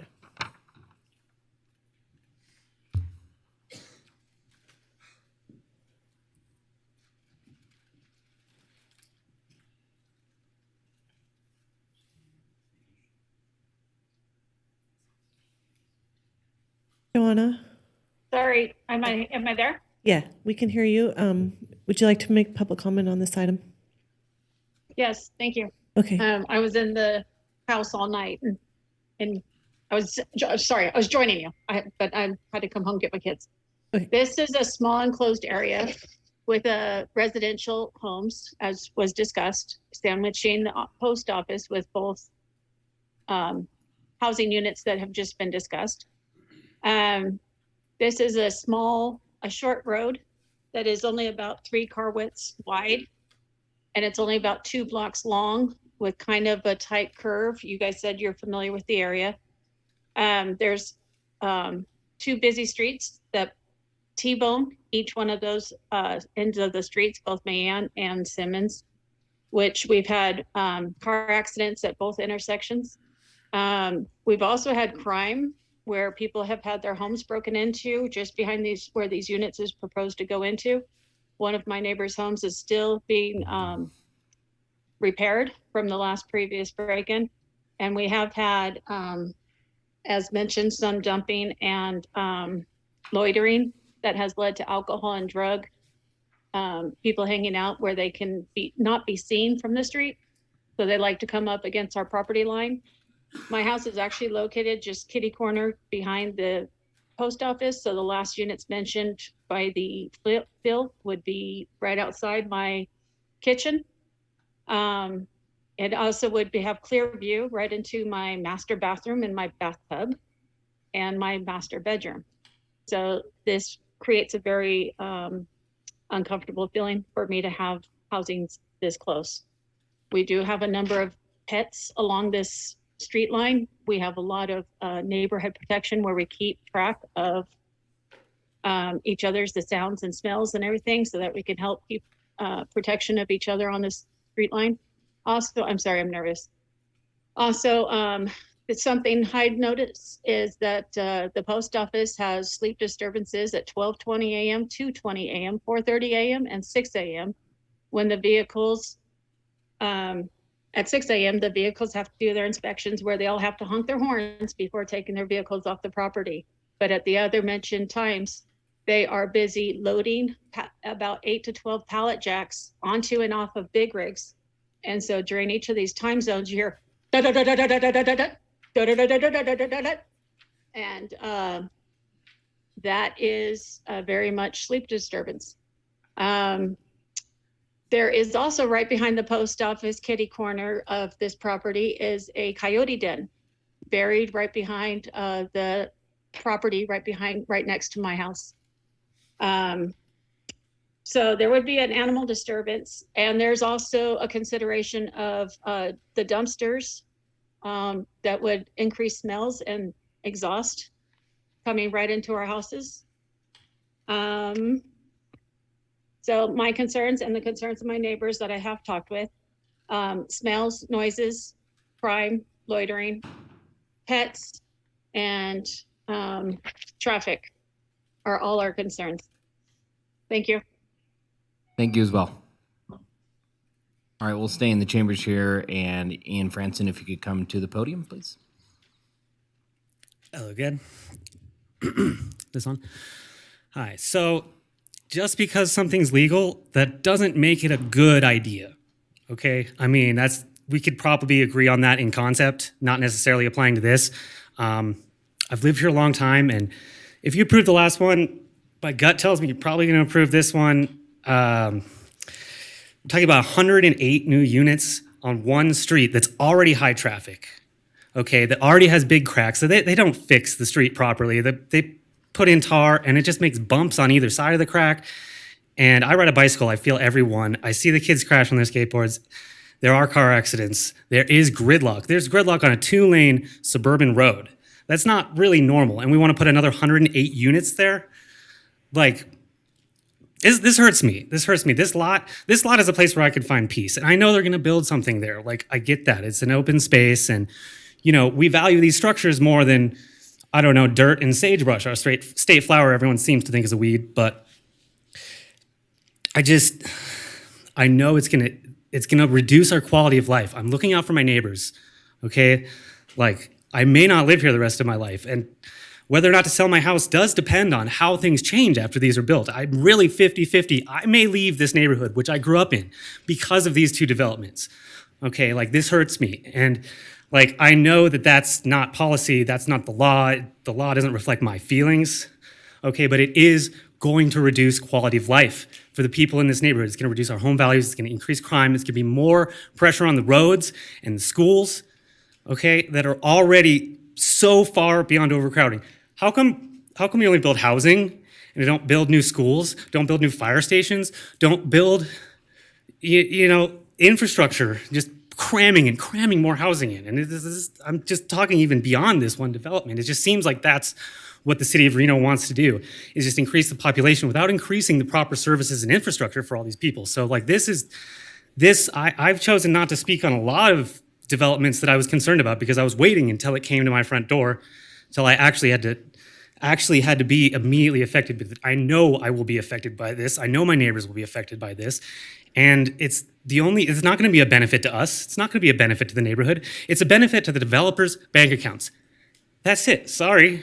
I mean, that's the way I see it. Okay. And everyone's entitled to their opinion. And I'm not telling you all how to do your jobs. I know you're seeing if it's legal. You're seeing if you think it fits. But let me tell you what, these programs are a square peg in a round hole. I mean, at the end of the day, like I can't dress that up. It makes me sick to the pit of my stomach. You know, I value open space. I value going down the street and seeing my state flower. I value knowing that I live in the Great Basin because there is still wild desert patches in my neighborhood. And if you take them all away, I might as well be in Cleveland. You know, I'm gonna have to go farther and farther just to find peace away from the traffic. Thank you for your time. Thank you. Michelle, do we have any other correspondence online? We did receive correspondence on this item that was forwarded to the Planning Commission and has been entered into the record. No voicemails were received, and I have no other request to speak forms for this item. Thank you. Anybody else in the chambers wish to speak on this item? Can you please fill out a request to speak form? Oh, yeah, you know what, go ahead and speak and do that afterwards if you can.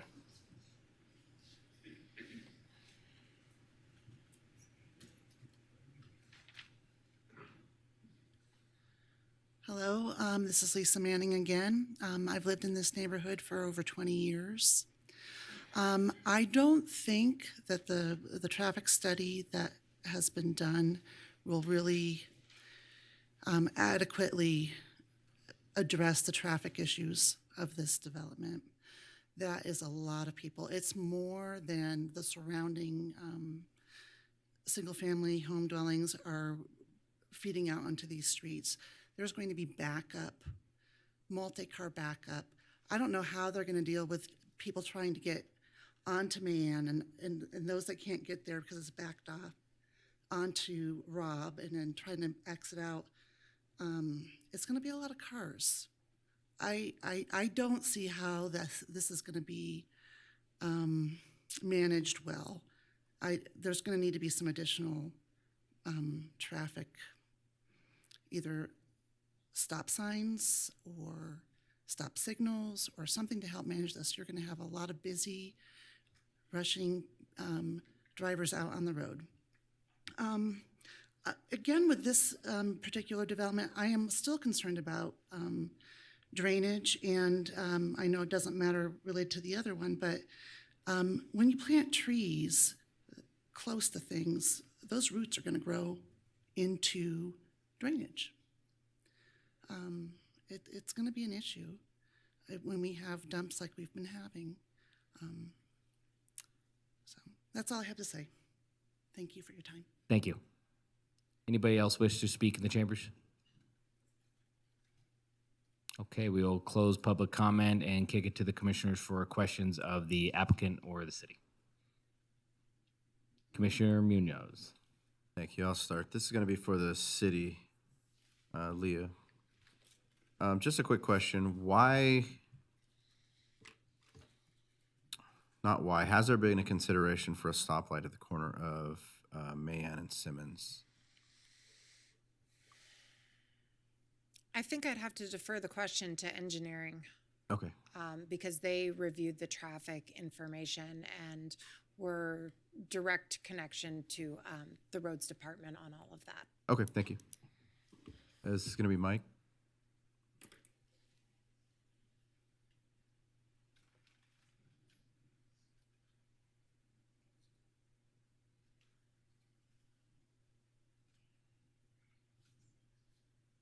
No, Mike.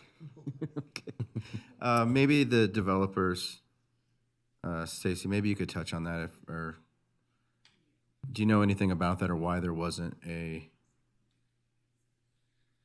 consideration for a stoplight there? Yeah. Lauren Chilson with Headway Transportation. May I just confirm you're speaking of Mayan and Grand Point intersection? Excuse me, Grand Point, yes. I apologize. Again, we have not evaluated that. The level of trip generation is so low that that is a trip generation letter level. No analysis is required technically. The intersection is pretty standard configuration, so on the surface, there's no reason to go evaluate a traffic signal need there. Not that it couldn't be, but it certainly wasn't in our scope of work at this time. Okay, let me get into this a little deeper then. So there was no traffic studies done on the road because this wasn't going to generate enough traffic in order to set that off, correct? That's correct. It's not required, and even both projects together doesn't trip that threshold for a study either. Now, my concern is with the Rayleighs and the shopping centers there. One of the main exits for that, and it's an exit that I've used before, drops right across from where the new entrance exit will be for the North Point. Sure. Wouldn't that set off some kind of alarm of, hey, maybe we need to check this out a little bit further to make sure we're not impacting the neighborhood? Because I can see how this, even though maybe itself does not generate a huge problem, the existing neighborhood and the shopping center as a whole probably do impact that significantly. Is there any mechanism whatsoever that would set off some kind of a need for a traffic study or anything? Is there anything in the works that would make that do that other than this property? Does anything looked at as a whole? Again, I can only speak to the requirements for this study. If there was other base issues, I assume the city would have brought them up and asked us to address them. That was not done. Okay, or and I not apologize. asked. I know this isn't all on you, and I was hoping that the city would still be here for this. So that's kind of where I'm going with this. So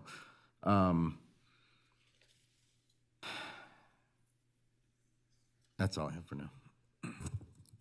If I could cut in for a second. Jason Garcia, LeBoux Planning Manager. Just to speak on Mike's behalf, they did review this, and I believe it is below the threshold, so it didn't trigger that traffic requirement. So the Development Services Engineering Division was satisfied with that. I am trying to see if we can get a hold of somebody for that, but if we could maybe come back to that. Commissioner Draculich, yeah, I kind of wanted to, when we get to there, I had the same question about what will trigger the point where going north on Grand Point. I know that left turn is not pretty. I've done that, and I've done a couple of turns that go across that traffic. And so I'd like to know what that mechanism is and what the plan was, or what the perspective of the city. I don't know if you want to chime in on that left turn specifically. It looks like there's enough lane for, left turners and people turning right onto Mayan, but that could stack up pretty quick. Understood, and I hear you loud and clear. What I would offer is that there are alternate ways to exit the neighborhood, right? You can also travel south on Grand Point, go over Simons, and during congested periods, and make a U-turn on Robb Drive, right? There are alternate ways to travel for those peak periods where a left turn is congested. That's not to say that there's never congestion there. I'm not saying that at all. I'm just saying if that's a concern at peak times, there are alternate travel routes. And, we install traffic signals when they meet warrants. I suspect this one's not in that park. I don't know that for certain. That could be evaluated by the city at a later date. But it certainly wouldn't be triggered, a signal wouldn't be triggered by this magnitude of project, in my opinion. Thank you. And once again, just like Commissioner Muniz said, we know this question really doesn't fall on you, but maybe if we get back to that, we'll continue this on if any other commissioners have questions outside of traffic. Mr. Chairman, I'd like a similar explanation on the stormwater flow as we received for the previous project from the applicant's engineer, if I could.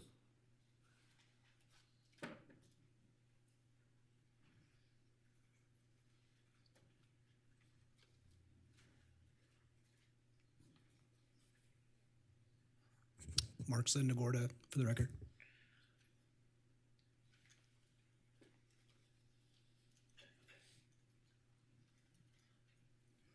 So this very similar to what we showed on the south side. The area in pink that you're seeing right now is the area that sheet flows to the east and ends up in the open channel that runs along the eastern boundary. Again, there's a 15-foot drainage easement on site, 25-foot drainage easement off site. So this is what is happening now in the current condition.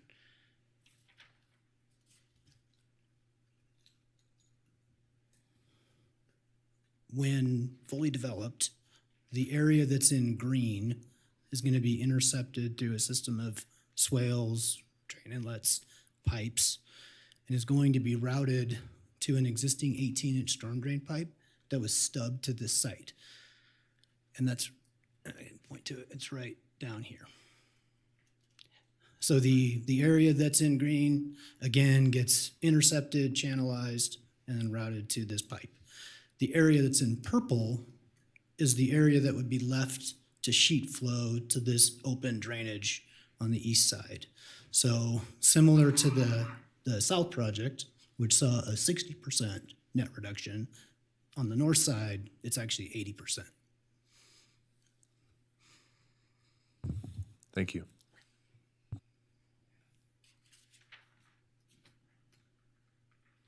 Commissioner Velta, do you want to chime in while you're over there? Oh, you're on mute. No, I don't have any questions right now. Thank you, though. Okay.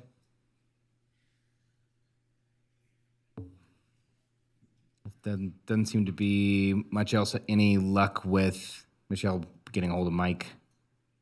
Okay. All right, looks like we're going to have to wing that one. There's no other questions for the applicant or the city. We can shift into discussion.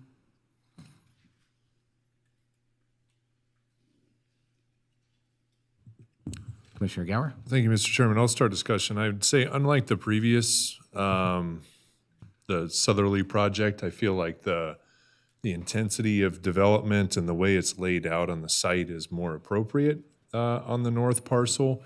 And I think it just mitigates some of the compatibility issues that I had on the southerly property. And it's just an overall better site plan with better flow, and it just fits better. Fundamentally, my biggest concern is the traffic, and particularly that intersection there at Grand Point and Mayan. It would be great to get some more information from the city on how they looked at that particular consideration, because it does relate directly to our findings of the infrastructure available to accommodate the growth. Thank you. Commissioner Johnson? Thank you, Mr. Chair. Commissioner Johnson, I agree completely on traffic. I think that's a question. I guess the one thing that we do have is that we know they reviewed it. We know that this access is directly onto Grandview. It's the only access. So I would like to hear it from Mike, but it does sound like they've reviewed it. I guess one thing that I wanted to weigh in on, we did hear some public comments, some concerns about items other than traffic, some concerns about the potential for crime and some other issues in this area, cleanup, vandalism, those kinds of things. Usually those decrease when vacant lots are developed. You have eyes on the street. You have people that are there the bad things happen when nobody can see it. And so when we develop these infill sites, a lot of those issues go away. And as far as, from an open space standpoint, this has always been intended to be developed. And when I look at the area from an open space standpoint, I think we saw it actually earlier tonight, there's a park and an open drainage area just to the east of this that's existing open space that's zoned in open space in perpetuity. So this is always intended to be developed, and I think the development will not be detrimental in the ways that we're hearing. I think infilling vacant property tends to make those decrease. So that's just my take on what I've heard this evening, and I do agree. I think this is a little bit better layout for the site. So thank you, Mr. Chair. Great. Commissioner Villanueva. Sorry, it's getting late.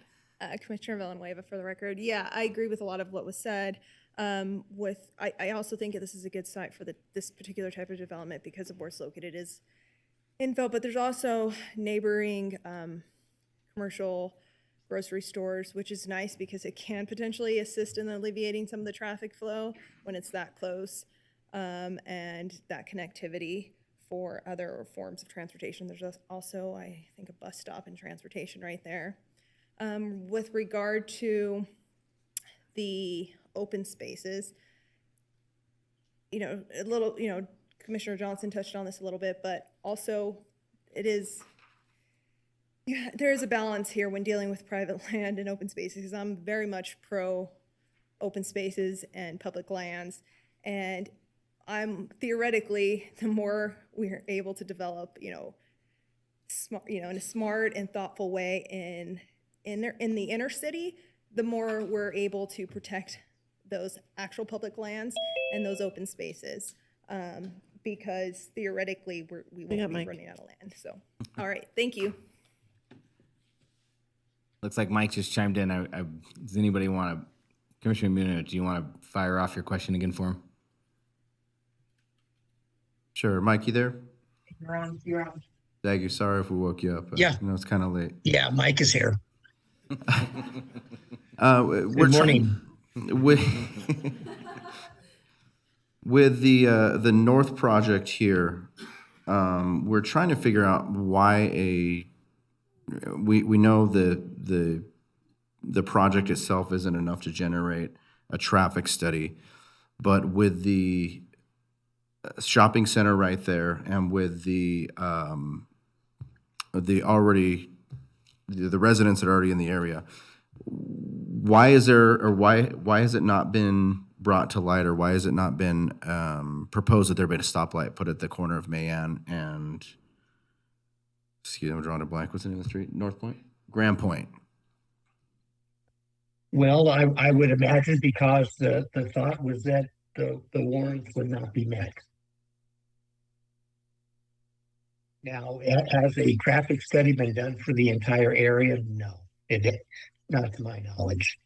But this project in and of itself, and the South project, I don't know, it just didn't seem to rise to the level of doing a full comprehensive study for the entire area, Okay. in my opinion. Okay, and so let me ask you this. Going forward, if this project is passed, what is the next step for residents in the area, the city, the planning commission? How do we get a traffic study done in that area to help alleviate some of that traffic if a stoplight is warranted at that intersection? We would commission the RTC to investigate that.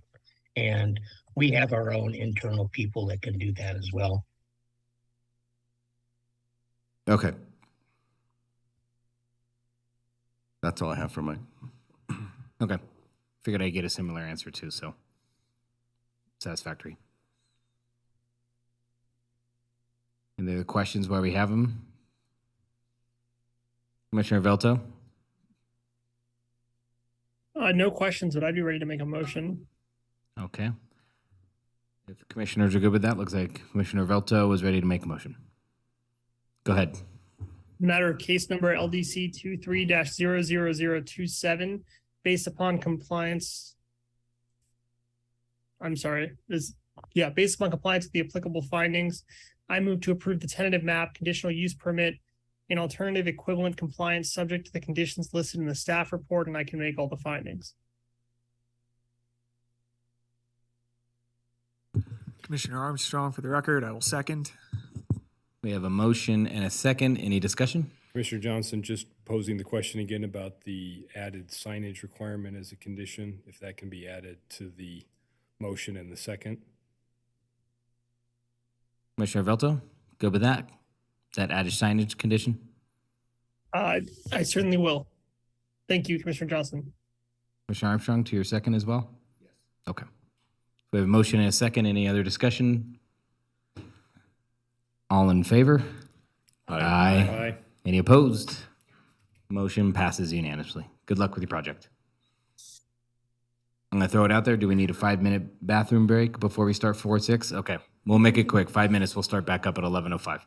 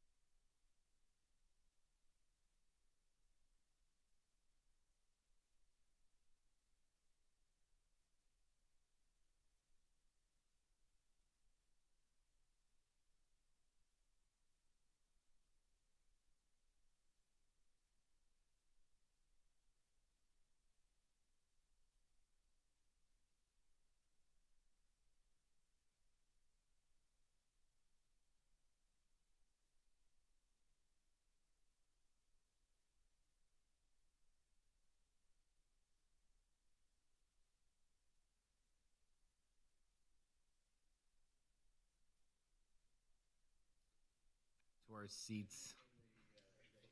Keep cruising. Everybody. Chambers too. Chambers too. Chambers too. I was nudging Garrett.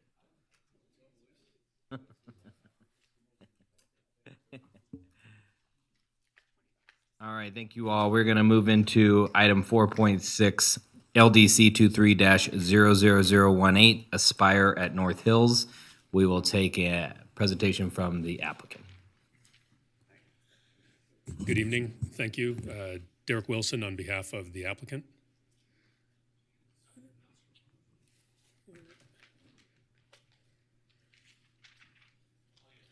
Great, thank you. So our project is a multifamily complex of 192 units, multiple buildings. 6 of them are 3-story. 1 of them is a 2-story building, a clubhouse, amenities, landscaping, fairly standard, fairly familiar multifamily layout. The project team, the owner has been in the Reno area for decades. They own the Raleigh Shopping Center directly adjacent to our project. So a community-minded guy. He's been a good steward of the site. He's worked with the library out there for years, so a strong presence. The builder would be Tanamera Construction. Again, a local company, strong track record, plenty of examples of quality projects from Tanamera. Those are just some quick shots of some existing Tanamera projects. So quality, residential look, an asset to the area. There's the project site, North Hills Boulevard on the south side, Golden Valley on the east side. That's the Raleigh Center adjoining our project on the west, elementary school on the north side, some residential adjacent to our site, and then existing commercial property on our southeast and south. So there's our site plan. Again, I think that's a layout that people are probably familiar with. Moderate-sized buildings broken up across the site. Zoning is in place. No zone changes, no master plan changes needed with this site. Parking distributed around the site. Rec area, clubhouse. We also have on the site highlighted some of the fencing and screening. So that north property line, in particular that northeast property line, some upgraded fencing going on there. I'll describe that more fully in a minute. That yellow line, if you see that northeast building adjacent to Golden Valley, there's a yellow line there. That section of that building would get some enhanced sound mitigation measures for people inside the building. So triple pane windows, possibly some enhanced insulation on that wall. So some sound barrier there because they're adjacency to some of that existing commercial. There's a fast food drive-through there that would get some landscape screening, and then landscaping, or if necessary, a low wall to block any headlights. So a secure, fenced, and buffered site. There's the zoning. As I said, the zoning's in place, no changes needed. The important point here is that we're in the GC zone.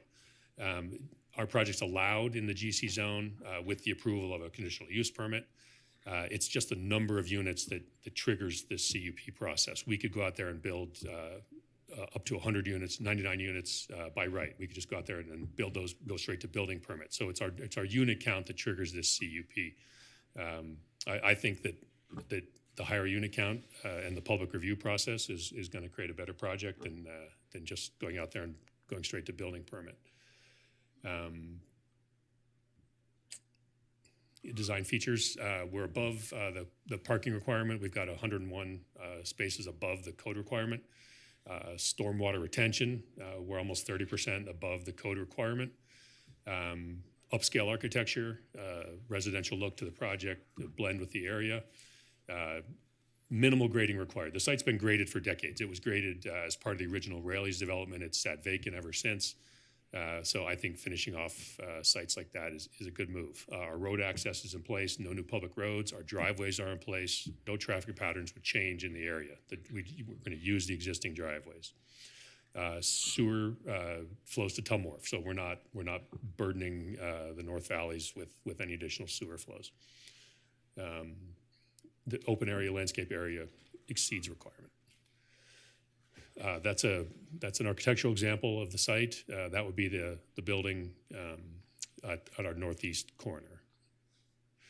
This image doesn't highlight it very well, but there's a peaked roof on there, a residential style roof on there, a variety of materials, quite a bit of building articulation. That's a view of the 3-story building. Again, variety of materials and colors. Compatibility. So the site's been zoned commercial for years. So development has always been anticipated on this site. This is essentially a mixed-use project. The Raley's under the same ownership as the project site, so we have essentially a commercial and residential development under same ownership and functioning together. The vineyards at Galleria, that's an example of a similar project. I have an exhibit of that coming up. That's, in fact, an identical land layout, land use pattern as our project. Additionally, it was also built by Tanamera, so they have experience with this kind of project, with putting multifamily adjacent to commercial on one side, single-family residential on the other. This proposed use is quite a bit less intense than some of the commercial uses that are allowed on the site. I think that residential is going to be quieter, better architecture, less traffic, less noise generation than some of the potential commercial developments. The project is also an infill project. It's adjacent to a school, shopping center, employment areas. A project like this minimizes area-wide traffic. A project like this is the best chance to minimize area-wide traffic. I realize we're bringing new residents to that neighborhood, but we're not bringing extensive required car use. If you don't pursue projects like this, infill projects surrounded by development close to existing roads, you're looking at development further out. You're looking at development out on Red Rock or somewhere on the fringes.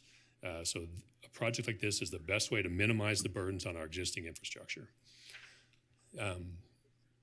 No expansion of city services, no new streets, no new sewer facilities, just the laterals to the project. City master plan strongly supports a project of this type.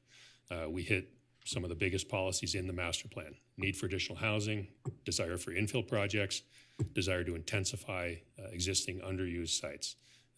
We squarely hit all those major goals of the master plan. Neighborhood communication went to the NAB in October. It was well received. They, from what I understand, they did not offer any comments on the project, but at the meeting, there was some agreement that it was a quality project. We met on site with a group of neighbors in November. These were neighbors that lived on Copper Vista Court, directly adjacent to the project. I provided email responses to all the city emails that came in, offering more information or to talk to people. There was, I have to point out, there was an additional batch of emails that came in today, either came to me today. I didn't have a chance to respond to those, so that was 5 or 6 additional people. If they were hoping for a response, I'll be happy to talk to them. A second on-site meeting with a neighbor group in December, and then during all those neighbor meetings, we had ongoing fence, landscape, and building design discussion. And from those discussions, we made some project revisions. The northeast building was originally 3 stories. We dropped it down to 2 stories. We had some enhanced landscaping that we agreed to, and as well as some fence changes, and I'll get into that in a second. With that lowering of the building, we lost 12 housing units. So this is a view from a neighbor's property on Copper Vista Court. We had authorization from them to get this image. And behind those trees is our 2-story building of our project. So it's set back quite a ways from this existing house. It's behind 2 fences and 2 lines of landscaping. That's a spring or summer view. There's a winter view. So you can see the building in the far background. There's a fence that the fence in the foreground is an existing fence, belongs to the neighbor. That's going to stay. Then we have a second fence that we're adding behind that, plus that row of evergreens in the back.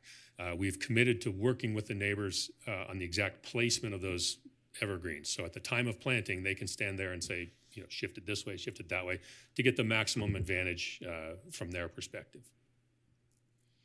And we've agreed to enhanced tree sizes at time of planting. This is a fence. This image was distributed to the neighbors on Copper Vista. They gave us visual approval that they were satisfied with this fence design. That's a synthetic durable fence. Should be long lasting. Tenamera's had good luck with that product at some other sites. So we got some buy-in from the neighbors on this fence design. This is an excerpt from the site plan that shows our enhanced landscape screening along that northeast property line. We've agreed to put trees closer together, 20 feet on average. That's above code, and enhanced tree sizes. So traffic, obviously North Valley's traffic is a hot button issue. I recognize that there will be people that live here with cars and they're going to drive them. But again, a project like this, close to the freeway, close to destinations that are walkable and easy to get in and out of the site. You don't have to drive through any other neighborhood to get to our site. It's projects like this that minimize our area-wide traffic loads. We're adjacent to an elementary school. We're close to North Valley's high school, adjacent to a whole line of businesses. We have a traffic report conducted by a local traffic engineer. No off-site deficiencies were identified in that traffic report. Intersections continue to function. Service levels remain acceptable. This project does not push us into traffic deficiencies anywhere around the project. Project alternatives. So, as I said, the owner has owned the site for almost, I learned tonight, is closer to 19 years. During that time, they've actively marketed the site. They have always envisioned that they would get a commercial tenant in there. They've had 20 letters of intent signed from different retail commercial operators. They were never able to get those projects off the ground, not through the fault of the current owner, but those companies couldn't approve those projects. They didn't have the population density that they required to put in a project on this site. All of them came back and said, when you get more houses, we'll be happy to talk to you again. So pursuing a residential project on this site is not from a lack of trying to get commercial in there. Additionally, we had our traffic engineer look at a sample site plan of commercial development on the site. He did a fairly small development of, I believe, 30,000 acres with 30,000 square feet with one drive-through. He generated 5,000 daily trips per day. We're well below that. We're at 1,200 trips per day. So again, a small commercial development would generate far more traffic than we're proposing here. I think that his analysis was kind of conservative. At the same intensity rate as the Raley's, we could fit about 80,000 square feet of commercial space on this site. So obviously that traffic number would jump up. Additionally, you get some compatibility issues with commercial. I think you get likely to get loading docks or blank walls on the north side of the project. That would be closer to that residential, more visible from that residential. Our project now essentially provides a buffer between existing commercial and single-family residential. So our project is likely to be quiet. It's residential. It's just people living there. And additionally, it provides some sound buffering from the freeway and from that intense commercial that's already there. This project is what I would call a classic land use pattern. You've got the freeway, you've got intense commercial development, you've got our site, multifamily, and then it tapers to single family in the back. That's an extremely common land use pattern. In fact, the zoning is set up that way to encourage that kind of feathering of density. So we're complying with that classic land use pattern. And the reason it's classic is because it makes sense and it works, and you'll find it everywhere in the world. So this is a quick example of a similar project. Inside the red circle is a multifamily project built by Tenamera. This is out in Sparks. It's directly adjacent to retail on one side and to single family on the other. So again, that's a very standard land use pattern. And it works fine. That project was built in coordination with Costco. They liked it. They had no problem with it. And it works now, and it's been a successful project. Support for projects. So the owner contacted businesses that some of his tenants or other businesses that are around the project, and they all said that they would support more residential in that area and that they need it for them to be successful.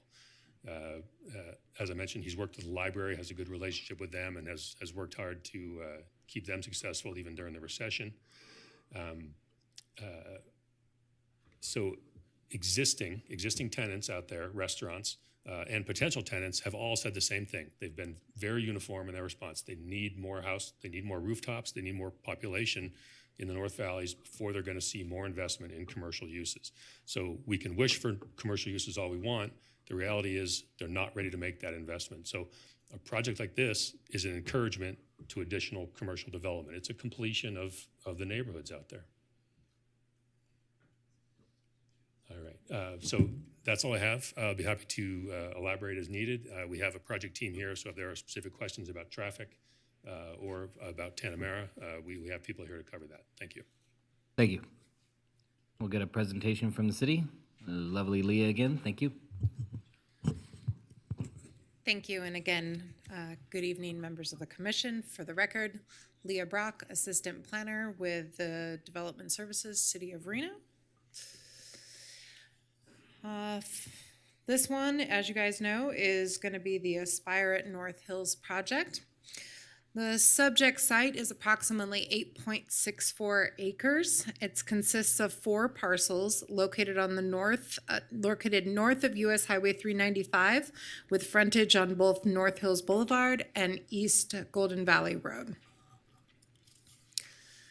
To give you a little bit of background, the subject site was annexed into the city of Reno in 2006. The site has never been developed, but was graded flat in the past, most likely during the construction of the adjacent shopping center in 1986. Key issues analyzed in this were overall site design and compatibility with surrounding uses. The subject site is located in the general commercial zoning district. This does allow for a maximum density of 45 dwelling units per acre. The proposed density is approximately 22.2 dwelling units per acre. As the applicant stated, a conditional use permit is required to develop 100 or more units in that general commercial zoning district, which is why we're here tonight. The proposed project includes 6 three-story apartment buildings, 1 two-story apartment building, and 1 clubhouse with associated common areas, recreation areas, and amenities. Prior to issuance of any building permits for vertical construction, plans shall be approved demonstrating those amenities, including the clubhouse, the private recreation amenities, barbecue areas, dog recreation areas, children's playground, consistent with Exhibit B in our staff report. So that is the condition. And then also conditions number 13 and 14 are regarding coordination with RTC on that future expansion of North Hills Boulevard, which is expected sometime in the years 2026 to 2030. Also, we're adding the RTC Smart Trip program for all tenants to that as well. As the applicant stated, the proposed project will include the vehicle access from both North Hills Boulevard and Golden Valley Road and through the Raleigh Shopping Center. Vehicle access points will utilize existing curb cuts. There's no new driveways or street configurations required. Additionally, there's an existing emergency access road across the site running from Golden Valley Road to Alice Smith Elementary School, which will be maintained. Regarding compatibility with surrounding uses, here you can see the chart showing the uses surrounding the site. It's mostly commercial except for the single-family residences and the school to the north. Per Reno Municipal Code, the land use screening is required for a new multifamily development along property lines abutting public facilities and single-family residential zoning districts. To provide the adequate land use screening between the proposed apartment complex and the elementary school, Condition 5 requires a landscaped solid or semi-opaque buffer along that shared property line. And in coordination with Washoe County School District, the applicant has agreed to maintain a pedestrian path between Golden Valley Road and the elementary school. Also, the existing emergency access road will remain in its present function to allow emergency access to the school. Also, we've added a condition where Washoe County School District will review the final building plans to verify that pedestrian access connection and the emergency access road. Back to more compatibility with surrounding uses. Per Reno Municipal Code, minimum land use screening required between a multifamily development and the single-family residential zoned properties on Copper Vista Court is a 6-foot-high solid wood fence plus a 5-foot wide landscape buffer. So all that is required is 6 foot solid and 5 foot of landscaping. However, there's an 18-foot grade change between the subject site and the houses on Copper Vista. The applicant solicited feedback from the property owners on Copper Vista and worked with city staff to modify their project design for increased compatibility with these adjacent single-family residences. As a result of those meetings, additional screening will be provided. There is an existing 6-foot tall wooden fence, which the applicant explained, and condition 6 is going to be that existing 6-foot wooden fence shall not be disturbed. Condition 7 is for the 6-foot decorative fence to be installed, including the landscaping that the applicant showed in his presentation. Also, to further mitigate the impact on the residential zoning district, we have limited the days and hours of construction. We have required that all lighting be shielded, and exterior lighting on that side will be limited to 12.5 feet in height. To further increase compatibility with the adjacent single-family homes, the applicant reduced the height of the apartment buildings adjacent to Copper Vista Court and eliminated the 3rd story, reducing the building height by 9 feet and eliminating 12 units. Condition 10 limits the mounting height for all exterior light fixtures on the apartment buildings for the single-family homes to 12.5 feet. Public comment. Agency comments were received and incorporated into this analysis. The applicant presented this project to the Ward 4 Neighborhood Advisory Board all the way back in October and has been working with the community and working with staff to mitigate some of these concerns ever since then. So the main concern expressed by the public comments is the impact of development on traffic in the North Valleys, which we know we've heard over and over. There were also additional concerns expressed related to school, crime, and the need for more commercial options in the area. Also, I do want to point out that there were 2 public comments that were in support of this proposed development. Regarding traffic, the intersection of Golden Valley Road and North Hills Road and the project driveways on both Golden Valley Road and North Hills Road were all analyzed. It was determined that all 3 intersections will operate at acceptable levels under all study scenarios. Also, again, the regional transportation plan identifies that North Hills Boulevard will be widened from 2 lanes to 4 lanes between Buck Drive and Golden Valley Drive, somewhere between 2026 and 2030. The conditional use permit findings are on the board for your review. Staff can make all the findings and recommends approval subject to the conditions of approval listed in the staff report. That concludes my presentation. The recommended motion is on the board, and I am available for questions. Thank you. Thank you, Leah. Appreciate that. We'll open it up to commissioners for disclosures. Commissioner Gower, if you want to start it up. Thank you. I received and read emails familiar with the site and met with the applicant's representative. Commissioner Munoz, I received and read emails, familiar with the site, and briefly spoke with the applicant's representative. Commissioner Armstrong, I read and received emails. I met with the applicant's representative, and I'm familiar with the site. Commissioner Villanueva, I read emails. That's it. Commissioner Johnson received and read emails, familiar with the site, and spoke with the applicant's representative. Commissioner Velto? Commissioner Balto, same disclosures. Commissioner Draculich, same disclosures.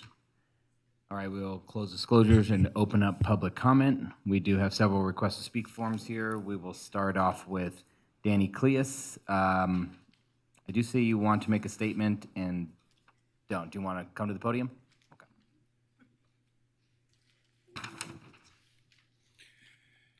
Danny Cleus for the record.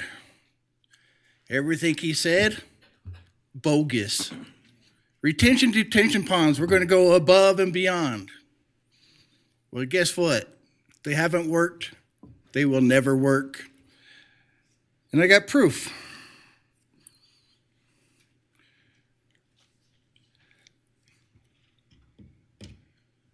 Overhead, Michelle.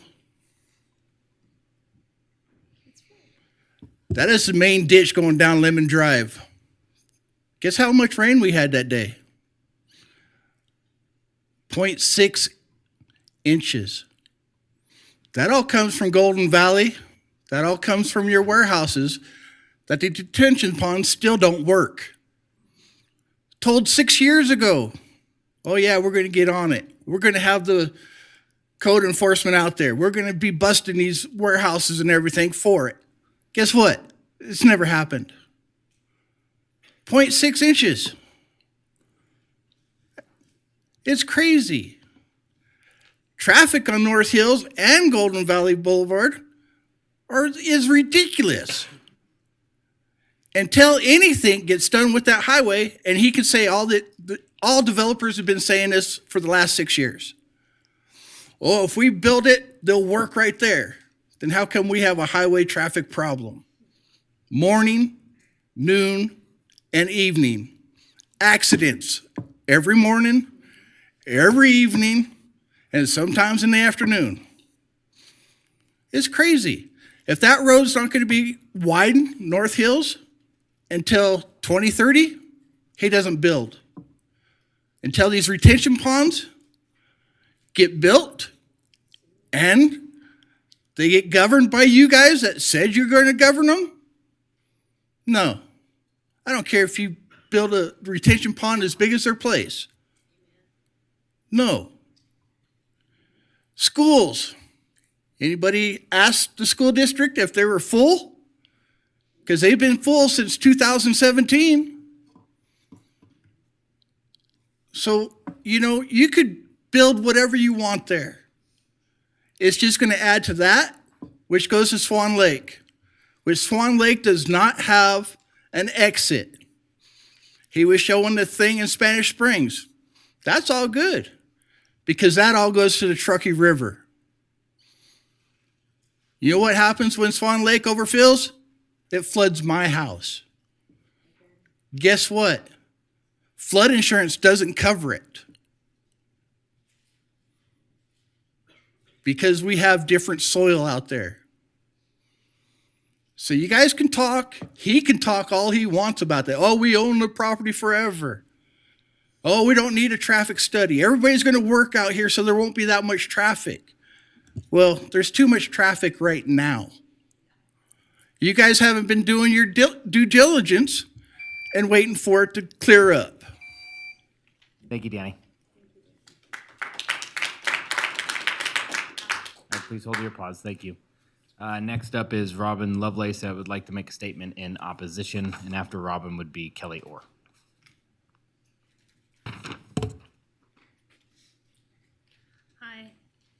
Hi, my name's Robin Lovelace, and I just want to say you guys, the Reno City Planning Commission and the City of Reno, you guys are the ones who are responsible for our traffic problems.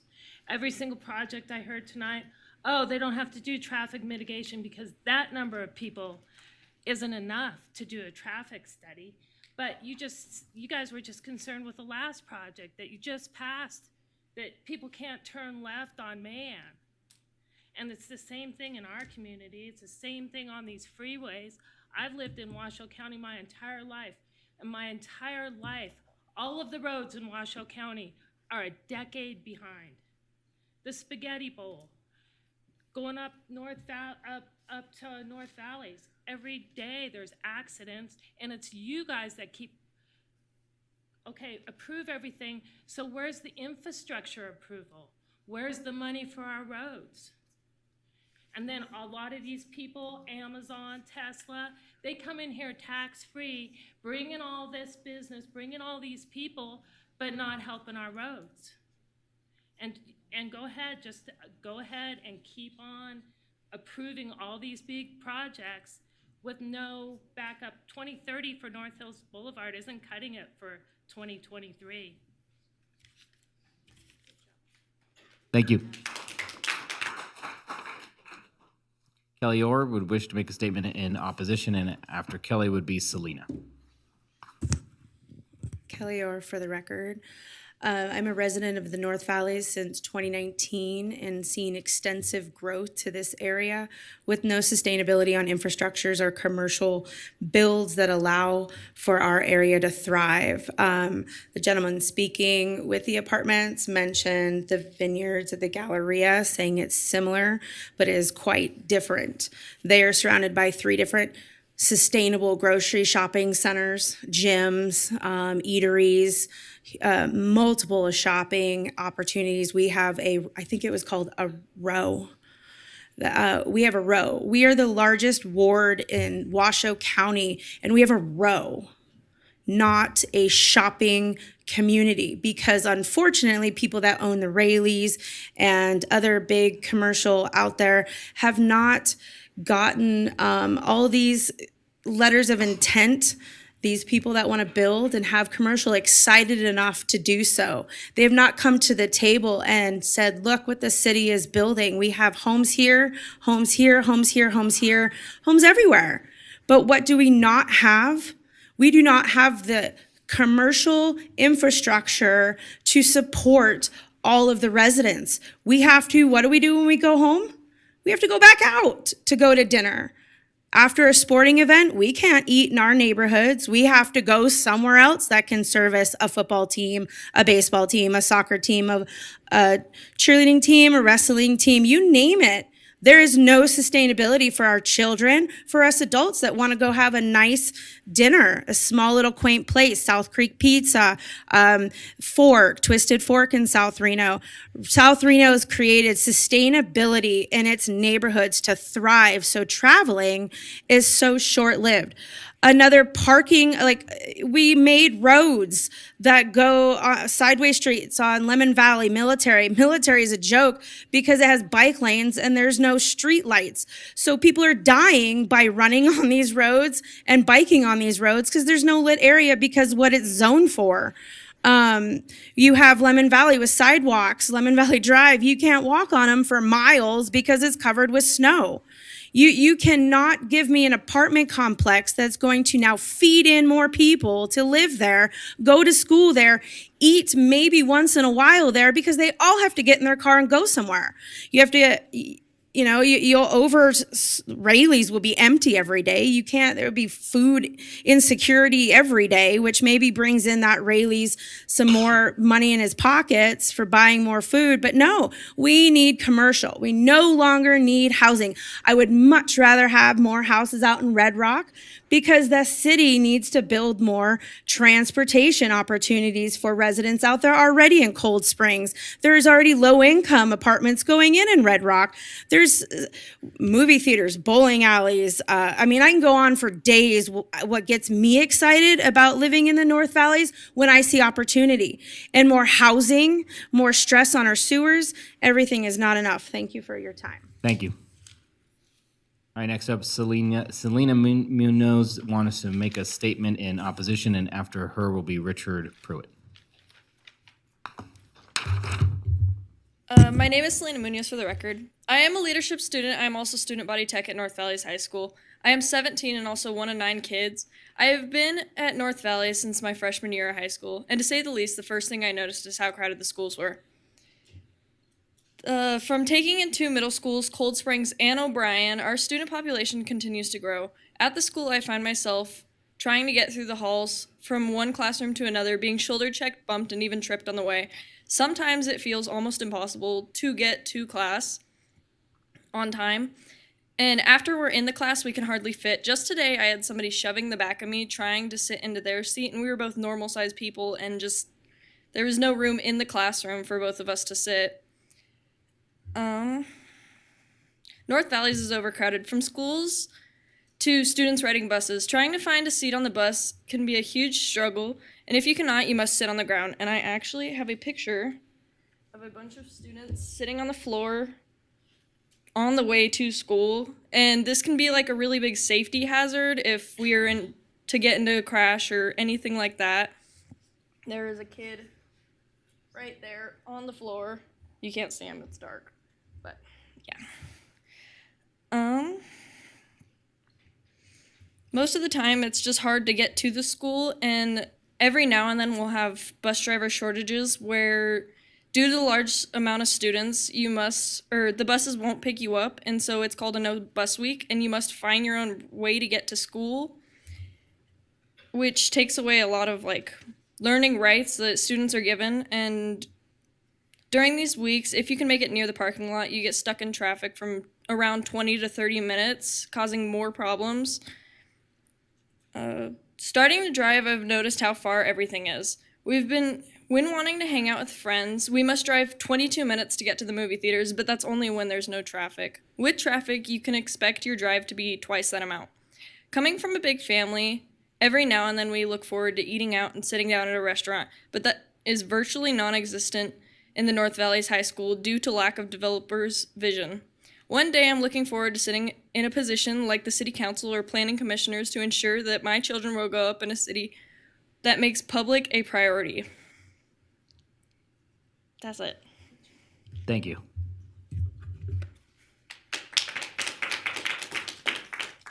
All right, next up, Richard Pruitt would like to make a statement in opposition, and next up is Haley Choyan.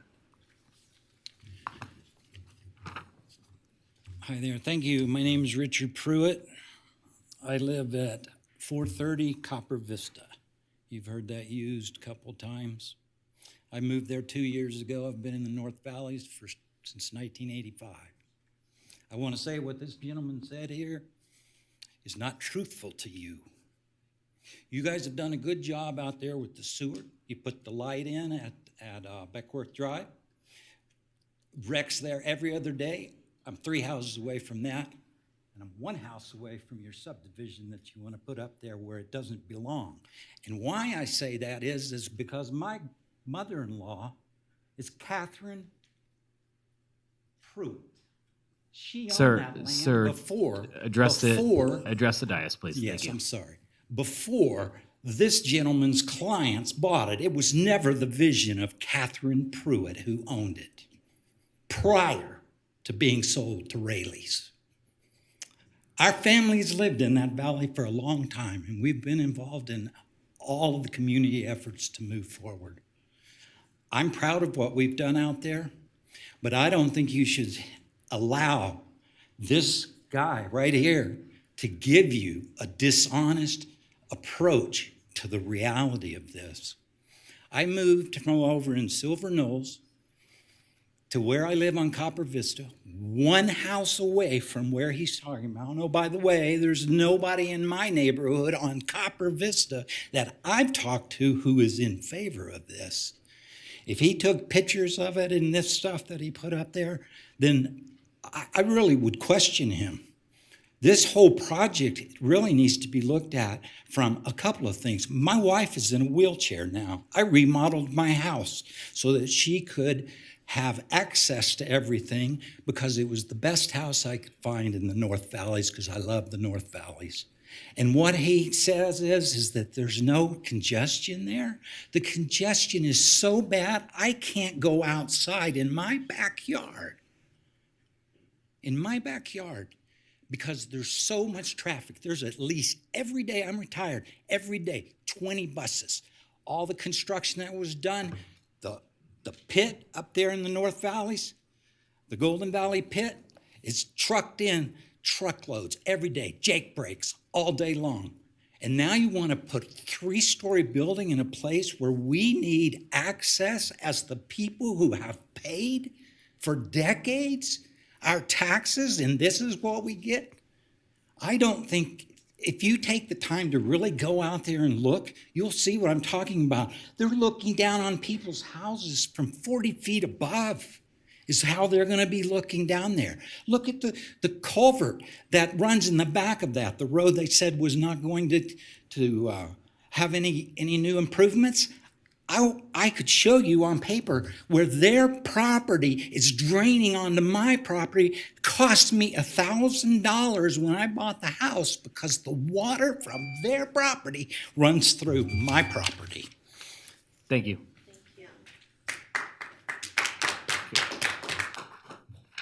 Next up, Haley Troyan wants to make a statement in opposition.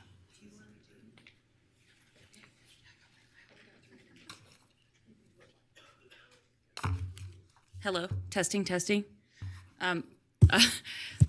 evening, everybody. My name's Haley Troyan, for the record. The first thing that I just thought was interesting is Washoe County Assessor says the owner is Selective Golden North LLC. And Mr. Wilson stated that they were a local company. When you look them up on the Nevada Secretary of State, it says that they're a foreign company based out of California. So I just wanted to state that. That's not part of my argument. I just found it interesting. I'm a Reno native. I was born and raised here. I went to North Valley's High School in Golden Valley, and I was the first graduating class. I created a petition on change.org. I did it 3 days ago, and right now, I have 1,695 signatures. And those signatures are stating that we don't have the infrastructure for the people that we have. Mr. Wilson stated infrastructure won't come unless there's more people. The gal, Kelly, I believe, talked and said we're the biggest ward in our area.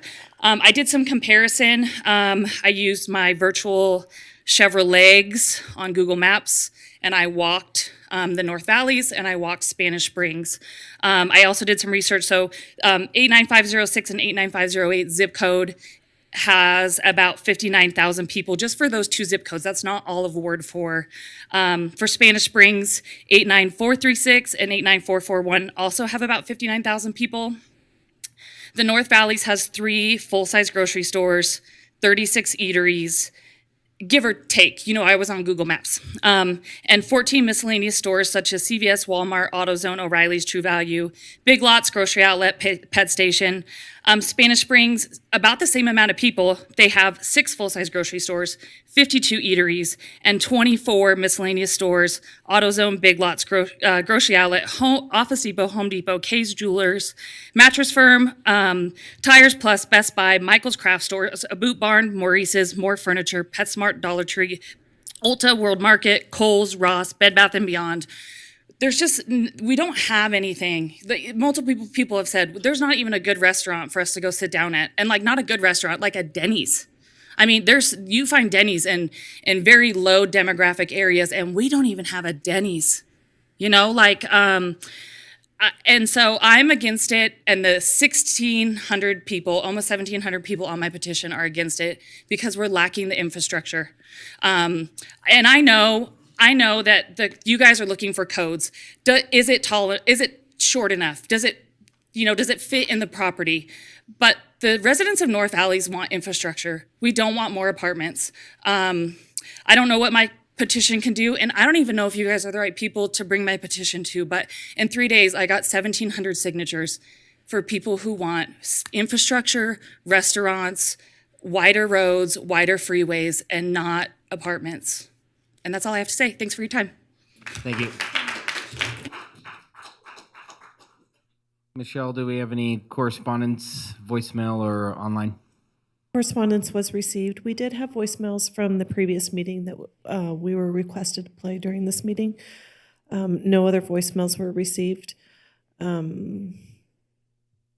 think that's it. So we'll transition into the voicemails right now. Great, thank you.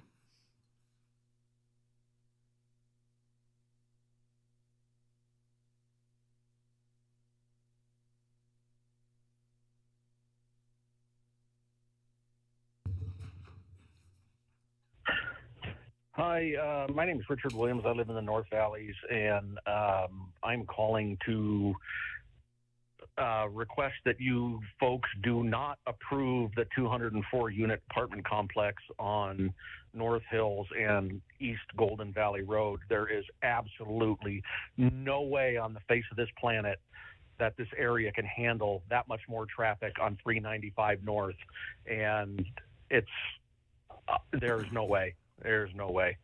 Okay, that's my public opinion. Thank you.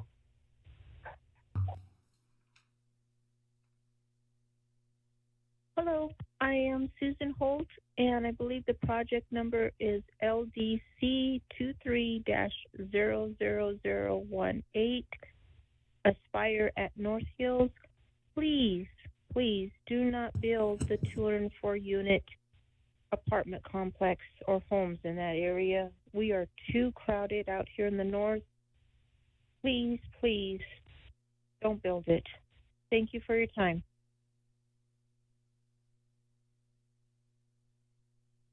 Hi, my name is Veronica Rivera, and I'm calling in regards to project LDC 23-00018, Aspire at North Hills. And it's a 204 unit multifamily residential development that I am opposing to because we have a lot of traffic here in Golden Valley already, and our elementary school is overpopulated. So I completely oppose to these apartments being built in this neighborhood.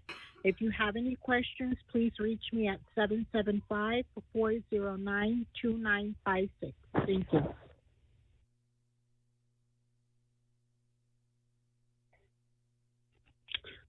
Hello, my name's Luis Mike DeAnda.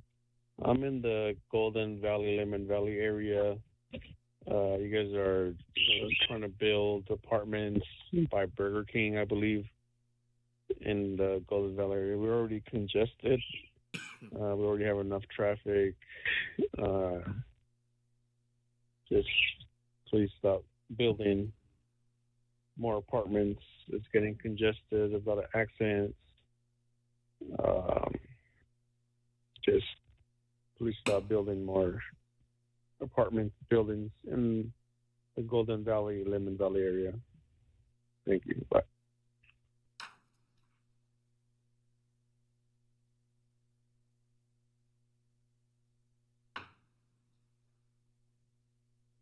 Is that it?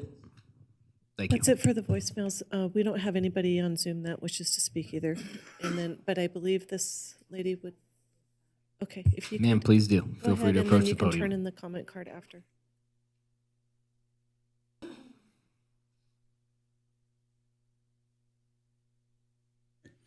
.495 Copper Vista Court.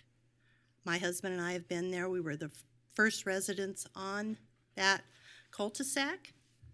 And we're retired. We enjoy looking at the mountains with those buildings being built up that way. We bought that place because we had a school behind us, a retaining pond across the street. And what this does, it blocks our view of the mountains. We have mountain views from our living room, from our kitchen, and it's very upsetting to have 3-story apartments that we're going to have to start looking at when we're retired and we're enjoying our home, and now we're thinking about moving. That area is desperate for a restaurant. If you wanted to put a restaurant in, it makes sense. Nothing else makes sense in that area. Nothing at all. I can see a restaurant there. There's nothing in that whole area. You have to go downtown or to a casino or something to go get something to eat. It's ridiculous. It's all Taco Bell, fast food places. So if you wanted to build something like that, at least it'd be lower. But we've been there for 22 years. And it's just like Braddock and Logan said, they made us all these promises when we bought into this place, and it's all been a bunch of lies. You know, they promise you the world and then you don't get it. You know, you can promise to build a fence behind there with trees, but you know what? I wouldn't count on it. I just don't, you know, I just don't see that. And I know we have to time when we leave our house and when we come home because the traffic is so horrific. It's all the way out up to the next lights. If you were to get off the freeway and go up to the next one, it's backed up completely all the way past the bank, Wells Fargo, you have to time it to get in and out. And I walk my dogs daily. And there's so many people buzzing down the roads, hot rodding. They don't stop. There needs to be speed bumps through some of these places because you can be in front of the school. The school is my backyard, Alice Smith School. And I like my views. I don't want to have to move. Anyway, I thank you for your time. Thank you. All right, next up we have Natalie Larson.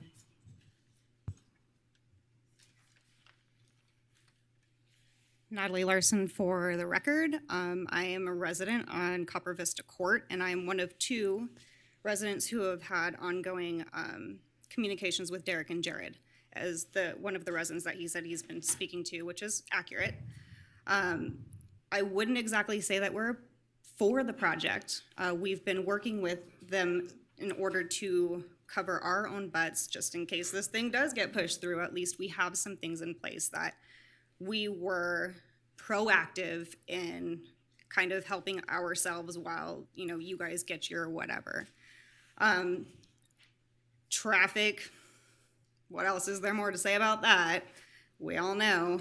And privacy. And so if we can pull up the map of this complex, I have said several times, and they've shot me down personally about this one particular building, which is a problem, which is the problem that we've been speaking about with Derek and Jared.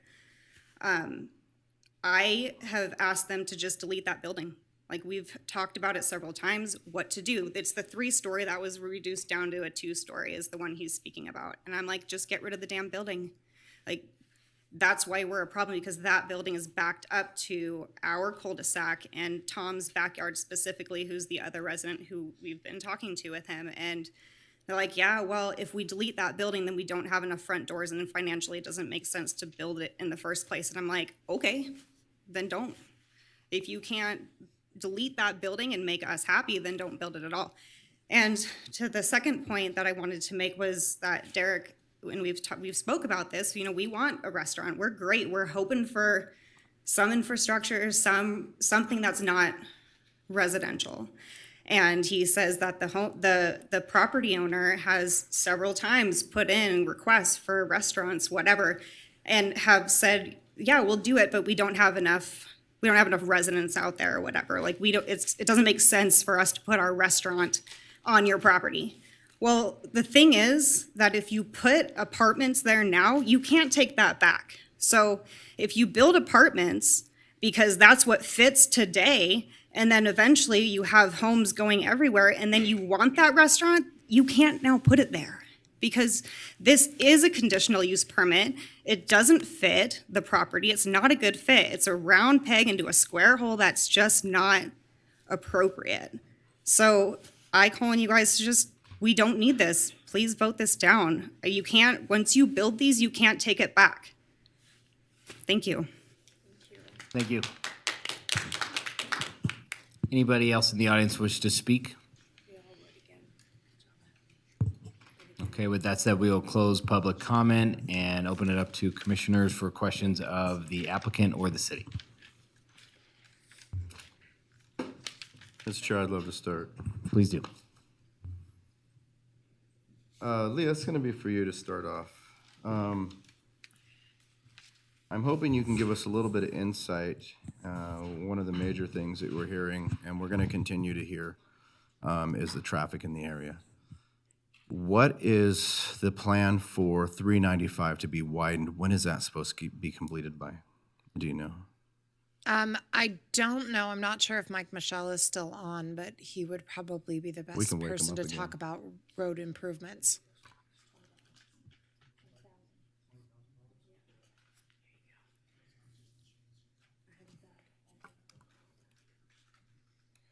Mike, are you there? Good afternoon, Planning Commissioner Mike Michelle, Engineering Manager. To be honest with you, I don't know when that's planned to be, that stretch is planned to be widened. Okay. I know that North Hills is planned to be widened in 2026 to 2030. But as Okay. far as the freeway goes, I don't know. And can you tell me when the last time a traffic study was done for North Hills Boulevard? Well, a traffic study was done for North Hills Boulevard in conjunction with this project.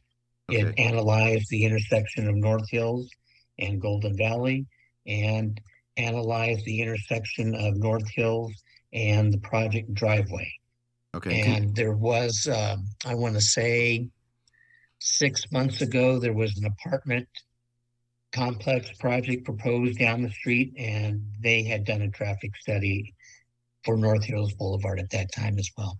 Correct. Okay. And that was the one behind the grocery outlet there. And that one was denied because of the traffic. Am I correct on that?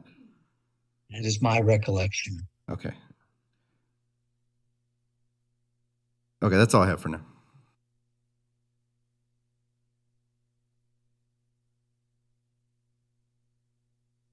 Any other commissioners with questions? Commissioner Villanueva. Question for the applicant. It was brought up a few times. Drainage, is that an issue on the site? Drainage. Yeah. Is that someone said something about flooding? Yeah, that's not something I'd heard. My response would be that the way you fix that is you put something there. You build on it. I despite the opinions that I heard about engineering, I believe drainage and detention basins do work, and if we installed that on this site, it would fix any existing problems if there are any. Is there a detention basin plan for this site? Oh yes, Yeah. Above the code requirement. Okay, because there is risk of flooding, so you guys had to put in a detention basin. Is that right? There's a risk of flooding in that any site can theoretically flood, but we're not in a flood zone. No. Okay. All right. Thank you. Commissioner Armstrong. This is for the applicant. Sorry, it was a little slow there. But so a lot of the comments we've heard are related to lack of commercial development. Mm-hmm. In the petition that was brought forward to the commission, started 3 days ago, they did kind of a comparison between Spanish Springs and North Valleys. Looks like there's similar population density, but you've indicated that there were issues attracting commercial development specifically to the area. Could you maybe opine on why that is? Like what's kind of driving those discrepancies? Because on its face, it looks fairly similar. Yeah. Maybe in aggregate, it's similar, but Spanish Springs is a large housing area to the north, and it all kind of funnels into one spot. So everyone's going to do all their commercial acquisitions, their shopping in that one area. Then they're going to disperse back to the home. North Valleys is more spread out. There's Lemon Valley, there's Golden Valley. It's more distinct areas. When a retailer looks at a site, they put a pin on the map, and then they draw some circles around it. They look, what's the population in that area, in that one circle. You do that in Golden Valley, you don't get the sort of density that you're going to get in Spanish Springs. So it's just not there yet.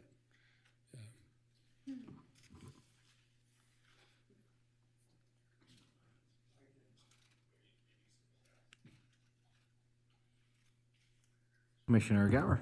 Thank you, Mr. Chairman. Derek, can you just elaborate a little bit more on Commissioner Villanueva's question about the stormwater and talk to me a little bit more about the destination of flows for this site and what the proposed on-site detention retention looks like and how it functions? Sure.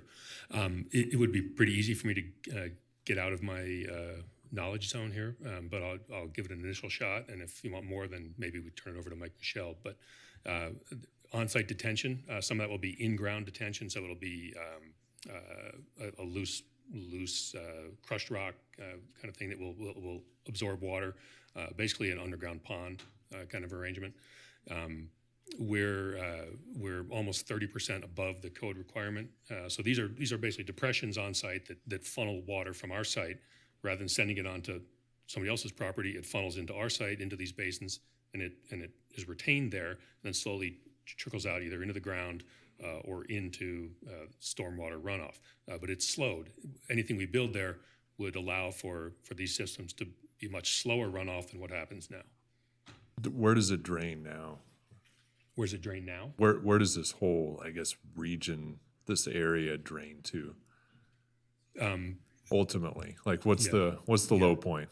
Yeah, I'd be much more comfortable having a civil engineer discuss address this question. Okay. If I could shift gears then, Mr. Chairman. And maybe, Derek, I'm going to ask staff this next question. Okay.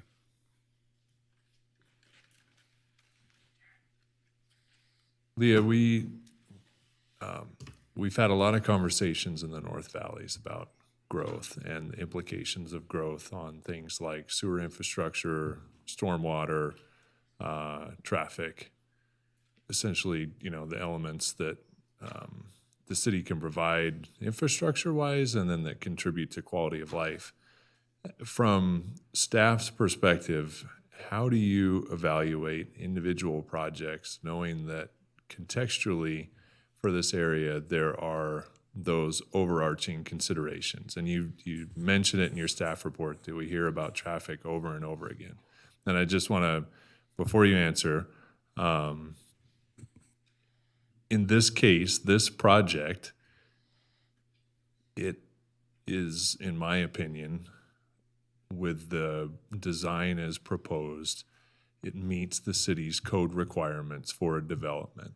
It meets the master plan requirements for infill, for mixed use, for compatibility with adjacent sites.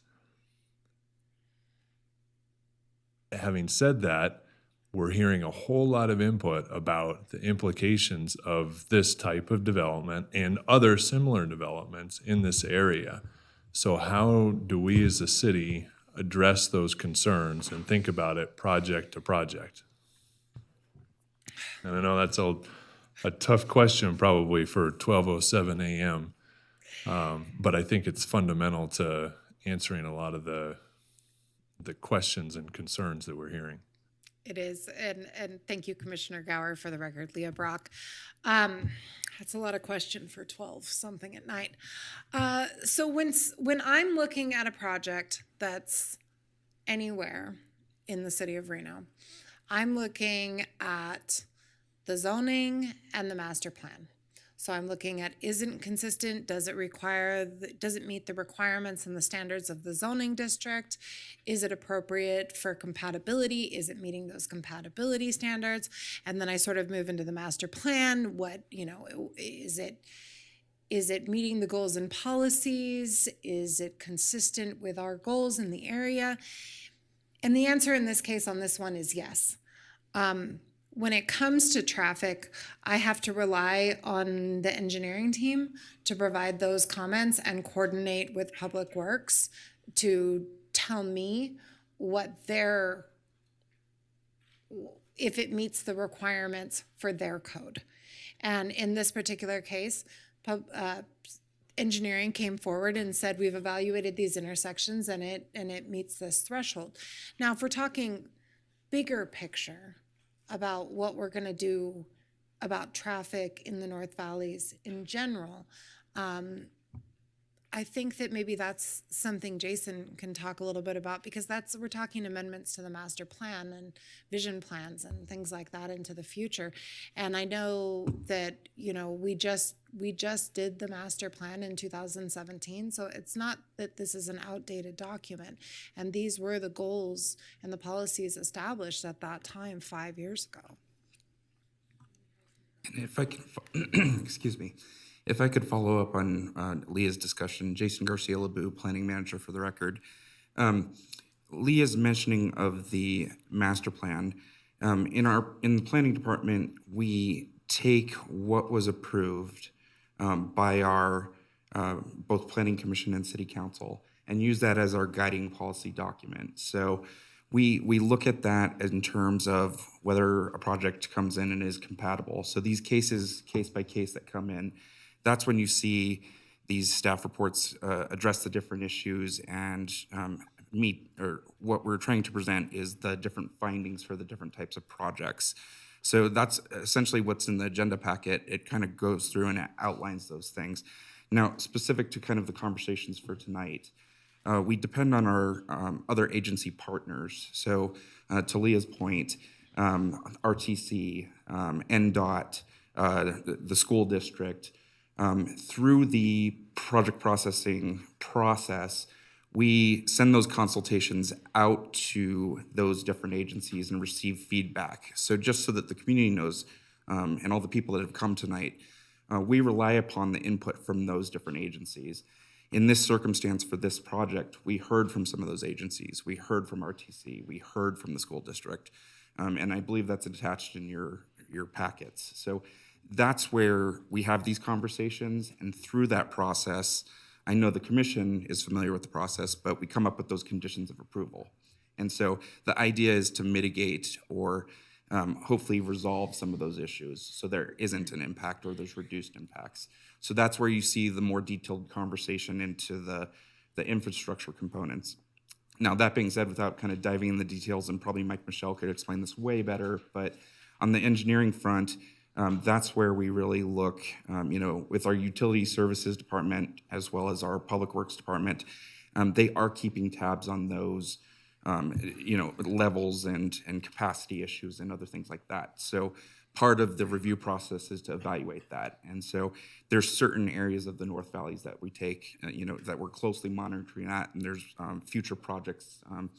And similar can be said for other agencies and their responsibilities. I know, and for instance, using the school district, I know that's not the topic of your question, but in that circumstance, we got response and feedback on estimated levels of kids and other things in the local schools relevant to this project, and when that will be mitigated, when they're potentially adding a new high school and things like that. So long kind of conversation, but hopefully that kind of addresses some of those areas. I don't know if Mike wanted to really add to that, or Leah. I just wanted to add that I had an answer to the question about when the 395 improvements were going to happen. And I just looked at the regional transportation plan, and it's 2026 to 2030. So it's sometime in that time frame. It looks like it's phase 2 of the project.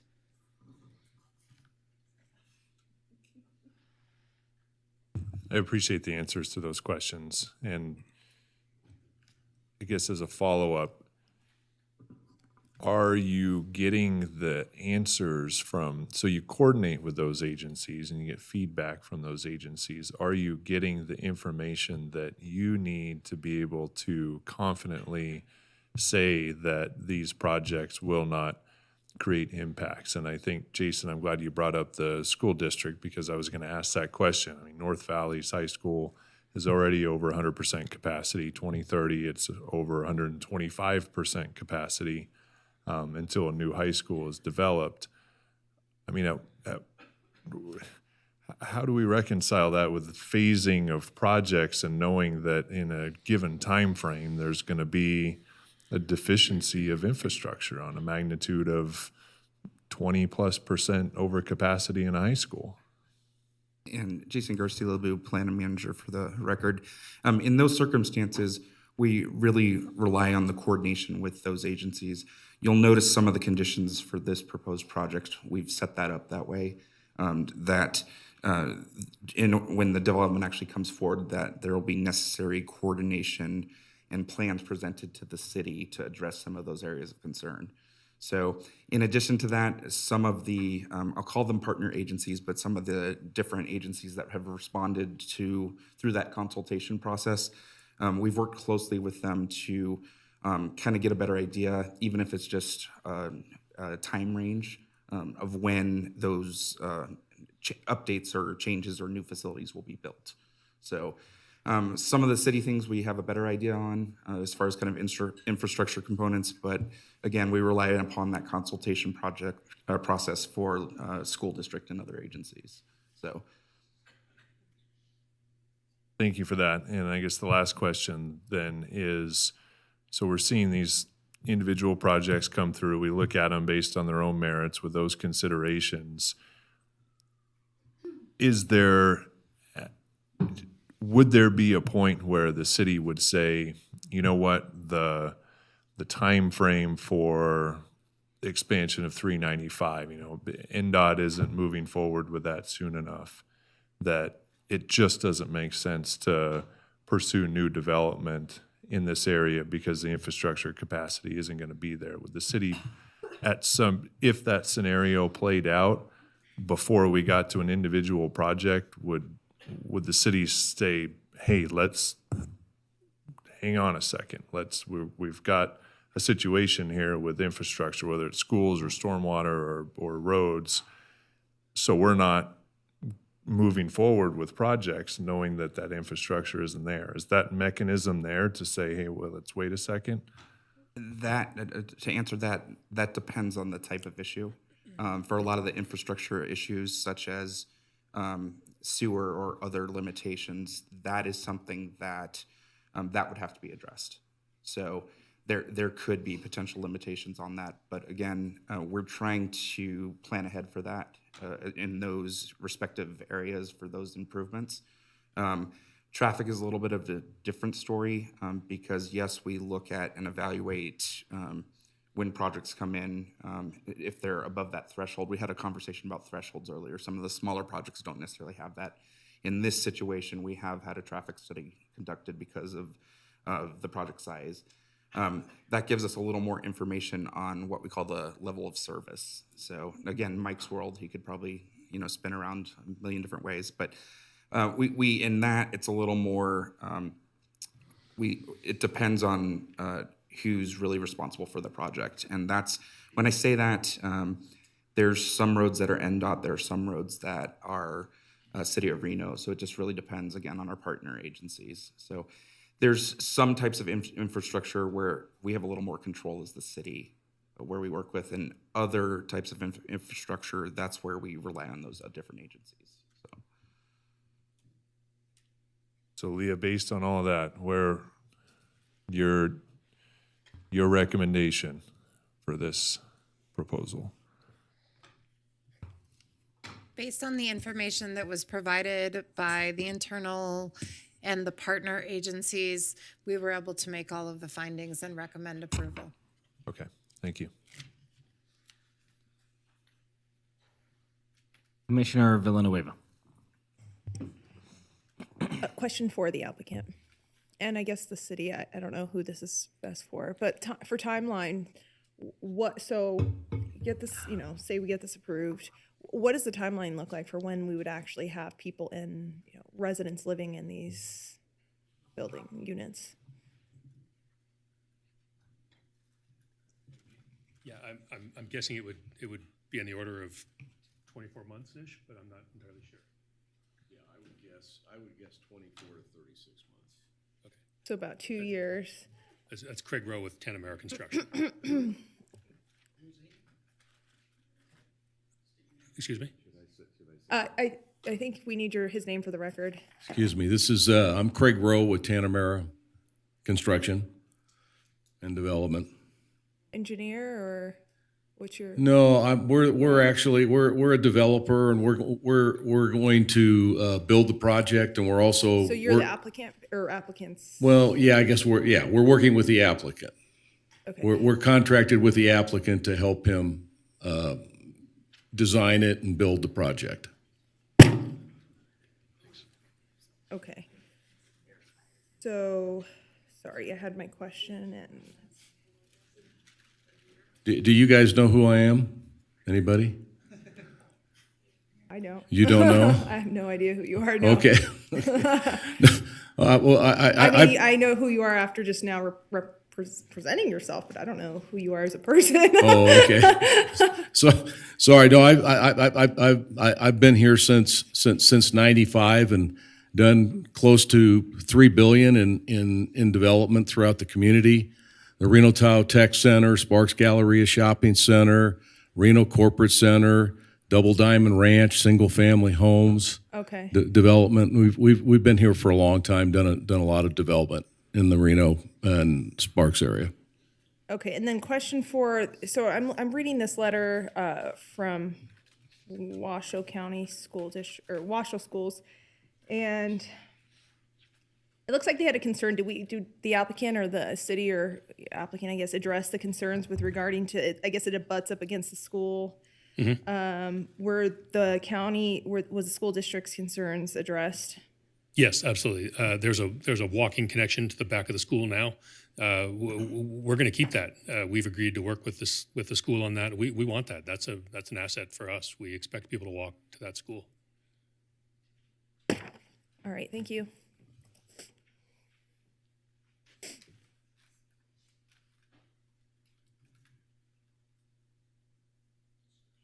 Chair, Please go ahead, Commissioner Velto. I just want to jump back to the question that was asked earlier. I understand that Leah mentioned the regional transportation plan. And I was curious if the applicant had any more information about the regional transportation plan. That seems like an important point when we're evaluating this project. Lauren Chilson, Headway Transportation. Thank you for the opportunity to speak about that a little bit. I think sometimes we get lost in understanding exactly how regional transportation planning and funding in this community works. And we have a very well-established system. It's called the Regional Transportation Plan. It's performed every 5 years and updated by the RTC and with partner agencies Washoe, Sparks, Reno, and NDOT. Through that plan, all the improvements are identified region-wide that are needed for all of the master plan in hand. Those projects are then programmed and put in the funding mechanism. At that point, an impact fee, the Regional Road Impact Fee System, is created, and the amounts due for every project, including the small ones that don't get a little traffic study because they're so small, they don't go without paying a fee. Every project that comes to the cities and the county pays the fees based on that regional transportation plan and the impact fee program established by the agencies, every one of them. Those monies go into the coffers and they get put back out to projects. Projects like the Lemon DDI that just got built to the tune of $11 million. Projects like the Lemon Drive widening study that just got built. Beckworth Signal, Red Rock and Moya Signal, Red Rock and Silver Lake Signal. All of those things that have been going in the last few years come through that program, and that's how the funding occurs. Everything in that regional transportation plan is agreed by NDOT and RTC, including NDOT's plan, the overhead please, for 395, which shows 3 phases right now. Phase 1, actually Parr Boulevard was phase 1A. The Parr interchange just got built. That was phase 1. Phase 1B is the next segment from McCarran up to Golden Valley, slated for 2023, and I happen to know that project's still on track. The next phase is 2, which goes from Golden Valley up to Stead Boulevard, programmed for 2026, as stated by NDOT right there, and that project is in design. So these things are happening. I understand the frustration. I understand traffic comes before solutions come. That happens because if the traffic doesn't come, you don't spend the money there. That's just the reality of it. That's why everything in the RTP is prioritized. And yes, it takes a little bit of delay, but these monies have to come in, the projects have to be prioritized, and then they get spent. And there's evidence of that in North Valleys. And so I'm not saying there's no congestion. We all recognize there is, but there's a plan to address it, and it's a regional transportation plan and funding system. So please just remember that in the conversation. I think that gets lost sometimes, but all those things are behind the scenes. I do have, I won't keep going, it's late in the night, but I do have the phasing for Spaghetti Bowl improvements, the freeway improvements, all of those things, if you're interested. Commissioner Thank Velto, you. go ahead. Continue. I hope I answered your question. I kind of went on a diatribe there. You did, I appreciate it.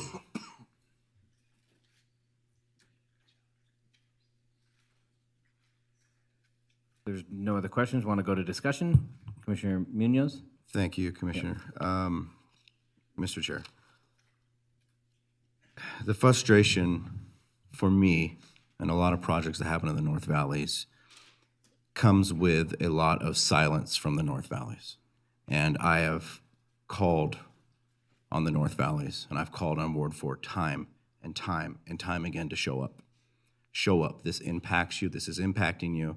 And I am basically up here making decisions on my own with no feedback from the Ward 4. Thank you for showing up. This is a big deal. This is a big deal. This impacts our community. This impacts me personally. This impacts you personally. And we keep getting the same song and dance. Oh, we need to put more houses up there, and then we'll put some retail. We need to put more houses up there, and then we'll put some commercial. We need to put some more houses up there, and then we'll put some restaurants. And with every project that comes in on a commercial property like this, they soak up another property we can no longer use for the things that we need up there. It happens every single time. And I know staff works extremely hard with what they do. And I know they take great care in putting these reports together and putting the staff reports. I know they take a lot of time in doing that. But I am going to beg to differ that the big picture is not being seen here. The big picture has not been seen for a year and a half in the North Valleys. And time and time again, it's another big project, another big 300 houses, another 200 houses, another 400 apartments, another, the list goes on and on and on and on for the last 2 years since I've been here. And it's been nonstop. And we keep hearing, well, they're going to fix the roads. They're going to fix it. We know they're going to fix the roads. They've already told us they're going to fix the roads, and we do not need this project for the roads to get fixed. It's happening. But hearing, and I was waiting to hear, what is the timeline for this to be built out? When is would to get another 1,000 trips on our road? When is that going to happen? Maybe 36 months, maybe 24 months. And the roads, they're telling us, well, maybe 2026, probably 2030 is when it's going to happen. So you're going to get your roads, people, but let us throw another 10,000 houses up there. We have another set of residents going in Cold Springs that we're waiting for construction to start. Just up the road from here, where our traffic study was just done in Washoe County, right across from the high school, hundreds of more homes are going in there, which is going to impact this. And those will be done in the next 12 to 18 months. So you're telling us, let's just throw another bunch of houses up there and another bunch of apartments, and we're going to catch up eventually. We've caught up. We've caught up. The roads we're overwhelmed up there. We don't have places to shop. We don't have places to eat. It took my wife 2 hours to drive 10 miles the other day to get my son to class. 2 hours for 10 miles. And anytime I get from the Spaghetti Bowl on rush hour traffic is when I tend to get home every single time. I know I'm going to spend at least 35 to 45 minutes to drive 10 minutes. But we got to keep waiting for the roads till maybe 2026. And I'm going to ask the commission here that I'm a little torn because I like this project. I like the project. I think it's a good-looking project. In 5 years, we are not ready for it now. We cannot sustain any more of this building up there right now. It's got to slow down. Somebody's got to come to stand up for the North Valley and say, enough's enough. We can't live with this anymore. You're killing us up there. That's all I have. Thank you.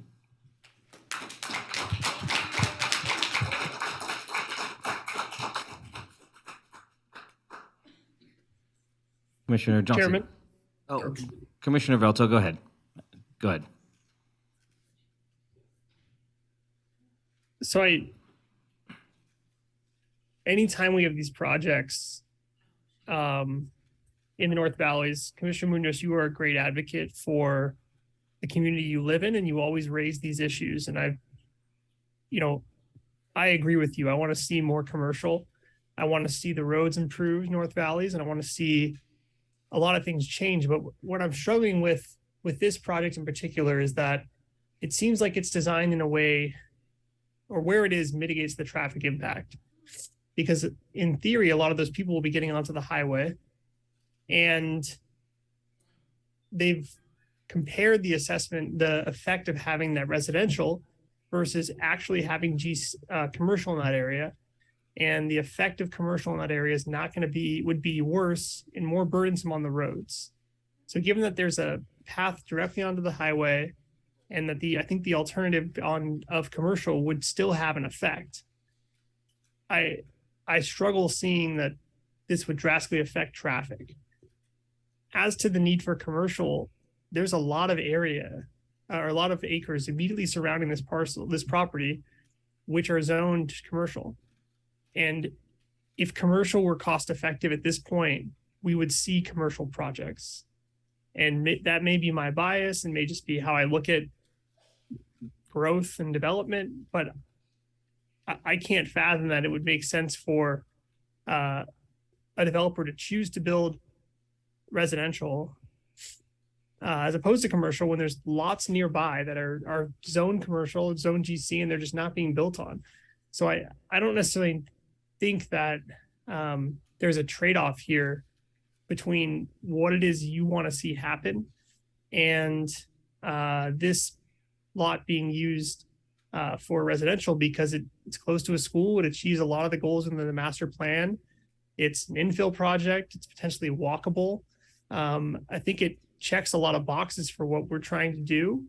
But I hear you, and I struggle because I wish we could tell applicants when they come forward, we want you to build this. There's a need here for commercial. There's a need here for restaurants. I want you to set up to build, to make sure that restaurants go here. But I don't know if we have that power, and that's where I've struggled, and we've had differences of opinion in the past. It's just I don't know how to do that with some of these projects when I think it checks the boxes, and I don't see commercial in the surrounding areas being developed, even though that's expressly allowed and could be developed without coming to us. So I guess those are my thoughts. Thank you, and I'll piggyback on that. I just always am so proud to be a commissioner with you. You're passionate and you're looking out for your people, and you live there, and you know. And I usually end some of these meetings and talk to you afterwards and try to get greater insight. So it's always calculated for me. To the point of Commissioner Velto, specifically to the GC that's abutting the highway, I do see that as most likely to be the better place for future shopping malls, restaurants. Maybe a bigger box store like a Target or something that's more useful. But we've got some vacant parcels right there. This would be the better place for the residential in my eyes. And the one thing that always catches me off guard is every time we have an applicant come up who, going back to the item that we had a couple months ago, just on the other side of Walmart, they were talking about how they've been shopping this as a commercial site.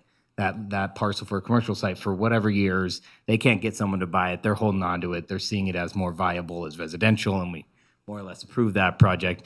And it kind of feels like we're in the same place again here. Is this, ultimately the better use for this area? And that's where kind of I land. It's incongruent because I do believe you guys are lacking commercial uses and retail and shops, but why isn't it being built? Where is it? And we've also have heard from other owners of places like off of shopping centers off of Lemon that have, empty spaces or businesses not doing as well as they'd like and struggling to stay up. And so it's just incongruent. It doesn't mean that it's not real with what you're saying, but it always just catches me. It's something I can't get over. But anyway, those are just my thoughts. Commissioner Johnson.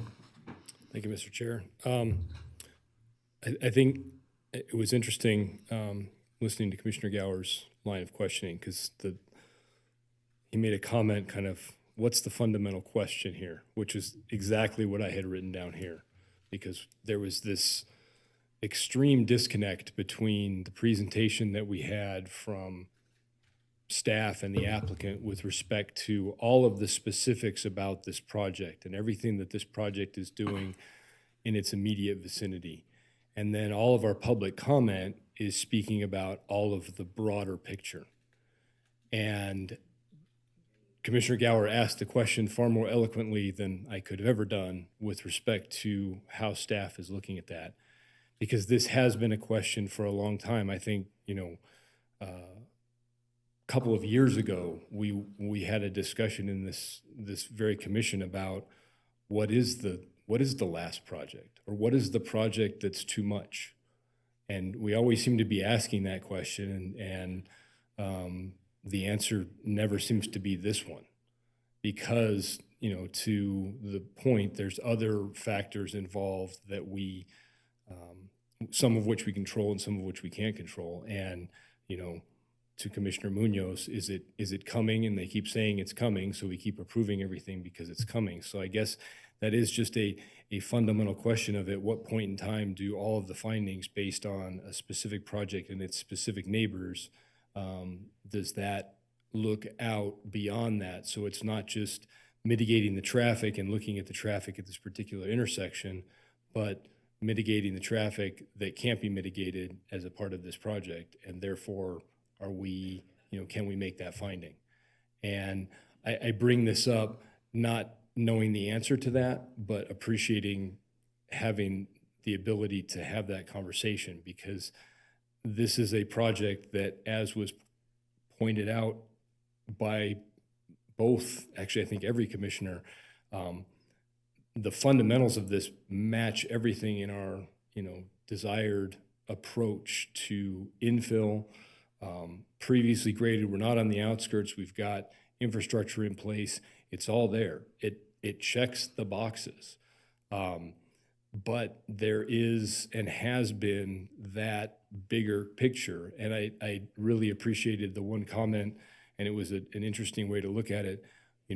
We asked a lot of questions of staff about the potential for a traffic light and a right-hand versus left-hand turn, on the last project, which does not demonstrate the level of traffic issues that we have here. And we were questioning that and wondering about that. And then we turn around and we look at a project that has a level of service D already immediately adjacent to it. And just beyond that,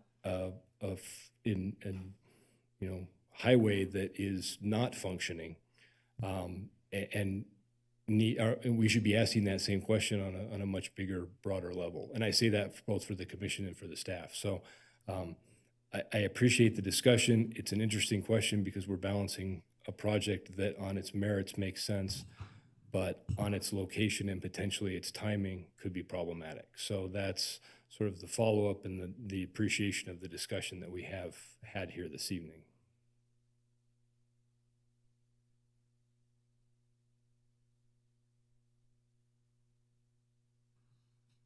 Go ahead, Commissioner Muniz. Thank you. Commissioner Muniz for the record.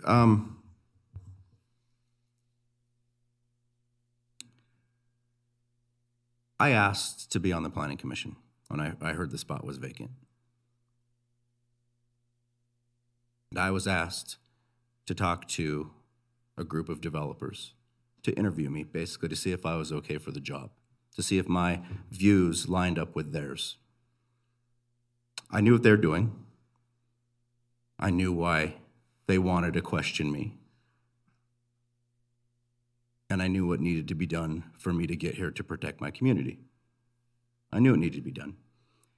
And this last November, the community spoke up and said, enough's enough.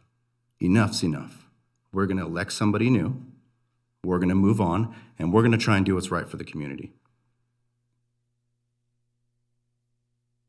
We've had, in the last 3 days, 1,700 people sign a petition saying, absolutely not. We do not want this up here. It doesn't work for us right now. We've had, and I'll get on Facebook and I'll look at the North Valley pages and see what people are saying about this. Nobody wants this up here. Nobody wants this up here. And I'm going to say I'm a little bit torn because I like the project. The project does check the boxes. The project is a good fit. And maybe and you all know from past discussions, I despise losing more commercial property to residential because we can't get that back once it's gone. Once it's gone, it's gone. And I've been in numerous meetings and numerous sit-downs talking with people in the North Valleys that are telling us space is running out. We are running out of space. And Commissioner Velta brought up a great point, the spot next to the freeway right off. That was looking at being developed within the last 6 months. They're looking to do something there, but they cannot get an ingress there. They're actually having to take the ingress through the post office, and the post office didn't want any part of it. So they are trying to build there. They are trying to do commercial there. A hotel, restaurants, those things are being looked at up there, but they couldn't use the property. It wasn't adequate. I just don't buy that the sit-down restaurant a clothing retailer, one of those places, isn't going to be viable up there because everybody you're hearing tonight is screaming for it. Everybody online is screaming for it. Everybody on the petitions is screaming for it. And I know it's a very small percentage of the people that live in that area that are wanting the same thing. So once again, I'm going to implore you. I think this would be a good project 5 years down the road when our roadways are fixed and when our freeway is widened. I think this is a good project. But the North Valleys cannot handle any more congestion. And from here on out, I think any projects that are large scale like this need to be seriously looked at as a whole for the entire North Valleys in Ward 4, not just the street that it's sitting on or the streets where it intersects or where the exact traffic study is going. The entire area needs to be looked at very carefully because the impact and the burden that we're placing on these people is detrimental. It's detrimental, and I'm going to be the first to say it's getting hard to live up there. It's getting very hard to live up there, and my wife has asked me numerous times, is it time to go yet? Because I'm done with this. And I don't want to leave my home. I don't want my children to leave their schools.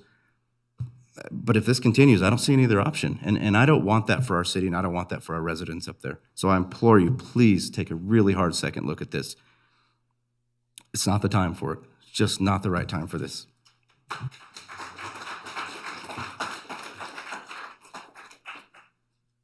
Commissioner Villanueva. Thanks. Thanks for allowing me to add to the conversation.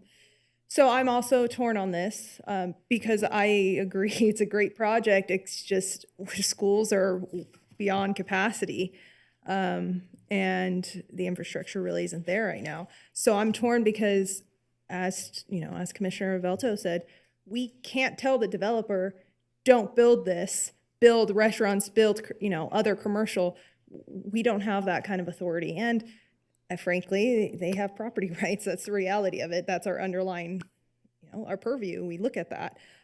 So we can't do that. But what is in our purview is this, public safety, schools, the timing of it, the infrastructure, all of those things are in our purview. So I am torn, and I think you make very strong and very on point arguments. So that's kind of where I am right now.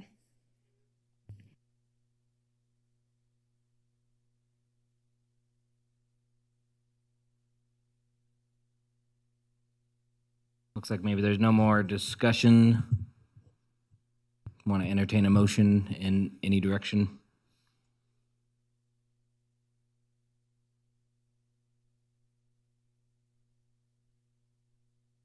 Commissioner Velter, I'll make a motion. In the matter of case number LDC 23-00018, based upon compliance with the applicable findings, I move to approve the tentative map subject to the conditions, and I can make all the findings. Commissioner Draculich, I'll second. We have a motion and a second. Any discussion? Mr. Chairman, my point of discussion is that we're at a crossroads again in the North Valleys with individual projects. In my opinion, it's not fair, to use the F word, fair to penalize this individual property owner with a proposal that complies with all of the elements of the code, in my opinion.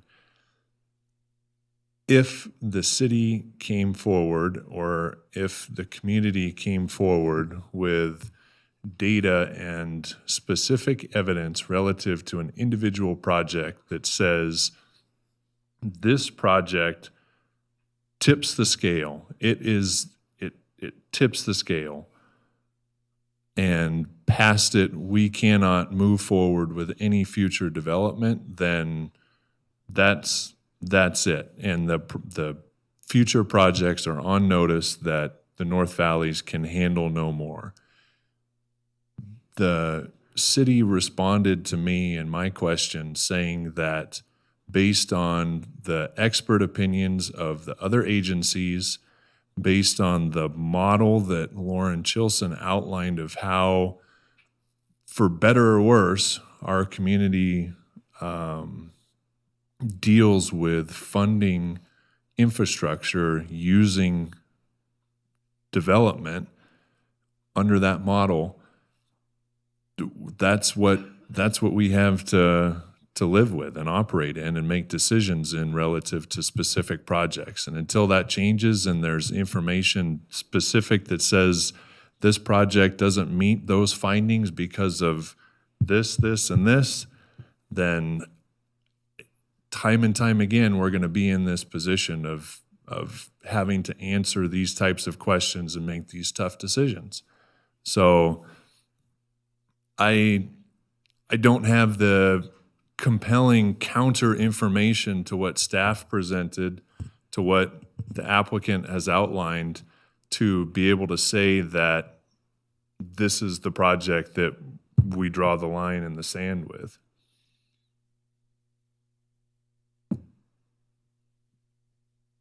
Thank you. Any further discussion? Michelle, can we do a roll call vote, please? Belto, Yes. Johnson, No. Draculich, Yes. Gower, Yes. Munoz, No. Villanueva, This is a really tough vote. But I'm going to vote yes. Armstrong. Yes. The motion passes 5-2. Would you like to read the appeal process into the record, please? The appeal process, any final action, not including recommendations or failure to take action by the Planning Commission, may be appealed to the Reno City Council by the applicant, the mayor, or a city council member, or any person who is aggrieved by the action or inaction. An appeal, together with fees, must be filed with the city clerk within 10 business days starting on the day after written notice of the action is filed with the city clerk. All right, we move on from that item into item 4. Can we- Oh, Can we wait until everybody clears okay. up, Yeah, sure. please?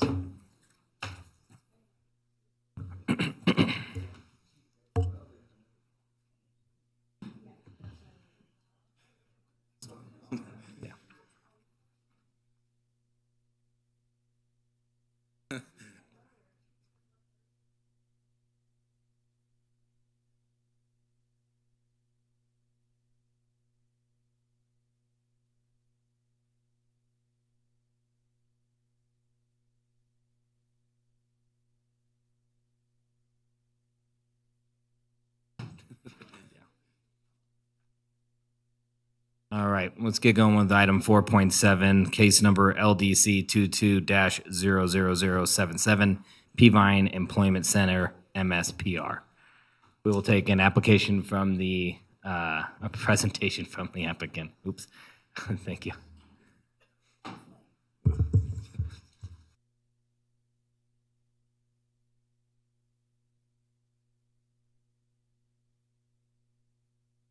Peavine Employment Center Major Site Plan Review. This is for grading and impacts to a major drainage way.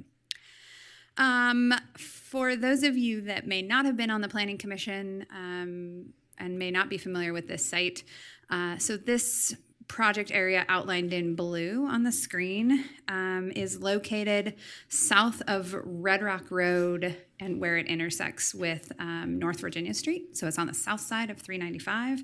It's 210 acres, and it was annexed. Let's see if I can make this very clear. There are 11 parcels where my cursor's at that were officially annexed into the city last year.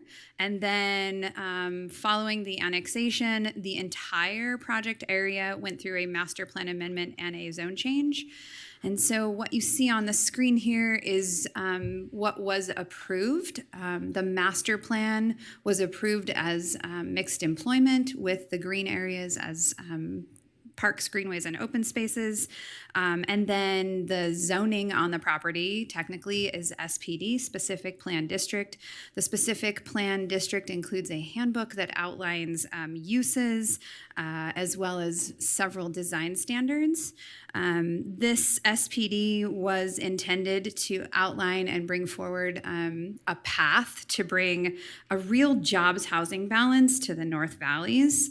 One of the things that, in addition to being able to bring some employment to these areas in red or purple, the SPD carved out an area here immediately adjacent to the off-ramp that was reserved for commercial uses as a gateway to this development. So we do anticipate future commercial uses within this front area, and then the rest of this intended for employment type uses. This is just so that you can see that what the handbook really does include. There are design standards in the handbook related to architecture, landscaping, screening, parking, walls, lighting, sustainability. This is the first project that really brought forward its own sustainability requirements, and we spent a lot of time working with a number of people to make sure that those sustainability practices associated with this project brought forward a good project in the future. So those things all apply. And I really mention that because you are likely not to see future entitlements on this project because it's within an SPD. We addressed a lot of the design standards within the SPD, with the exception of grading and impacts to the major drainage ways, which is why we are here today. Again, major site plan review to allow grading in the major drainage ways. There are 2 of them, as well as allowing cuts and fills on the site that exceed the thresholds.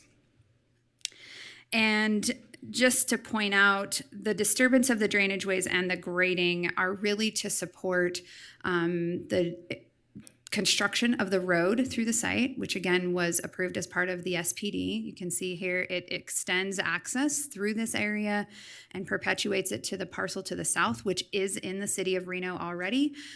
Previously, prior to the SPD, the only access to that parcel to the south was this dirt road that did not provide great access to a parcel that was in the city. So this really improves the access for emergency services as well as for the city in general. So I'll start with the major drainage ways. As I said, there are 2 drainage ways identified on this site. We did a major drainage ways analysis. As we would have expected, these drainage ways are located in the areas that were identified as PGOS through the master plan and the SPD handbook. So you can see those 2 drainages on this map. The drainages are primarily undisturbed within the project area, with the exception of possibly some folks who've been using this area to access through the private properties in the past.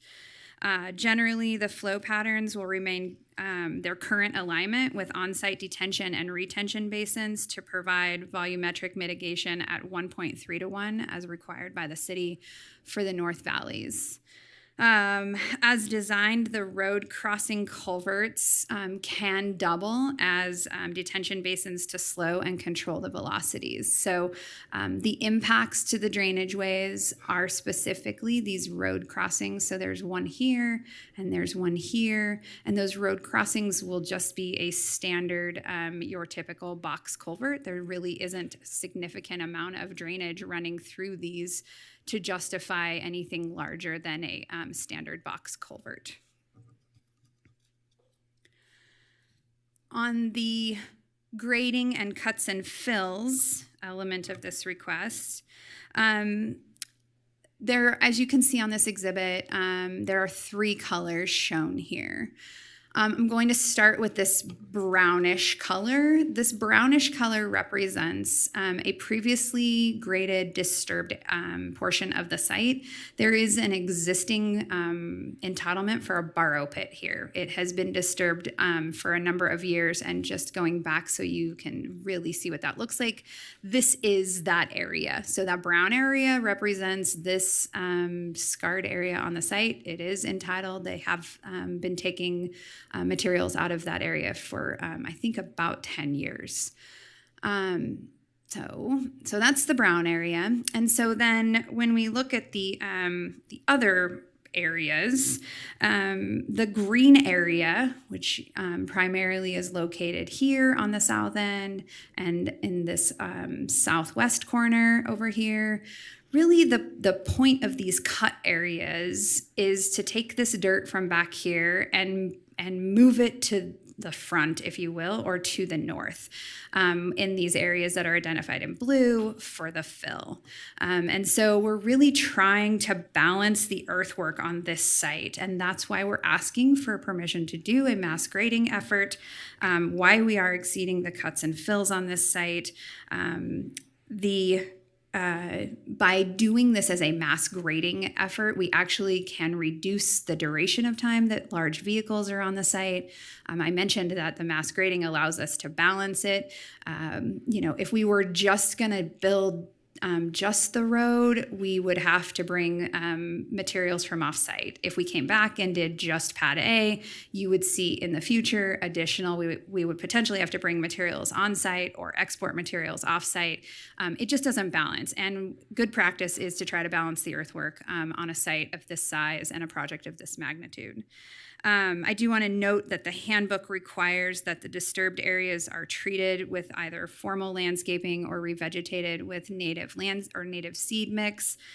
So you won't see long-term, graded areas. In addition, there's a condition on this project that building permits have to be pulled within 24 months of the grading. So you may see some disturbed ground for a while, but know that there has to be a building permit within 24 months, so it will not be long-term. I mentioned the mass grading rather than pad by pad limits noise, traffic impacts on the surrounding area.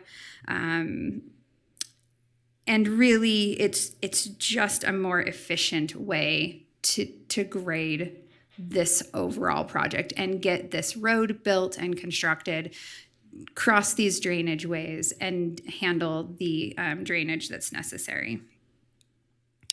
I just wanted to point out a couple of conditions that were included in the staff report. I mentioned condition 2 requiring us to apply for building permits within the first 24 months. Condition 8 was included to comply with the wildland urban interface, the WUI code requirements, and that was also noted as a requirement in the handbook. So I think that's just to make sure that we meet that requirement. Condition 10 requires the areas designated as open space be deed restricted or dedicated to a land trust. That was also something that was in the handbook. And then condition 11 requires a phasing plan to address mitigation efforts on the surrounding properties. And so all of those things are in place to make sure that this grading approach on this project is taking the neighbors into consideration, but also being in conformance with the handbook. So in summary, the drainage ways will be maintained in their natural condition except for the roadway crossings. Again, there are 2 of them. The mass grading is better with the natural contours of the site and actually allows us to limit the duration of noise and traffic and large equipment on the site. The cuts and fills will be mitigated by site or building design, and the areas proposed for mass grading are consistent with the land use plan that was approved in the SPD. That is my presentation. We've read the staff report. We agree with all of the conditions, and I'm available as well as our engineer and our traffic engineer if there are other questions. Thank you. Thank you. We'll now get a presentation from the city. I had hoped to never say this, but good morning, Planning Commission. My name is Brooke Oswald. I am an associate planner with Development Services.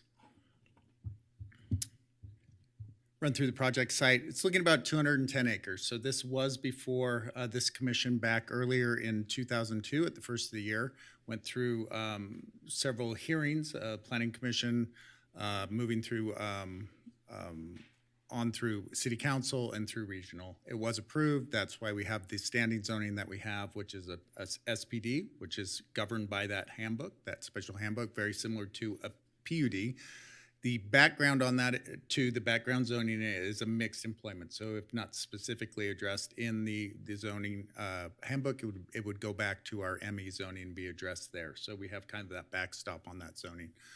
The project site is located, this is Red Rock Road in the intersection of 395, Stead Boulevard. And what we do, this is the railroad track that runs just to the south of the project site. Look really quickly at some other industrial areas we do have in the surrounding area, up by Silver Lake, and just across from that. These are across 395 to the north.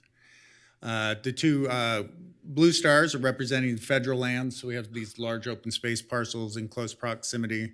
Looking at those, with that, the one on the bottom there is headed up towards Peavine. So with that, we have many natural drainages that sort of run down those areas, as the applicant mentioned and was demonstrated.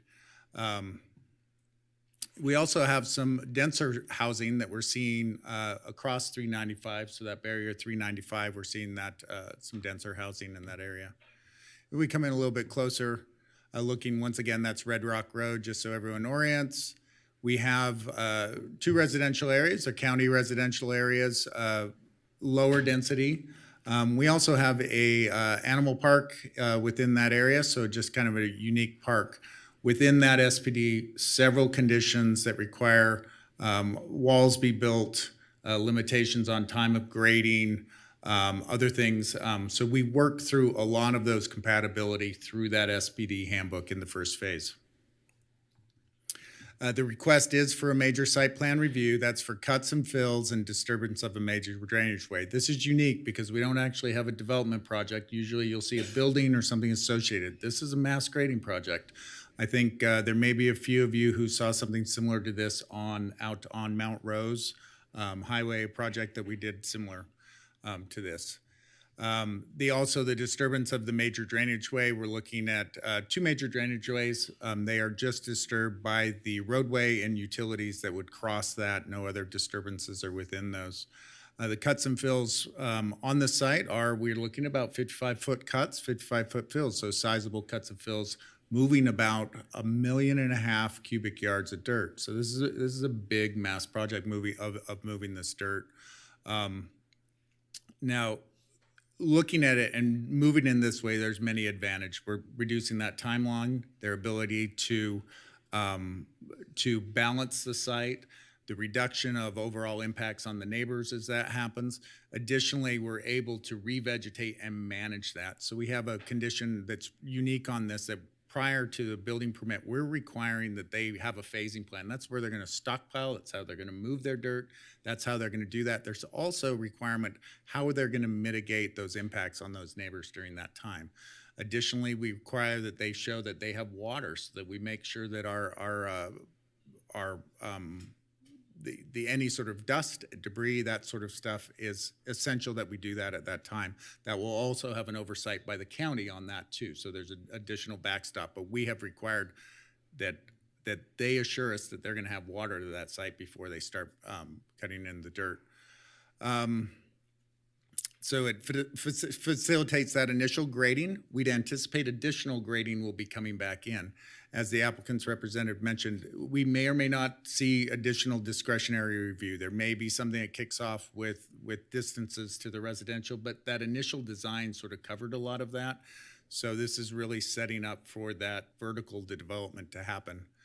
We don't have any vertical development at this time, but would anticipate within that 24 months, they have to start turning in conditions. We do that specifically. We want to make sure that vertical development is going in a timely manner after this mass development, so we don't have disturbed dirt for a long period of time. There's a number of conditions too that are looking at future development. This is our chance. We may not have a future discretionary review, so you're seeing some lighting, you're seeing some other things. The applicant mentioned the WUI standards, which are wildland urban interface. The reason those are in there, so it is mentioned in the handbook, we have some additional things in there. One is the fire access and making sure they're maintaining during that construction, that we can get a fire truck up there. We have a number of vacant land just to the south of this project, and then the federal land. We've had fires on Peavine in the last couple of years, and we really want to make sure that we can provide a safe access for our fire up through that project site. Additionally, we're requiring a HOA or another mechanism to maintain the WUI standards. So they're working together as a group up there and making sure those major drainage ways and some of those other things are kept in shape that we can protect that. So that's where that's a little bit unique. Look at the zoning. Once again, as you can see, the outline of that, the PGOS is sort of protecting those major drainage ways and creating those buffering. We'd anticipate large format buildings. The SPD allows for a larger format building in there. As the applicant mentioned, there is a commercial node just off the interstate there. The SPD handbook will describe all the standards and requirements. It's a zoning. It also requires standard and set uses. The thing that's unique about this is that commercial zoning would not allow any residential housing. It's strictly limited to commercial development within that. There are several master plan policies this is supportive of, as was shown, is that balance of we're seeing a large amount of housing and that workforce being the actual industrial hub being done. We have the state and federal roadways, so we have worked with NDOT and RTC to make sure that we are making sure that intersection and that the design of the interface between North Virginia 395 Redwood Road will be improved to meet the traffic studies. We have initial traffic study. We'll continue to see traffic studies as we come in to make sure that we're meeting that, or traffic studies or other sort of means to make sure we're meeting those things. Concurrency management, that as we're seeing the Tumwa will be extending water lines. We're going to have a sewer line extended. Additionally, there was a previous discussion of sewer. We are seeing that expansion of our sewer in that area that will be coming online and serving the needs of this project. Just really quick to go over that SPD, the base employment's the mixed zone. It does allow for 24-hour operations, which is different than the ME. The building formats can be over 500,000 feet. That's why we're seeing those large pads up there. We have the enhanced buffers, screening the landscape, protection of the drainage ways, and enhanced sustainability requirements. There has public input. This meeting did go to the NAB. Additionally, the prior zoning master plan had neighborhood meetings, and a lot of the initial comments from that were incorporated into the SPD handbook. We do have one modified condition in after the staff report was published. There were some concerns about there's a requirement that they build a wall, and we wanted that wall built before that grading just to provide that extra protection to those neighbors.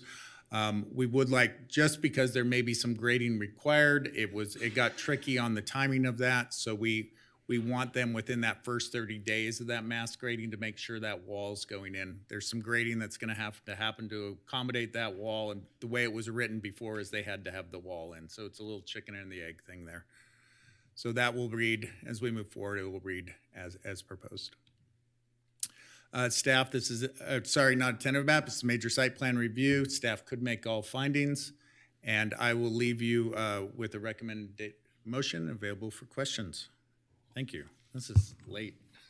Thank you, Brooke. Okay, we'll now open it to commissioners for disclosures. Commissioner Velto, you look awake. You started off. I spoke with the applicant's representative. I received and reviewed emails, and I am familiar with the site. Commissioner Johnson.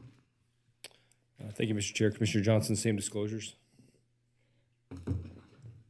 Commissioner Villanueva, I am familiar with the site, and I do remember the March 2022 meeting that we have as well. Thank you. Commissioner Armstrong, I read and received emails, met with the applicant's representative, and am familiar with the site. Sorry it is late.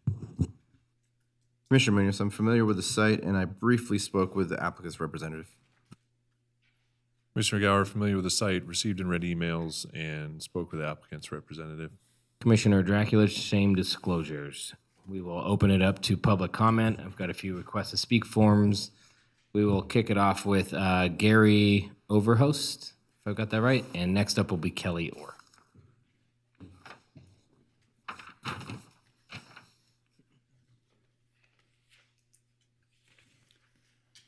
Gary Overholt. For the record, Good morning, Commissioners.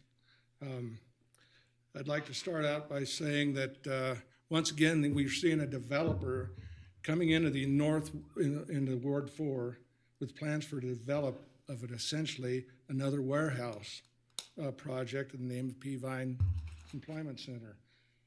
As for the case tonight, I feel the speculation of if we build it, they will come. There's no intent and purpose. There's nobody coming in. You're building a pad is basically what you're doing. So it's an unimproved parcel. It's going to need sewer, water, electricity, telephone, IT. All that has to be installed. It's listed in the site plan as such, depending on the provided entities performing those services. The sewer will involve digging up Red Rock Road to connect to the existing system. Water will also have to be brought into the site, which will involve digging up the streets again with, causing detours and traffic delays. And who's paying for these improvements, the developer or the taxpayer? So directly south of the proposed site is the Peavine Mountain, and it's got two huge bowls that fill up with snow. And even in the public notice, it says that there's two major drainages that will be impacted. This could become a problem, as we've seen in the recent weeks, as most of the retention ponds are full right now. So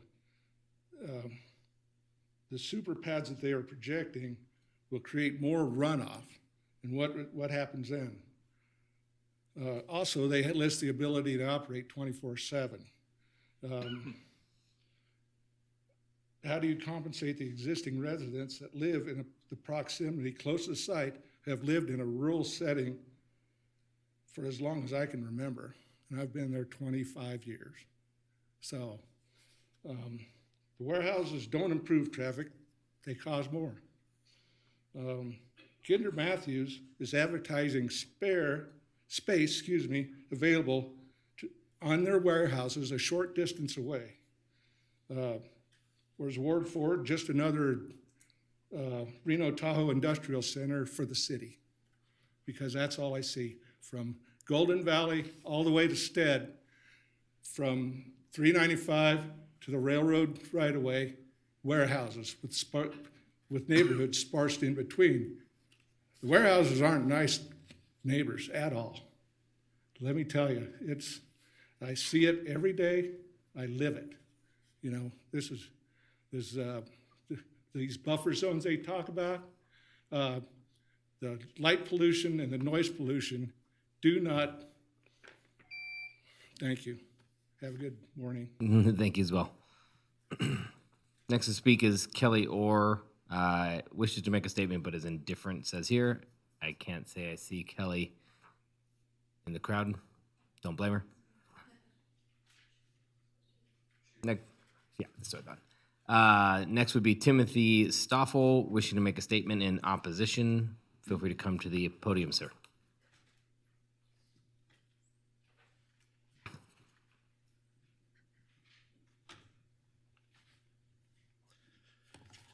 Tim Stoffel, 10515 Trail Drive. I live right on the edge of this project. My property's at grade with Pad B, and I will have this, whatever eyesore they happen to build this property, because I'm sure they're going to use this to build these warehouses. One of these warehouses is 1 million square feet. That's half the size of the Tesla Gigafactory. Do we really need stuff like that up there? We really don't. This is not compatible with the land. 55-foot cuts and fills. I mean, this is terraforming. This is science fiction stuff. Here's a picture of a 40-foot fill that happens to be along Highland Avenue. This is what we're going to have in our land behind us here. I know that doesn't show up real well, but it's ghastly. And this is what they want to do to this land up there. And the amount of pollution that's going to cause, even if they're moving the dirt on just the local thing, is going to cause a problem. Can we see a map of the proposed area for this? In any case, the prevailing winds up here are going to blow all that dust and all that diesel exhaust and stuff like that over my property, over the zoo, and over the other people that happen to live up there. And this is not going to be good for any of us. Furthermore, I live right. There's a mouse up here, right here. I don't see well, never mind. I don't have enough time to do that. But in any case, yeah, right. The zoo is in that little corner, right in there, and then I live right on this corner right here. And the winds blow diagonally like this across. So all the dust and dirt and diesel exhaust, everything like that is going to blow over my house, and blow over the zoo, and blow over the other people that live in that neighborhood. And they've already shown the cancer risk from diesel particulates and stuff like that. Furthermore, this project is going to result in, especially as a developer, where it's going to be unsightly. We're going to lose our dark skies. I'm an amateur astronomer. I'm probably going to give that hobby up if they build this stuff. We're going to lose the wildlife we have in this area. We've got all sorts of wildlife now. That's going to be gone when this is done. We're going to have constant noise pollution. We're going to have constant diesel exhaust. And very importantly, I'm going to talk about this in a minute, is the runoff from this. One of those two drainage ways happens to run through the zoo. And that drainage way goes through a very critical part of the zoo. And that water is going to be polluted with antifreeze and motor oil and anything else that runs in there. Because if you look carefully at their diagrams, they've got garbage draining from their roadways into there. They need to if they're going to build this, they have to modify that so nothing drains into that drainage way. Because our most valuable animals live there. We can't, spend $30,000 on a new lion or tiger every couple of years because they've killed it with pollution of the river. Furthermore, the light pollution from this, besides messing up my astronomy, is even more importantly, is going to mess up the circadian rhythms of the animals. The noise is not going to help either. So this is going to have a very negative effect on the zoo. I built my house there to be a buffer to the zoo, and I have a great deal of my lifetime invested in that zoo. And that's a cultural, important thing in the city. We don't want to see that ruined. Please don't allow this project. Thank you. Next up to speak is Norman Huckle, noting in opposition. Did you want to make a statement? Okay, it says here. Go ahead, please do.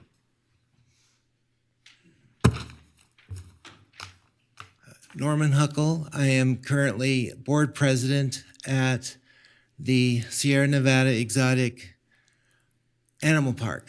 We've changed our name.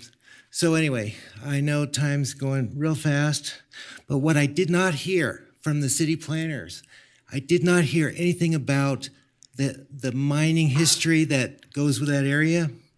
I don't know if you can see it real good, but see those little red things? That indicates mining.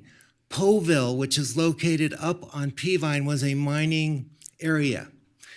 When we do water samples up at the animal park, we find that there is remnants of that time, just like in other parts of Nevada where mercury's horrible.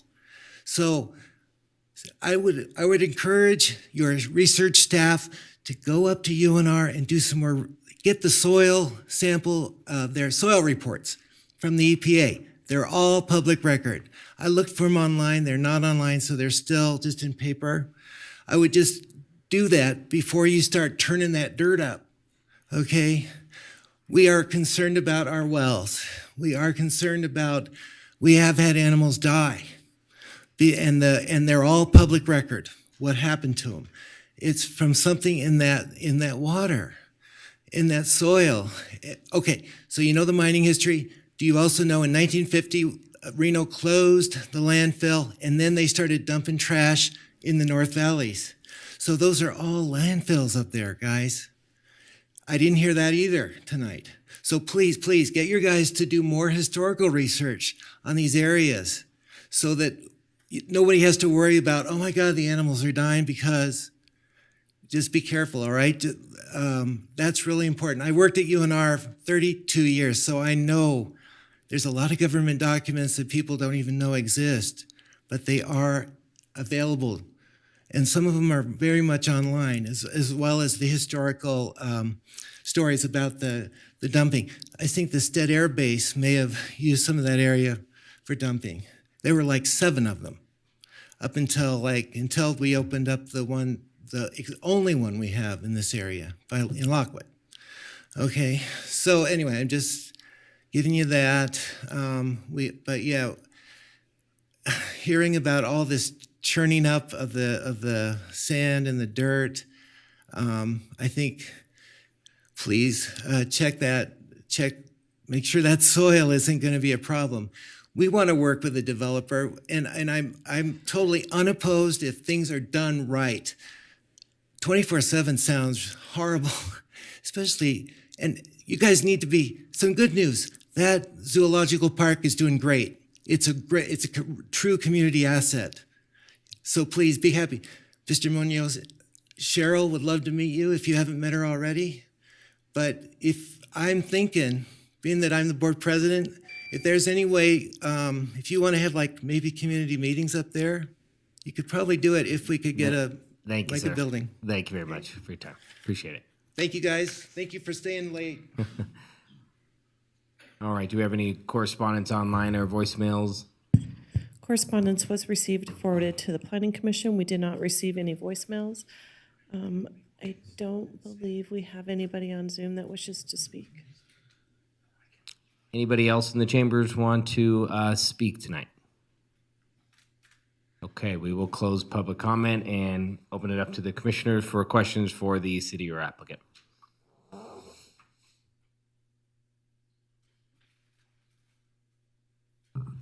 Commissioner Munoz. I guess I'll start again. Thank you, Mr. Chair.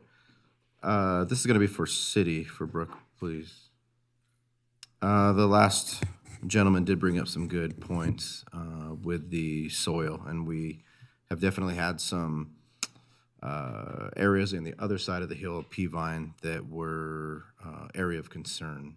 Has this been addressed, and what can you tell us about it? So we work with the Washoe County Health on this. There are areas identified throughout the valley. One of those being out the Red Rock area, in that area along Steamboat Creek. I've worked on both of those. This has not been identified as an area of concern, but I can reach out to them and confirm that if you wish. Yeah, I very much. And like then that. obviously if that is identified, then they would go through the proper processing. We'd look at what is called a RAP plan. That's how they're going to deal with any sort of contaminants or anything on site. So is there anything specifically that we need to do, their city needs to do to, I guess, kind of put them on notice to make sure it's something they're looking out for? Or how can we make sure that those steps are taken so it's not kind of overlooked? Well, I mean, there is an option of a condition that just says the county health shall be, consulted prior to a building permit to confirm that no adverse chemicals or other things are within the soil. So I'm happy to write something like that. Sounds good. Thank you. Mm-hmm.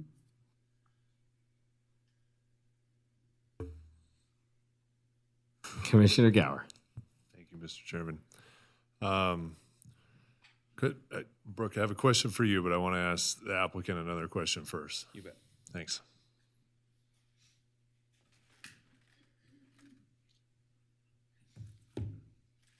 Stacy, it's related to stormwater, so feel free to punt to Gabe if you need to. Just hoping to get a little bit more clarity in a 1 a.m. version of a deep dive on stormwater retention, detention on site, particularly as it integrates with the 2 drainage channels going through the site. I will defer to Gabe. Thank you.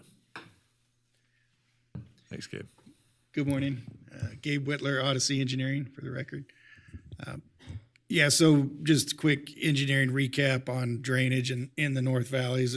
Obviously, we're aware it drains to a closed basin. We're mitigating for 2 things. One is flow rates, so that's where detention will come into play.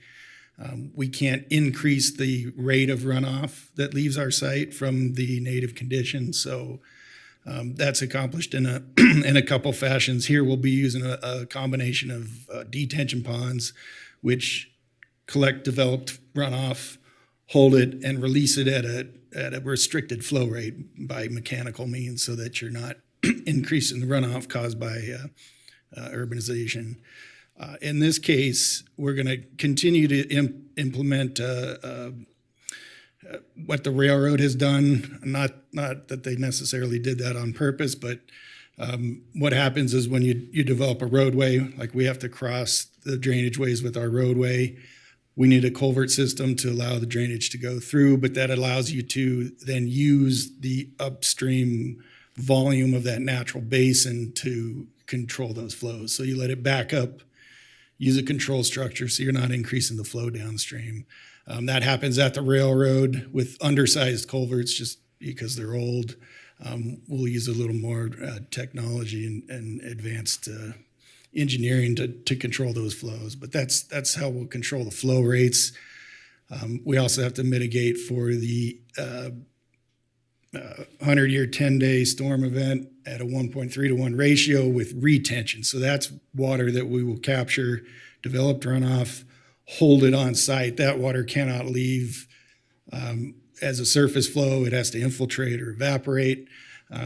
So that's where you see these large ponds that when you drive around, you see them with water, standing water, but that's what they're intended to do is hold that water so that it doesn't end up in the lake and increase the lake level because it doesn't have any way to discharge either. So you'll notice if you look closely at the grading plan, the ponds are pretty vanilla at this point because they'll be massaged with the site. As each site is developed, those ponds will then be located accordingly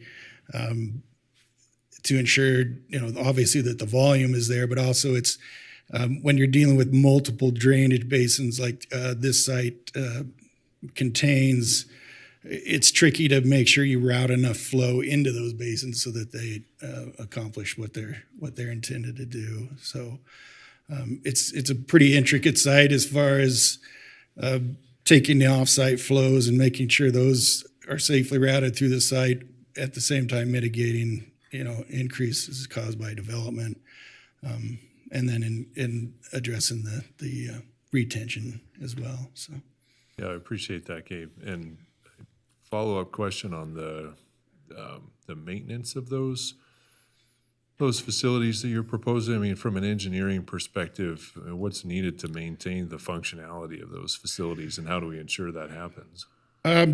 So these days, it's all privately maintained. It's the responsibility of the developer, landowner, to continually maintain those facilities. And as part of the permit process, we'll have what's called an operation and maintenance manual. That manual will spell out storm events, specific things that need to happen, simple things like cleaning inlets and making sure that your storm drain's flowing properly, watching for erosion and other things that need improvements or mitigation above and beyond what may have happened during construction. For a retention basin, the biggest issue you're going to have is sediment that gets in there over time, fines that get into. Oftentimes, these will have a large bottom that contains a cobble or something that is really pervious. It allows that water to infiltrate because that's the only way that the water gets out of those basins is in the ground or evaporation. So at some point you have to pull that riprap out, treat it, make sure you get the fines out. I mean, those are really long-term maintenance issues. But a manual is prepared during the permit process to spell all that out for the owner.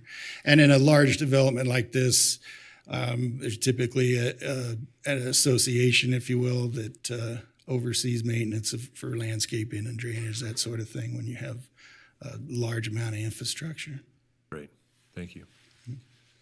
Mr. Chairman, if I could just follow up with, Lindy, would you mind just kind of spelling out how you approach the maintenance of this at other properties, and just making sure that we have the assurances that this is going to happen of the stormwater facilities? Yes, Lindy Deller with Panettone Development, for the record.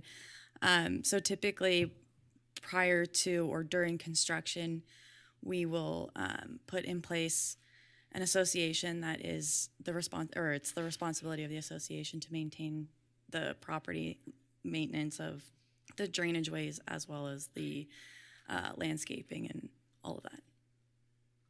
And that's standard practice for you? Yes, in that's Panettone. been on almost all of our projects. And that system has worked well and functioned to maintain the functionality of those systems? Yes. Okay, thank you. Yeah. Mr. Chairman, if I could follow up with a Keep going. unrelated question to Brooke. Go for it. Brooke, question I have is related to the findings for a major site plan review. So originally when this came before us as an SPD request, I was not in favor of it because of the compatibility concerns.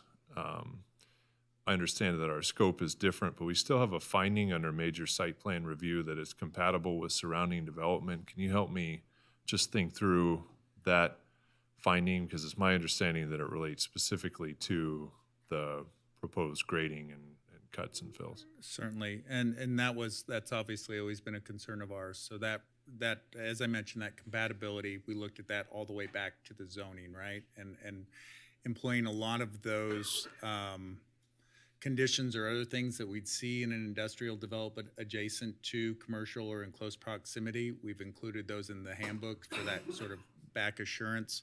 We're seeing those buffer distances, so those were those green areas that you saw. So we're seeing that being set back. Additionally, we are limiting truck traffic. So this is kind of looking at a long scope, not just the grading itself, but that truck traffic will be limited off those roadways completely that are adjacent to the residential. As I mentioned before, the wall coming in on that area prior to the mass of the grading, within 30 days to try to cut down on some noise and glare. Within that, we've limited our construction hours, so we limit those to certain hours outside of our general pour area. If they're pouring at night or larger pours, but those still require administrative approval. So we look at those again and make sure it's appropriate, make sure neighbors are notified or what we feel is appropriate to mitigate for those. And Brooke, sorry to interrupt. Yeah. I appreciate that. I guess the focus of my question is the decision space related to that particular finding. Is it in fact related to the compatibility questions that you're laying out for the future use and development of this site, or is it because the major site plan review is specific to, my understanding, the grading and the cuts and fills? I'm trying to reconcile the applicability of that finding relative to the scope of what we're looking at. Yeah. what our decision space is. Yeah. Because if it's the things that you're talking about, I'm going to wind up where I wound up on the last one, because I don't think it's compatible even with these mitigation factors. But if the decision space is limited to the grading and the cuts, then that changes how I'm approaching this. It is limited to what's before you, which is our grading and our cuts, right? And that impact of those gradings. So those would relate back to the conditions we put in place of making sure they're providing a plan that shows how they're going to fade, mitigate any potential impacts or that compatibility of that as they move through that process of mass grading. Okay. Thank you. Thank you, Mr. Chair. And I would just add the stormwater, just to add from the city's point, we also have a stormwater basin inspection. So we go out and regularly inspect that. So there's another oversight from the city on those, just to add to that. Great. Thank you for adding that, Brooke. Thank you, Mr. Chairman.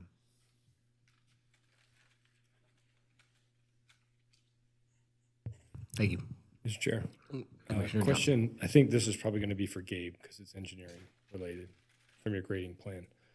I can't tell from the scale that we're at, but the backbone roadway that's going in, what is the slope on that as it goes between pads A and B? It looks like it climbs up the hill and then levels out. Yeah, I believe it maxes out at 8%. Okay. Was the most extreme grade. Okay. They're trying to get from the bottom of the hill to the top of the hill. Okay, and then does it go up again once it gets past the other? That's on the, I guess, East. the west side. So when it gets to the east side, is it going up again at a similar grade? Yeah, so it comes off of Red Rock and is a significant grade to get up to the two upper pads. It flattens out in that area, and then as it heads east, crosses the easterly major drainage way. Again, it gets steep. That roadway is really just intended to provide access to the neighboring properties. So the area kind of past on the east side is not, it's to finish out the backbone roadway, but it's not intended for Exactly. access. Yeah, it's really intended to serve whatever development happens to the south. And is that a public City of Reno road or a private road? It's proposed to be a public dedicated roadway because it will serve potentially development to the south side of the railroad tracks. That's their primary, would be their primary access. And so in that case, making it a public roadway is probably the more prudent thing to do. Okay, thank you. Now if I can follow up question for Brooke. So I'm assuming this was, again, this is looking back to the SPD, but obviously, looking at this roadway, looking at the extension of services, all of that has been contemplated, and the city believes that those services, both from a utility standpoint and road maintenance and access and everything else, can be maintained by the city in that area with this development. Correct. Once the development is built, and that's at the developer's expense to extend those services and everything, and the roadway is built, we'd anticipate it being dedicated to the city, and it would be under city control and our maintenance from that. So. Okay, and that's what I thought, and that was all, just to follow up, that was all reviewed by the city during the SPD process. Correct. And then confirmed as we went, we've had more discussions of that as we've gone. And obviously, as I stated before, there's other roadway improvements and some other things that will have to happen with RTC, NDOT, and that ownership will be determined at that time according to the roadway and how that works. So we'd see other roadways and different things happening offsite. Thank you. And Mr. Chair, I have an unrelated question for Stacy. Go for it. That's right. Figure if I keep asking different people questions, it keeps everybody awake. Stacy, so I'm looking at the grading plans for this, and one of the comments that you made at the beginning, and one of the big selling points for the SPD was that gateway area with the potential, and even looking at the plans, there's a lot of uses that are in the that was intended for kind of commercial retail type thing.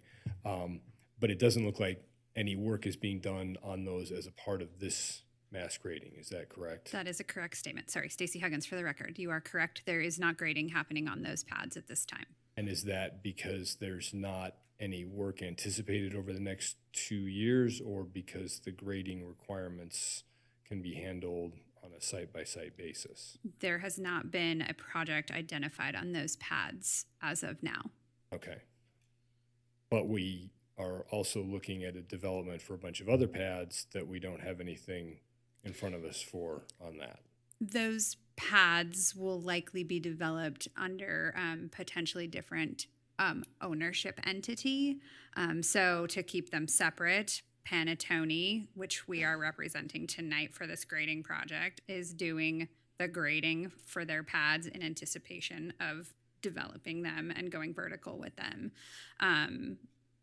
The commercial piece will develop, but it will likely follow the industrial or the employment pieces, because those employment generation or generating businesses will actually support that commercial use in the front. Okay. Thank you. Appreciate that. Thank you, Mr. Chair. Yeah. Any other questions from the commission?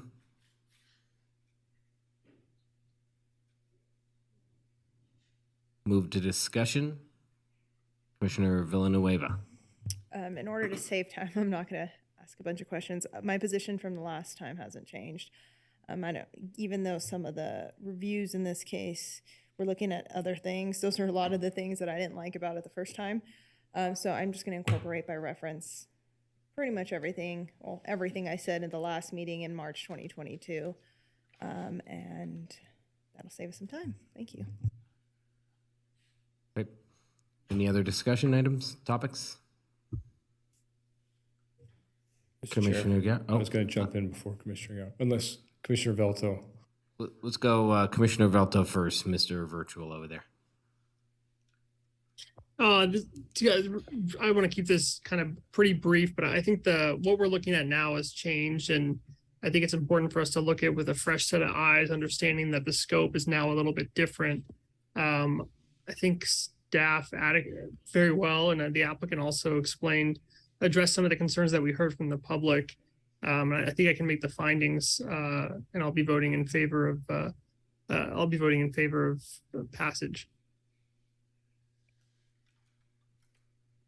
Commissioner Gower?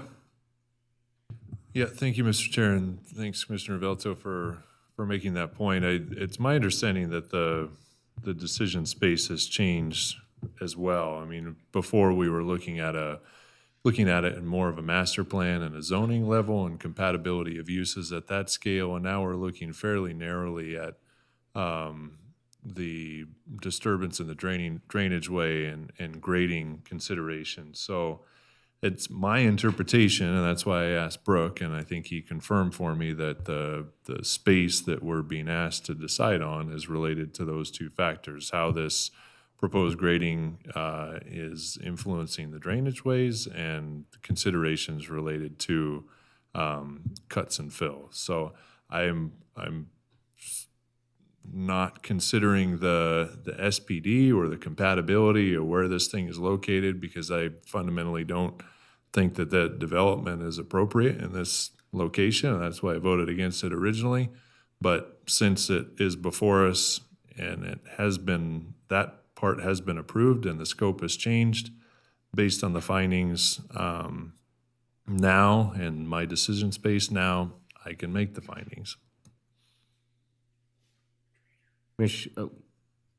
Commissioner Johnson, you were technically next. Okay, thank you.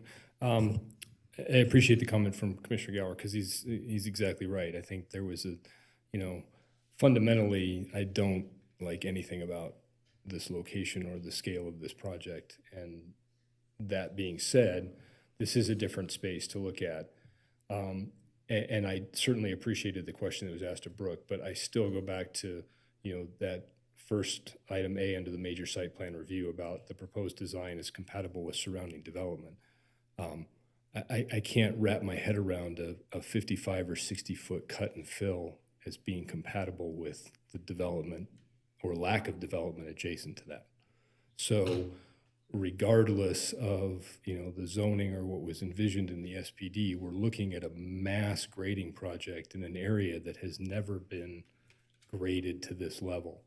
And so to me, I appreciate that the compatibility with the surrounding development has narrowed, but I still have to make that finding based on the level of earthwork and, that we're looking at here. So I do think, and I will say there are two items in front of us, the disturbance of a major drainage way, which I think they are handling very appropriately. But the grading, and some of that is involved in the roadway, and I appreciated that comment, but the work required to create the mass grading that they're having here is, there is a surrounding development of that is a hillside going up and, single family residences and the freeway adjacent to it. And I look at that and I am not able to make that finding, even with the more narrowed scope that we have, just because of the nature and the magnitude of the grading that we're doing out there. So I appreciate where you're coming from, and I certainly understand that, but I'm still narrowing it down, and I still can't reconcile that around this site. So thank you, Mr. Chair.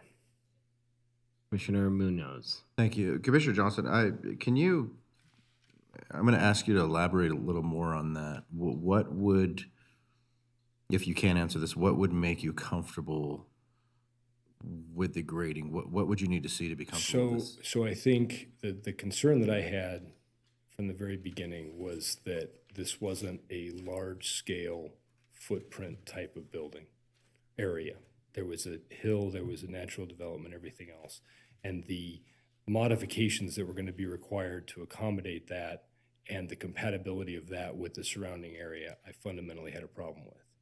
So now what I'm doing is I'm stepping back and I'm looking at this and I'm saying, okay, we have a special planning district, we have a mixed employment zone, and we have a handbook that lists any number of items that can be provided in that zone, the majority of which do not require 100,000 square foot or greater pad to be created for them. So while I know that that is what is in front of us now, and I know that that was what was envisioned all along, seeing the actual earthwork now that's required to make that on what was, presented as sort of a gradually sloping site, the area just, looking at the roadway, and I appreciated Gabe's, work to get an 8% grade out of that. But when you look at the grades as that road comes around the corner, there's over 100 feet of grade difference between that road and the level of the large pad. And then putting a warehouse or there's no vertical, but just looking at that in relation to what is out there right now, I can't reconcile that as being compatible. So to your point, what would I see? I don't know the answer to that, other than I wouldn't expect to see graded slopes of 70 plus feet in the development. So. Thank you. Any other topics of discussion, or we can entertain a motion? Commissioner Velto, I'll make a motion. Oh, did you have a topic of discussion? Sorry, Commissioner Velto. Commissioner Villanueva has a. I just want to say I appreciate the comments, and I just respectfully disagree that, we are looking at, we're looking at different components in this, with this particular application in this particular meeting at this particular time, but I still think, we still got to consider compatibility, grading, which Commissioner Johnson already covered, and then infrastructure and utilities. I mean, I get it, 4 minutes away from the nearest fire station, but we just got done with a huge discussion about how the infrastructure is really poor out there right now, and we just, I approved a project that I believe to be, appropriate, but why are we not looking at infrastructure for a project like this, which is completely inappropriate? And we're talking about big rigs and, going down those streets. And again, a lot of stuff that I covered in the last meeting that I'm not going to reiterate in this meeting because it's not going to matter anyways. But again, I just respectfully disagree. Thank you. Commissioner Gower chiming back in.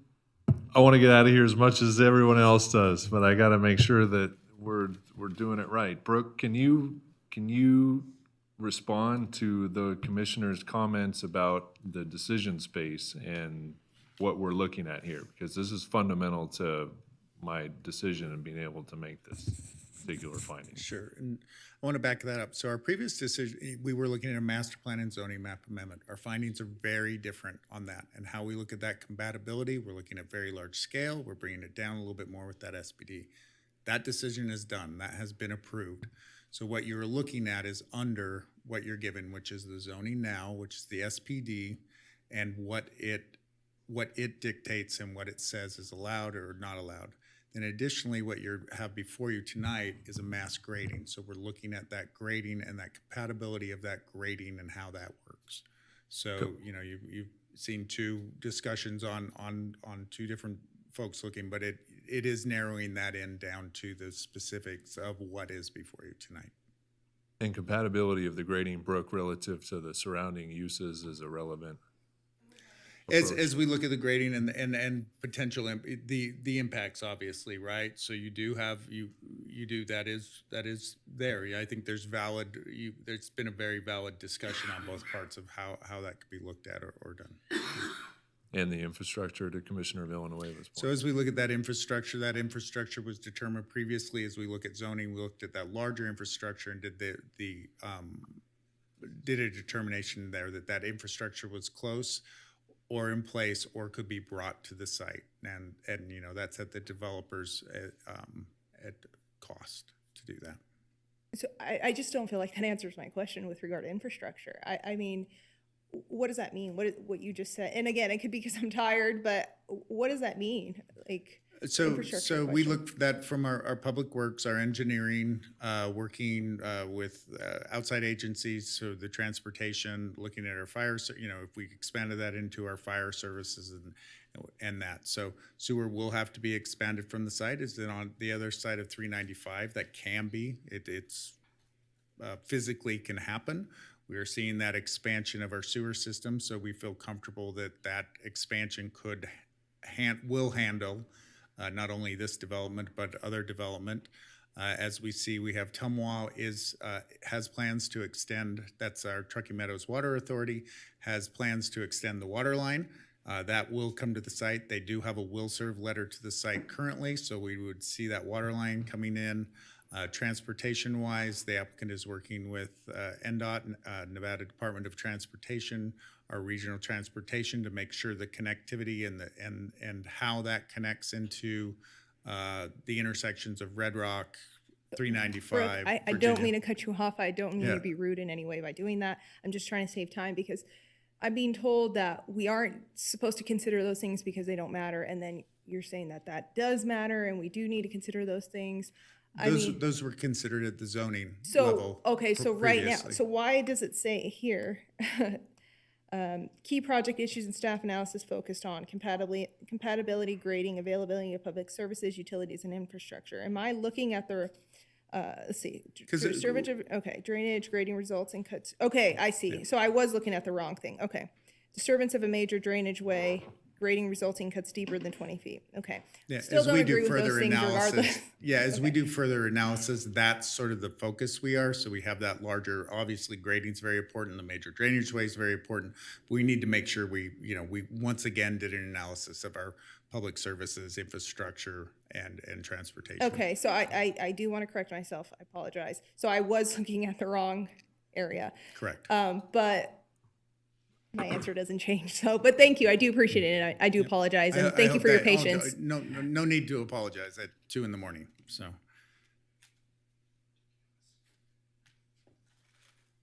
Okay, looks like no more topics of discussion. From what I can see, Commissioner Velto unmuted himself for a reason. I think it's important to remember we're focused solely on disturbance of a major drainage way as well as the grading.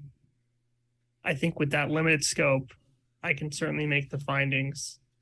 And with that, I'll say in the matter of LDC 22-00077, based upon compliance with the applicable findings, I recommend the Planning Commission approve the major site plan review subject to the conditions listed in the staff report, and I can make all the findings.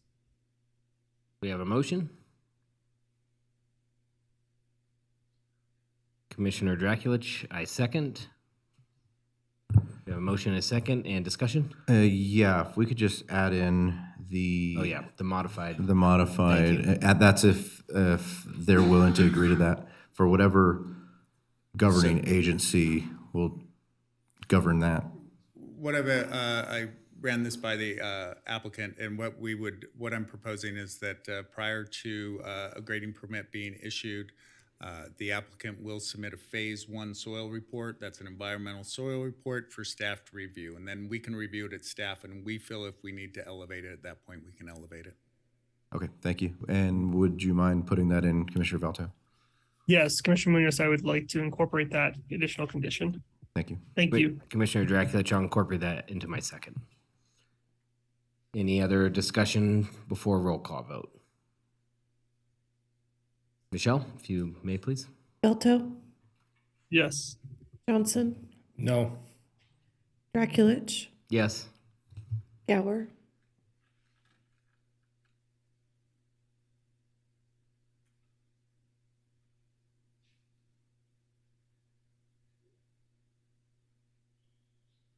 I'm going to skip you for a minute. Yes. Okay. Yes. Munoz, Yes, but I want to go on record to say that only because of the limited scope of what we are focusing on today can I meet these findings. Under other circumstances, if this is a wider scope, I would not be able to meet them. So, yes. Villanueva, No. Armstrong, Yes. Motion passes 5-2. Could you read the appeal process into the record, please?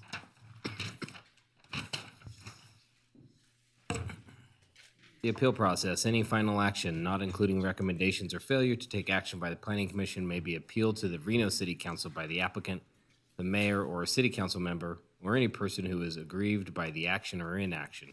An appeal together with fees must be filed with the city clerk within 10 business days starting on the day after written notice of the action is filed with the city clerk. All right, we are moving on to item number 5. Jason, I think you know what to say there. Good evening, Commissioners. If it's okay with the Commission, I would like to postpone that to the February 1st meeting for the training. I think We're everybody already here. agrees. Let's do it. We good? We need a motion for that? Please do. Okay. Can we get a motion to move the item number 5 to the February 1st meeting? Commissioner Armstrong, I so move to move the commissioner training to the next meeting on February 1st. Commissioner Second. Thompson. We got a first and a second. All in favor? Aye. Aye. Great. Moving on to item number 6. Give us the No report. There's a meeting next week. excellent. Moving on to item 7. Jason, give us the penny tour, buddy. There's 4 items on the next agenda that have been noticed and a training. Thank you. Okay. Thank you, Commissioners. Okay, closing item 7, moving to item 8. Commissioner suggestions for future agenda items. Anything notable? I would suggest we have a limit on the number of agenda items. I'd rather have more meetings than longer meetings.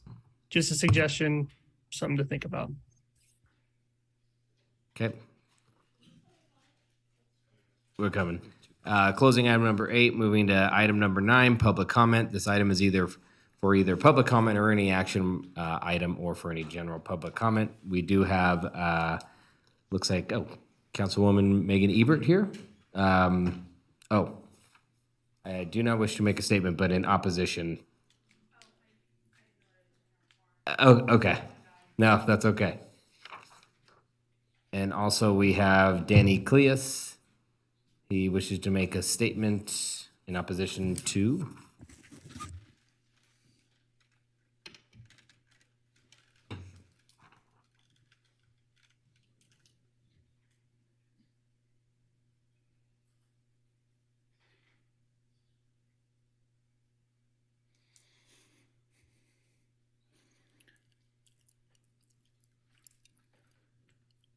That's a picture of our nice canal. October 21.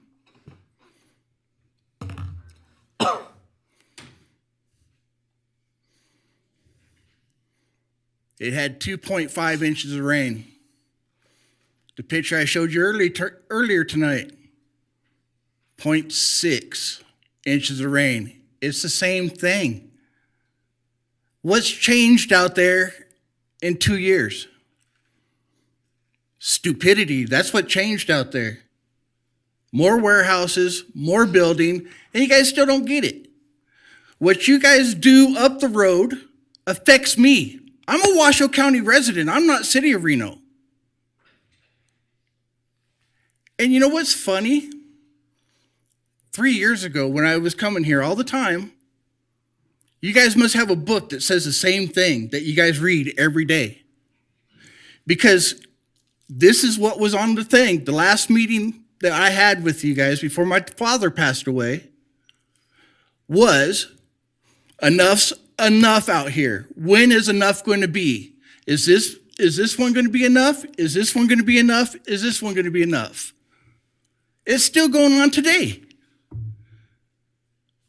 That was 3 years ago. For a planning manager, you need to get the hold of the DRI report. Look what your buildings are doing downstream. It's sad. It's sad as a Washoe County resident. I can't even get the sheriff out there. You know why? Because the sheriff is too busy over in the Reno area, taking care of the criminals over there.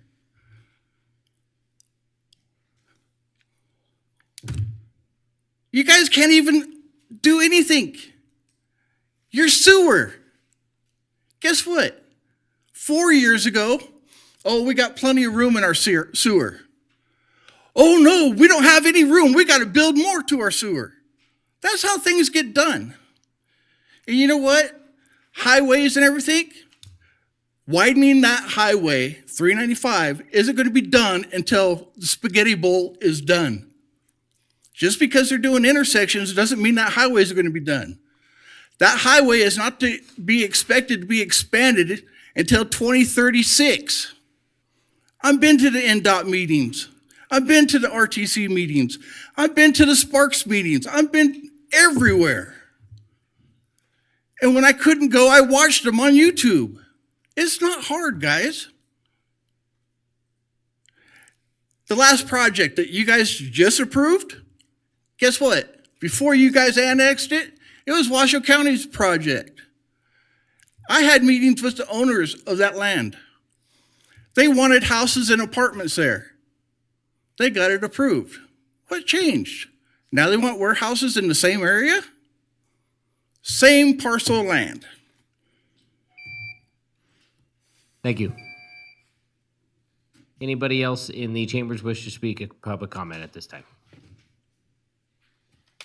All right, Michelle, any other correspondence I need to be aware of over there? Oh, Councilwoman, I'm so sorry. I looked away too fast. My apologies. Hello, my name is Megan Ebert. I'm the City Council Liaison for the Planning Commission.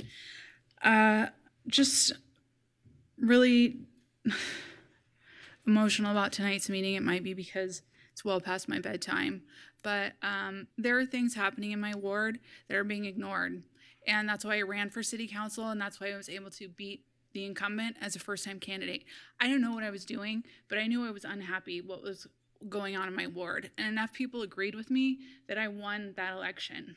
We have people showing up, pleading with you to listen to us. We live there. We know what we're going through. We're not being heard. That includes me. My next steps when I leave here is to reach out to that woman with that signature, or that petition with 1,700 signatures, and I'm going to ask her to invite every one of those people to come and give public comment at this next meeting. You think this is a late meeting now?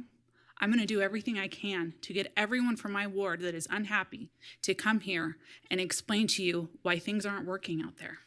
And as far as needing specific data so that you can have a reason to say no, let me know what data you need. If it's car fatalities, accidents, pedestrians hit by cars, overcrowding in our classrooms, lack of funding for our schools, let me know what numbers you need, and I'll try and get that for you, okay? I also have some video to show you.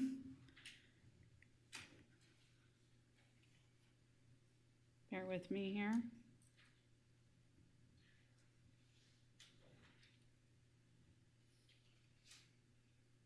I don't know if you guys can see okay. This was a retention pond. It's kind of blurry right now. Right now, right here, if we pause, that's where they're putting in homes. Can you talk into the microphone so we can, yeah, we can hear you. Those little bits sticking up, that's piping.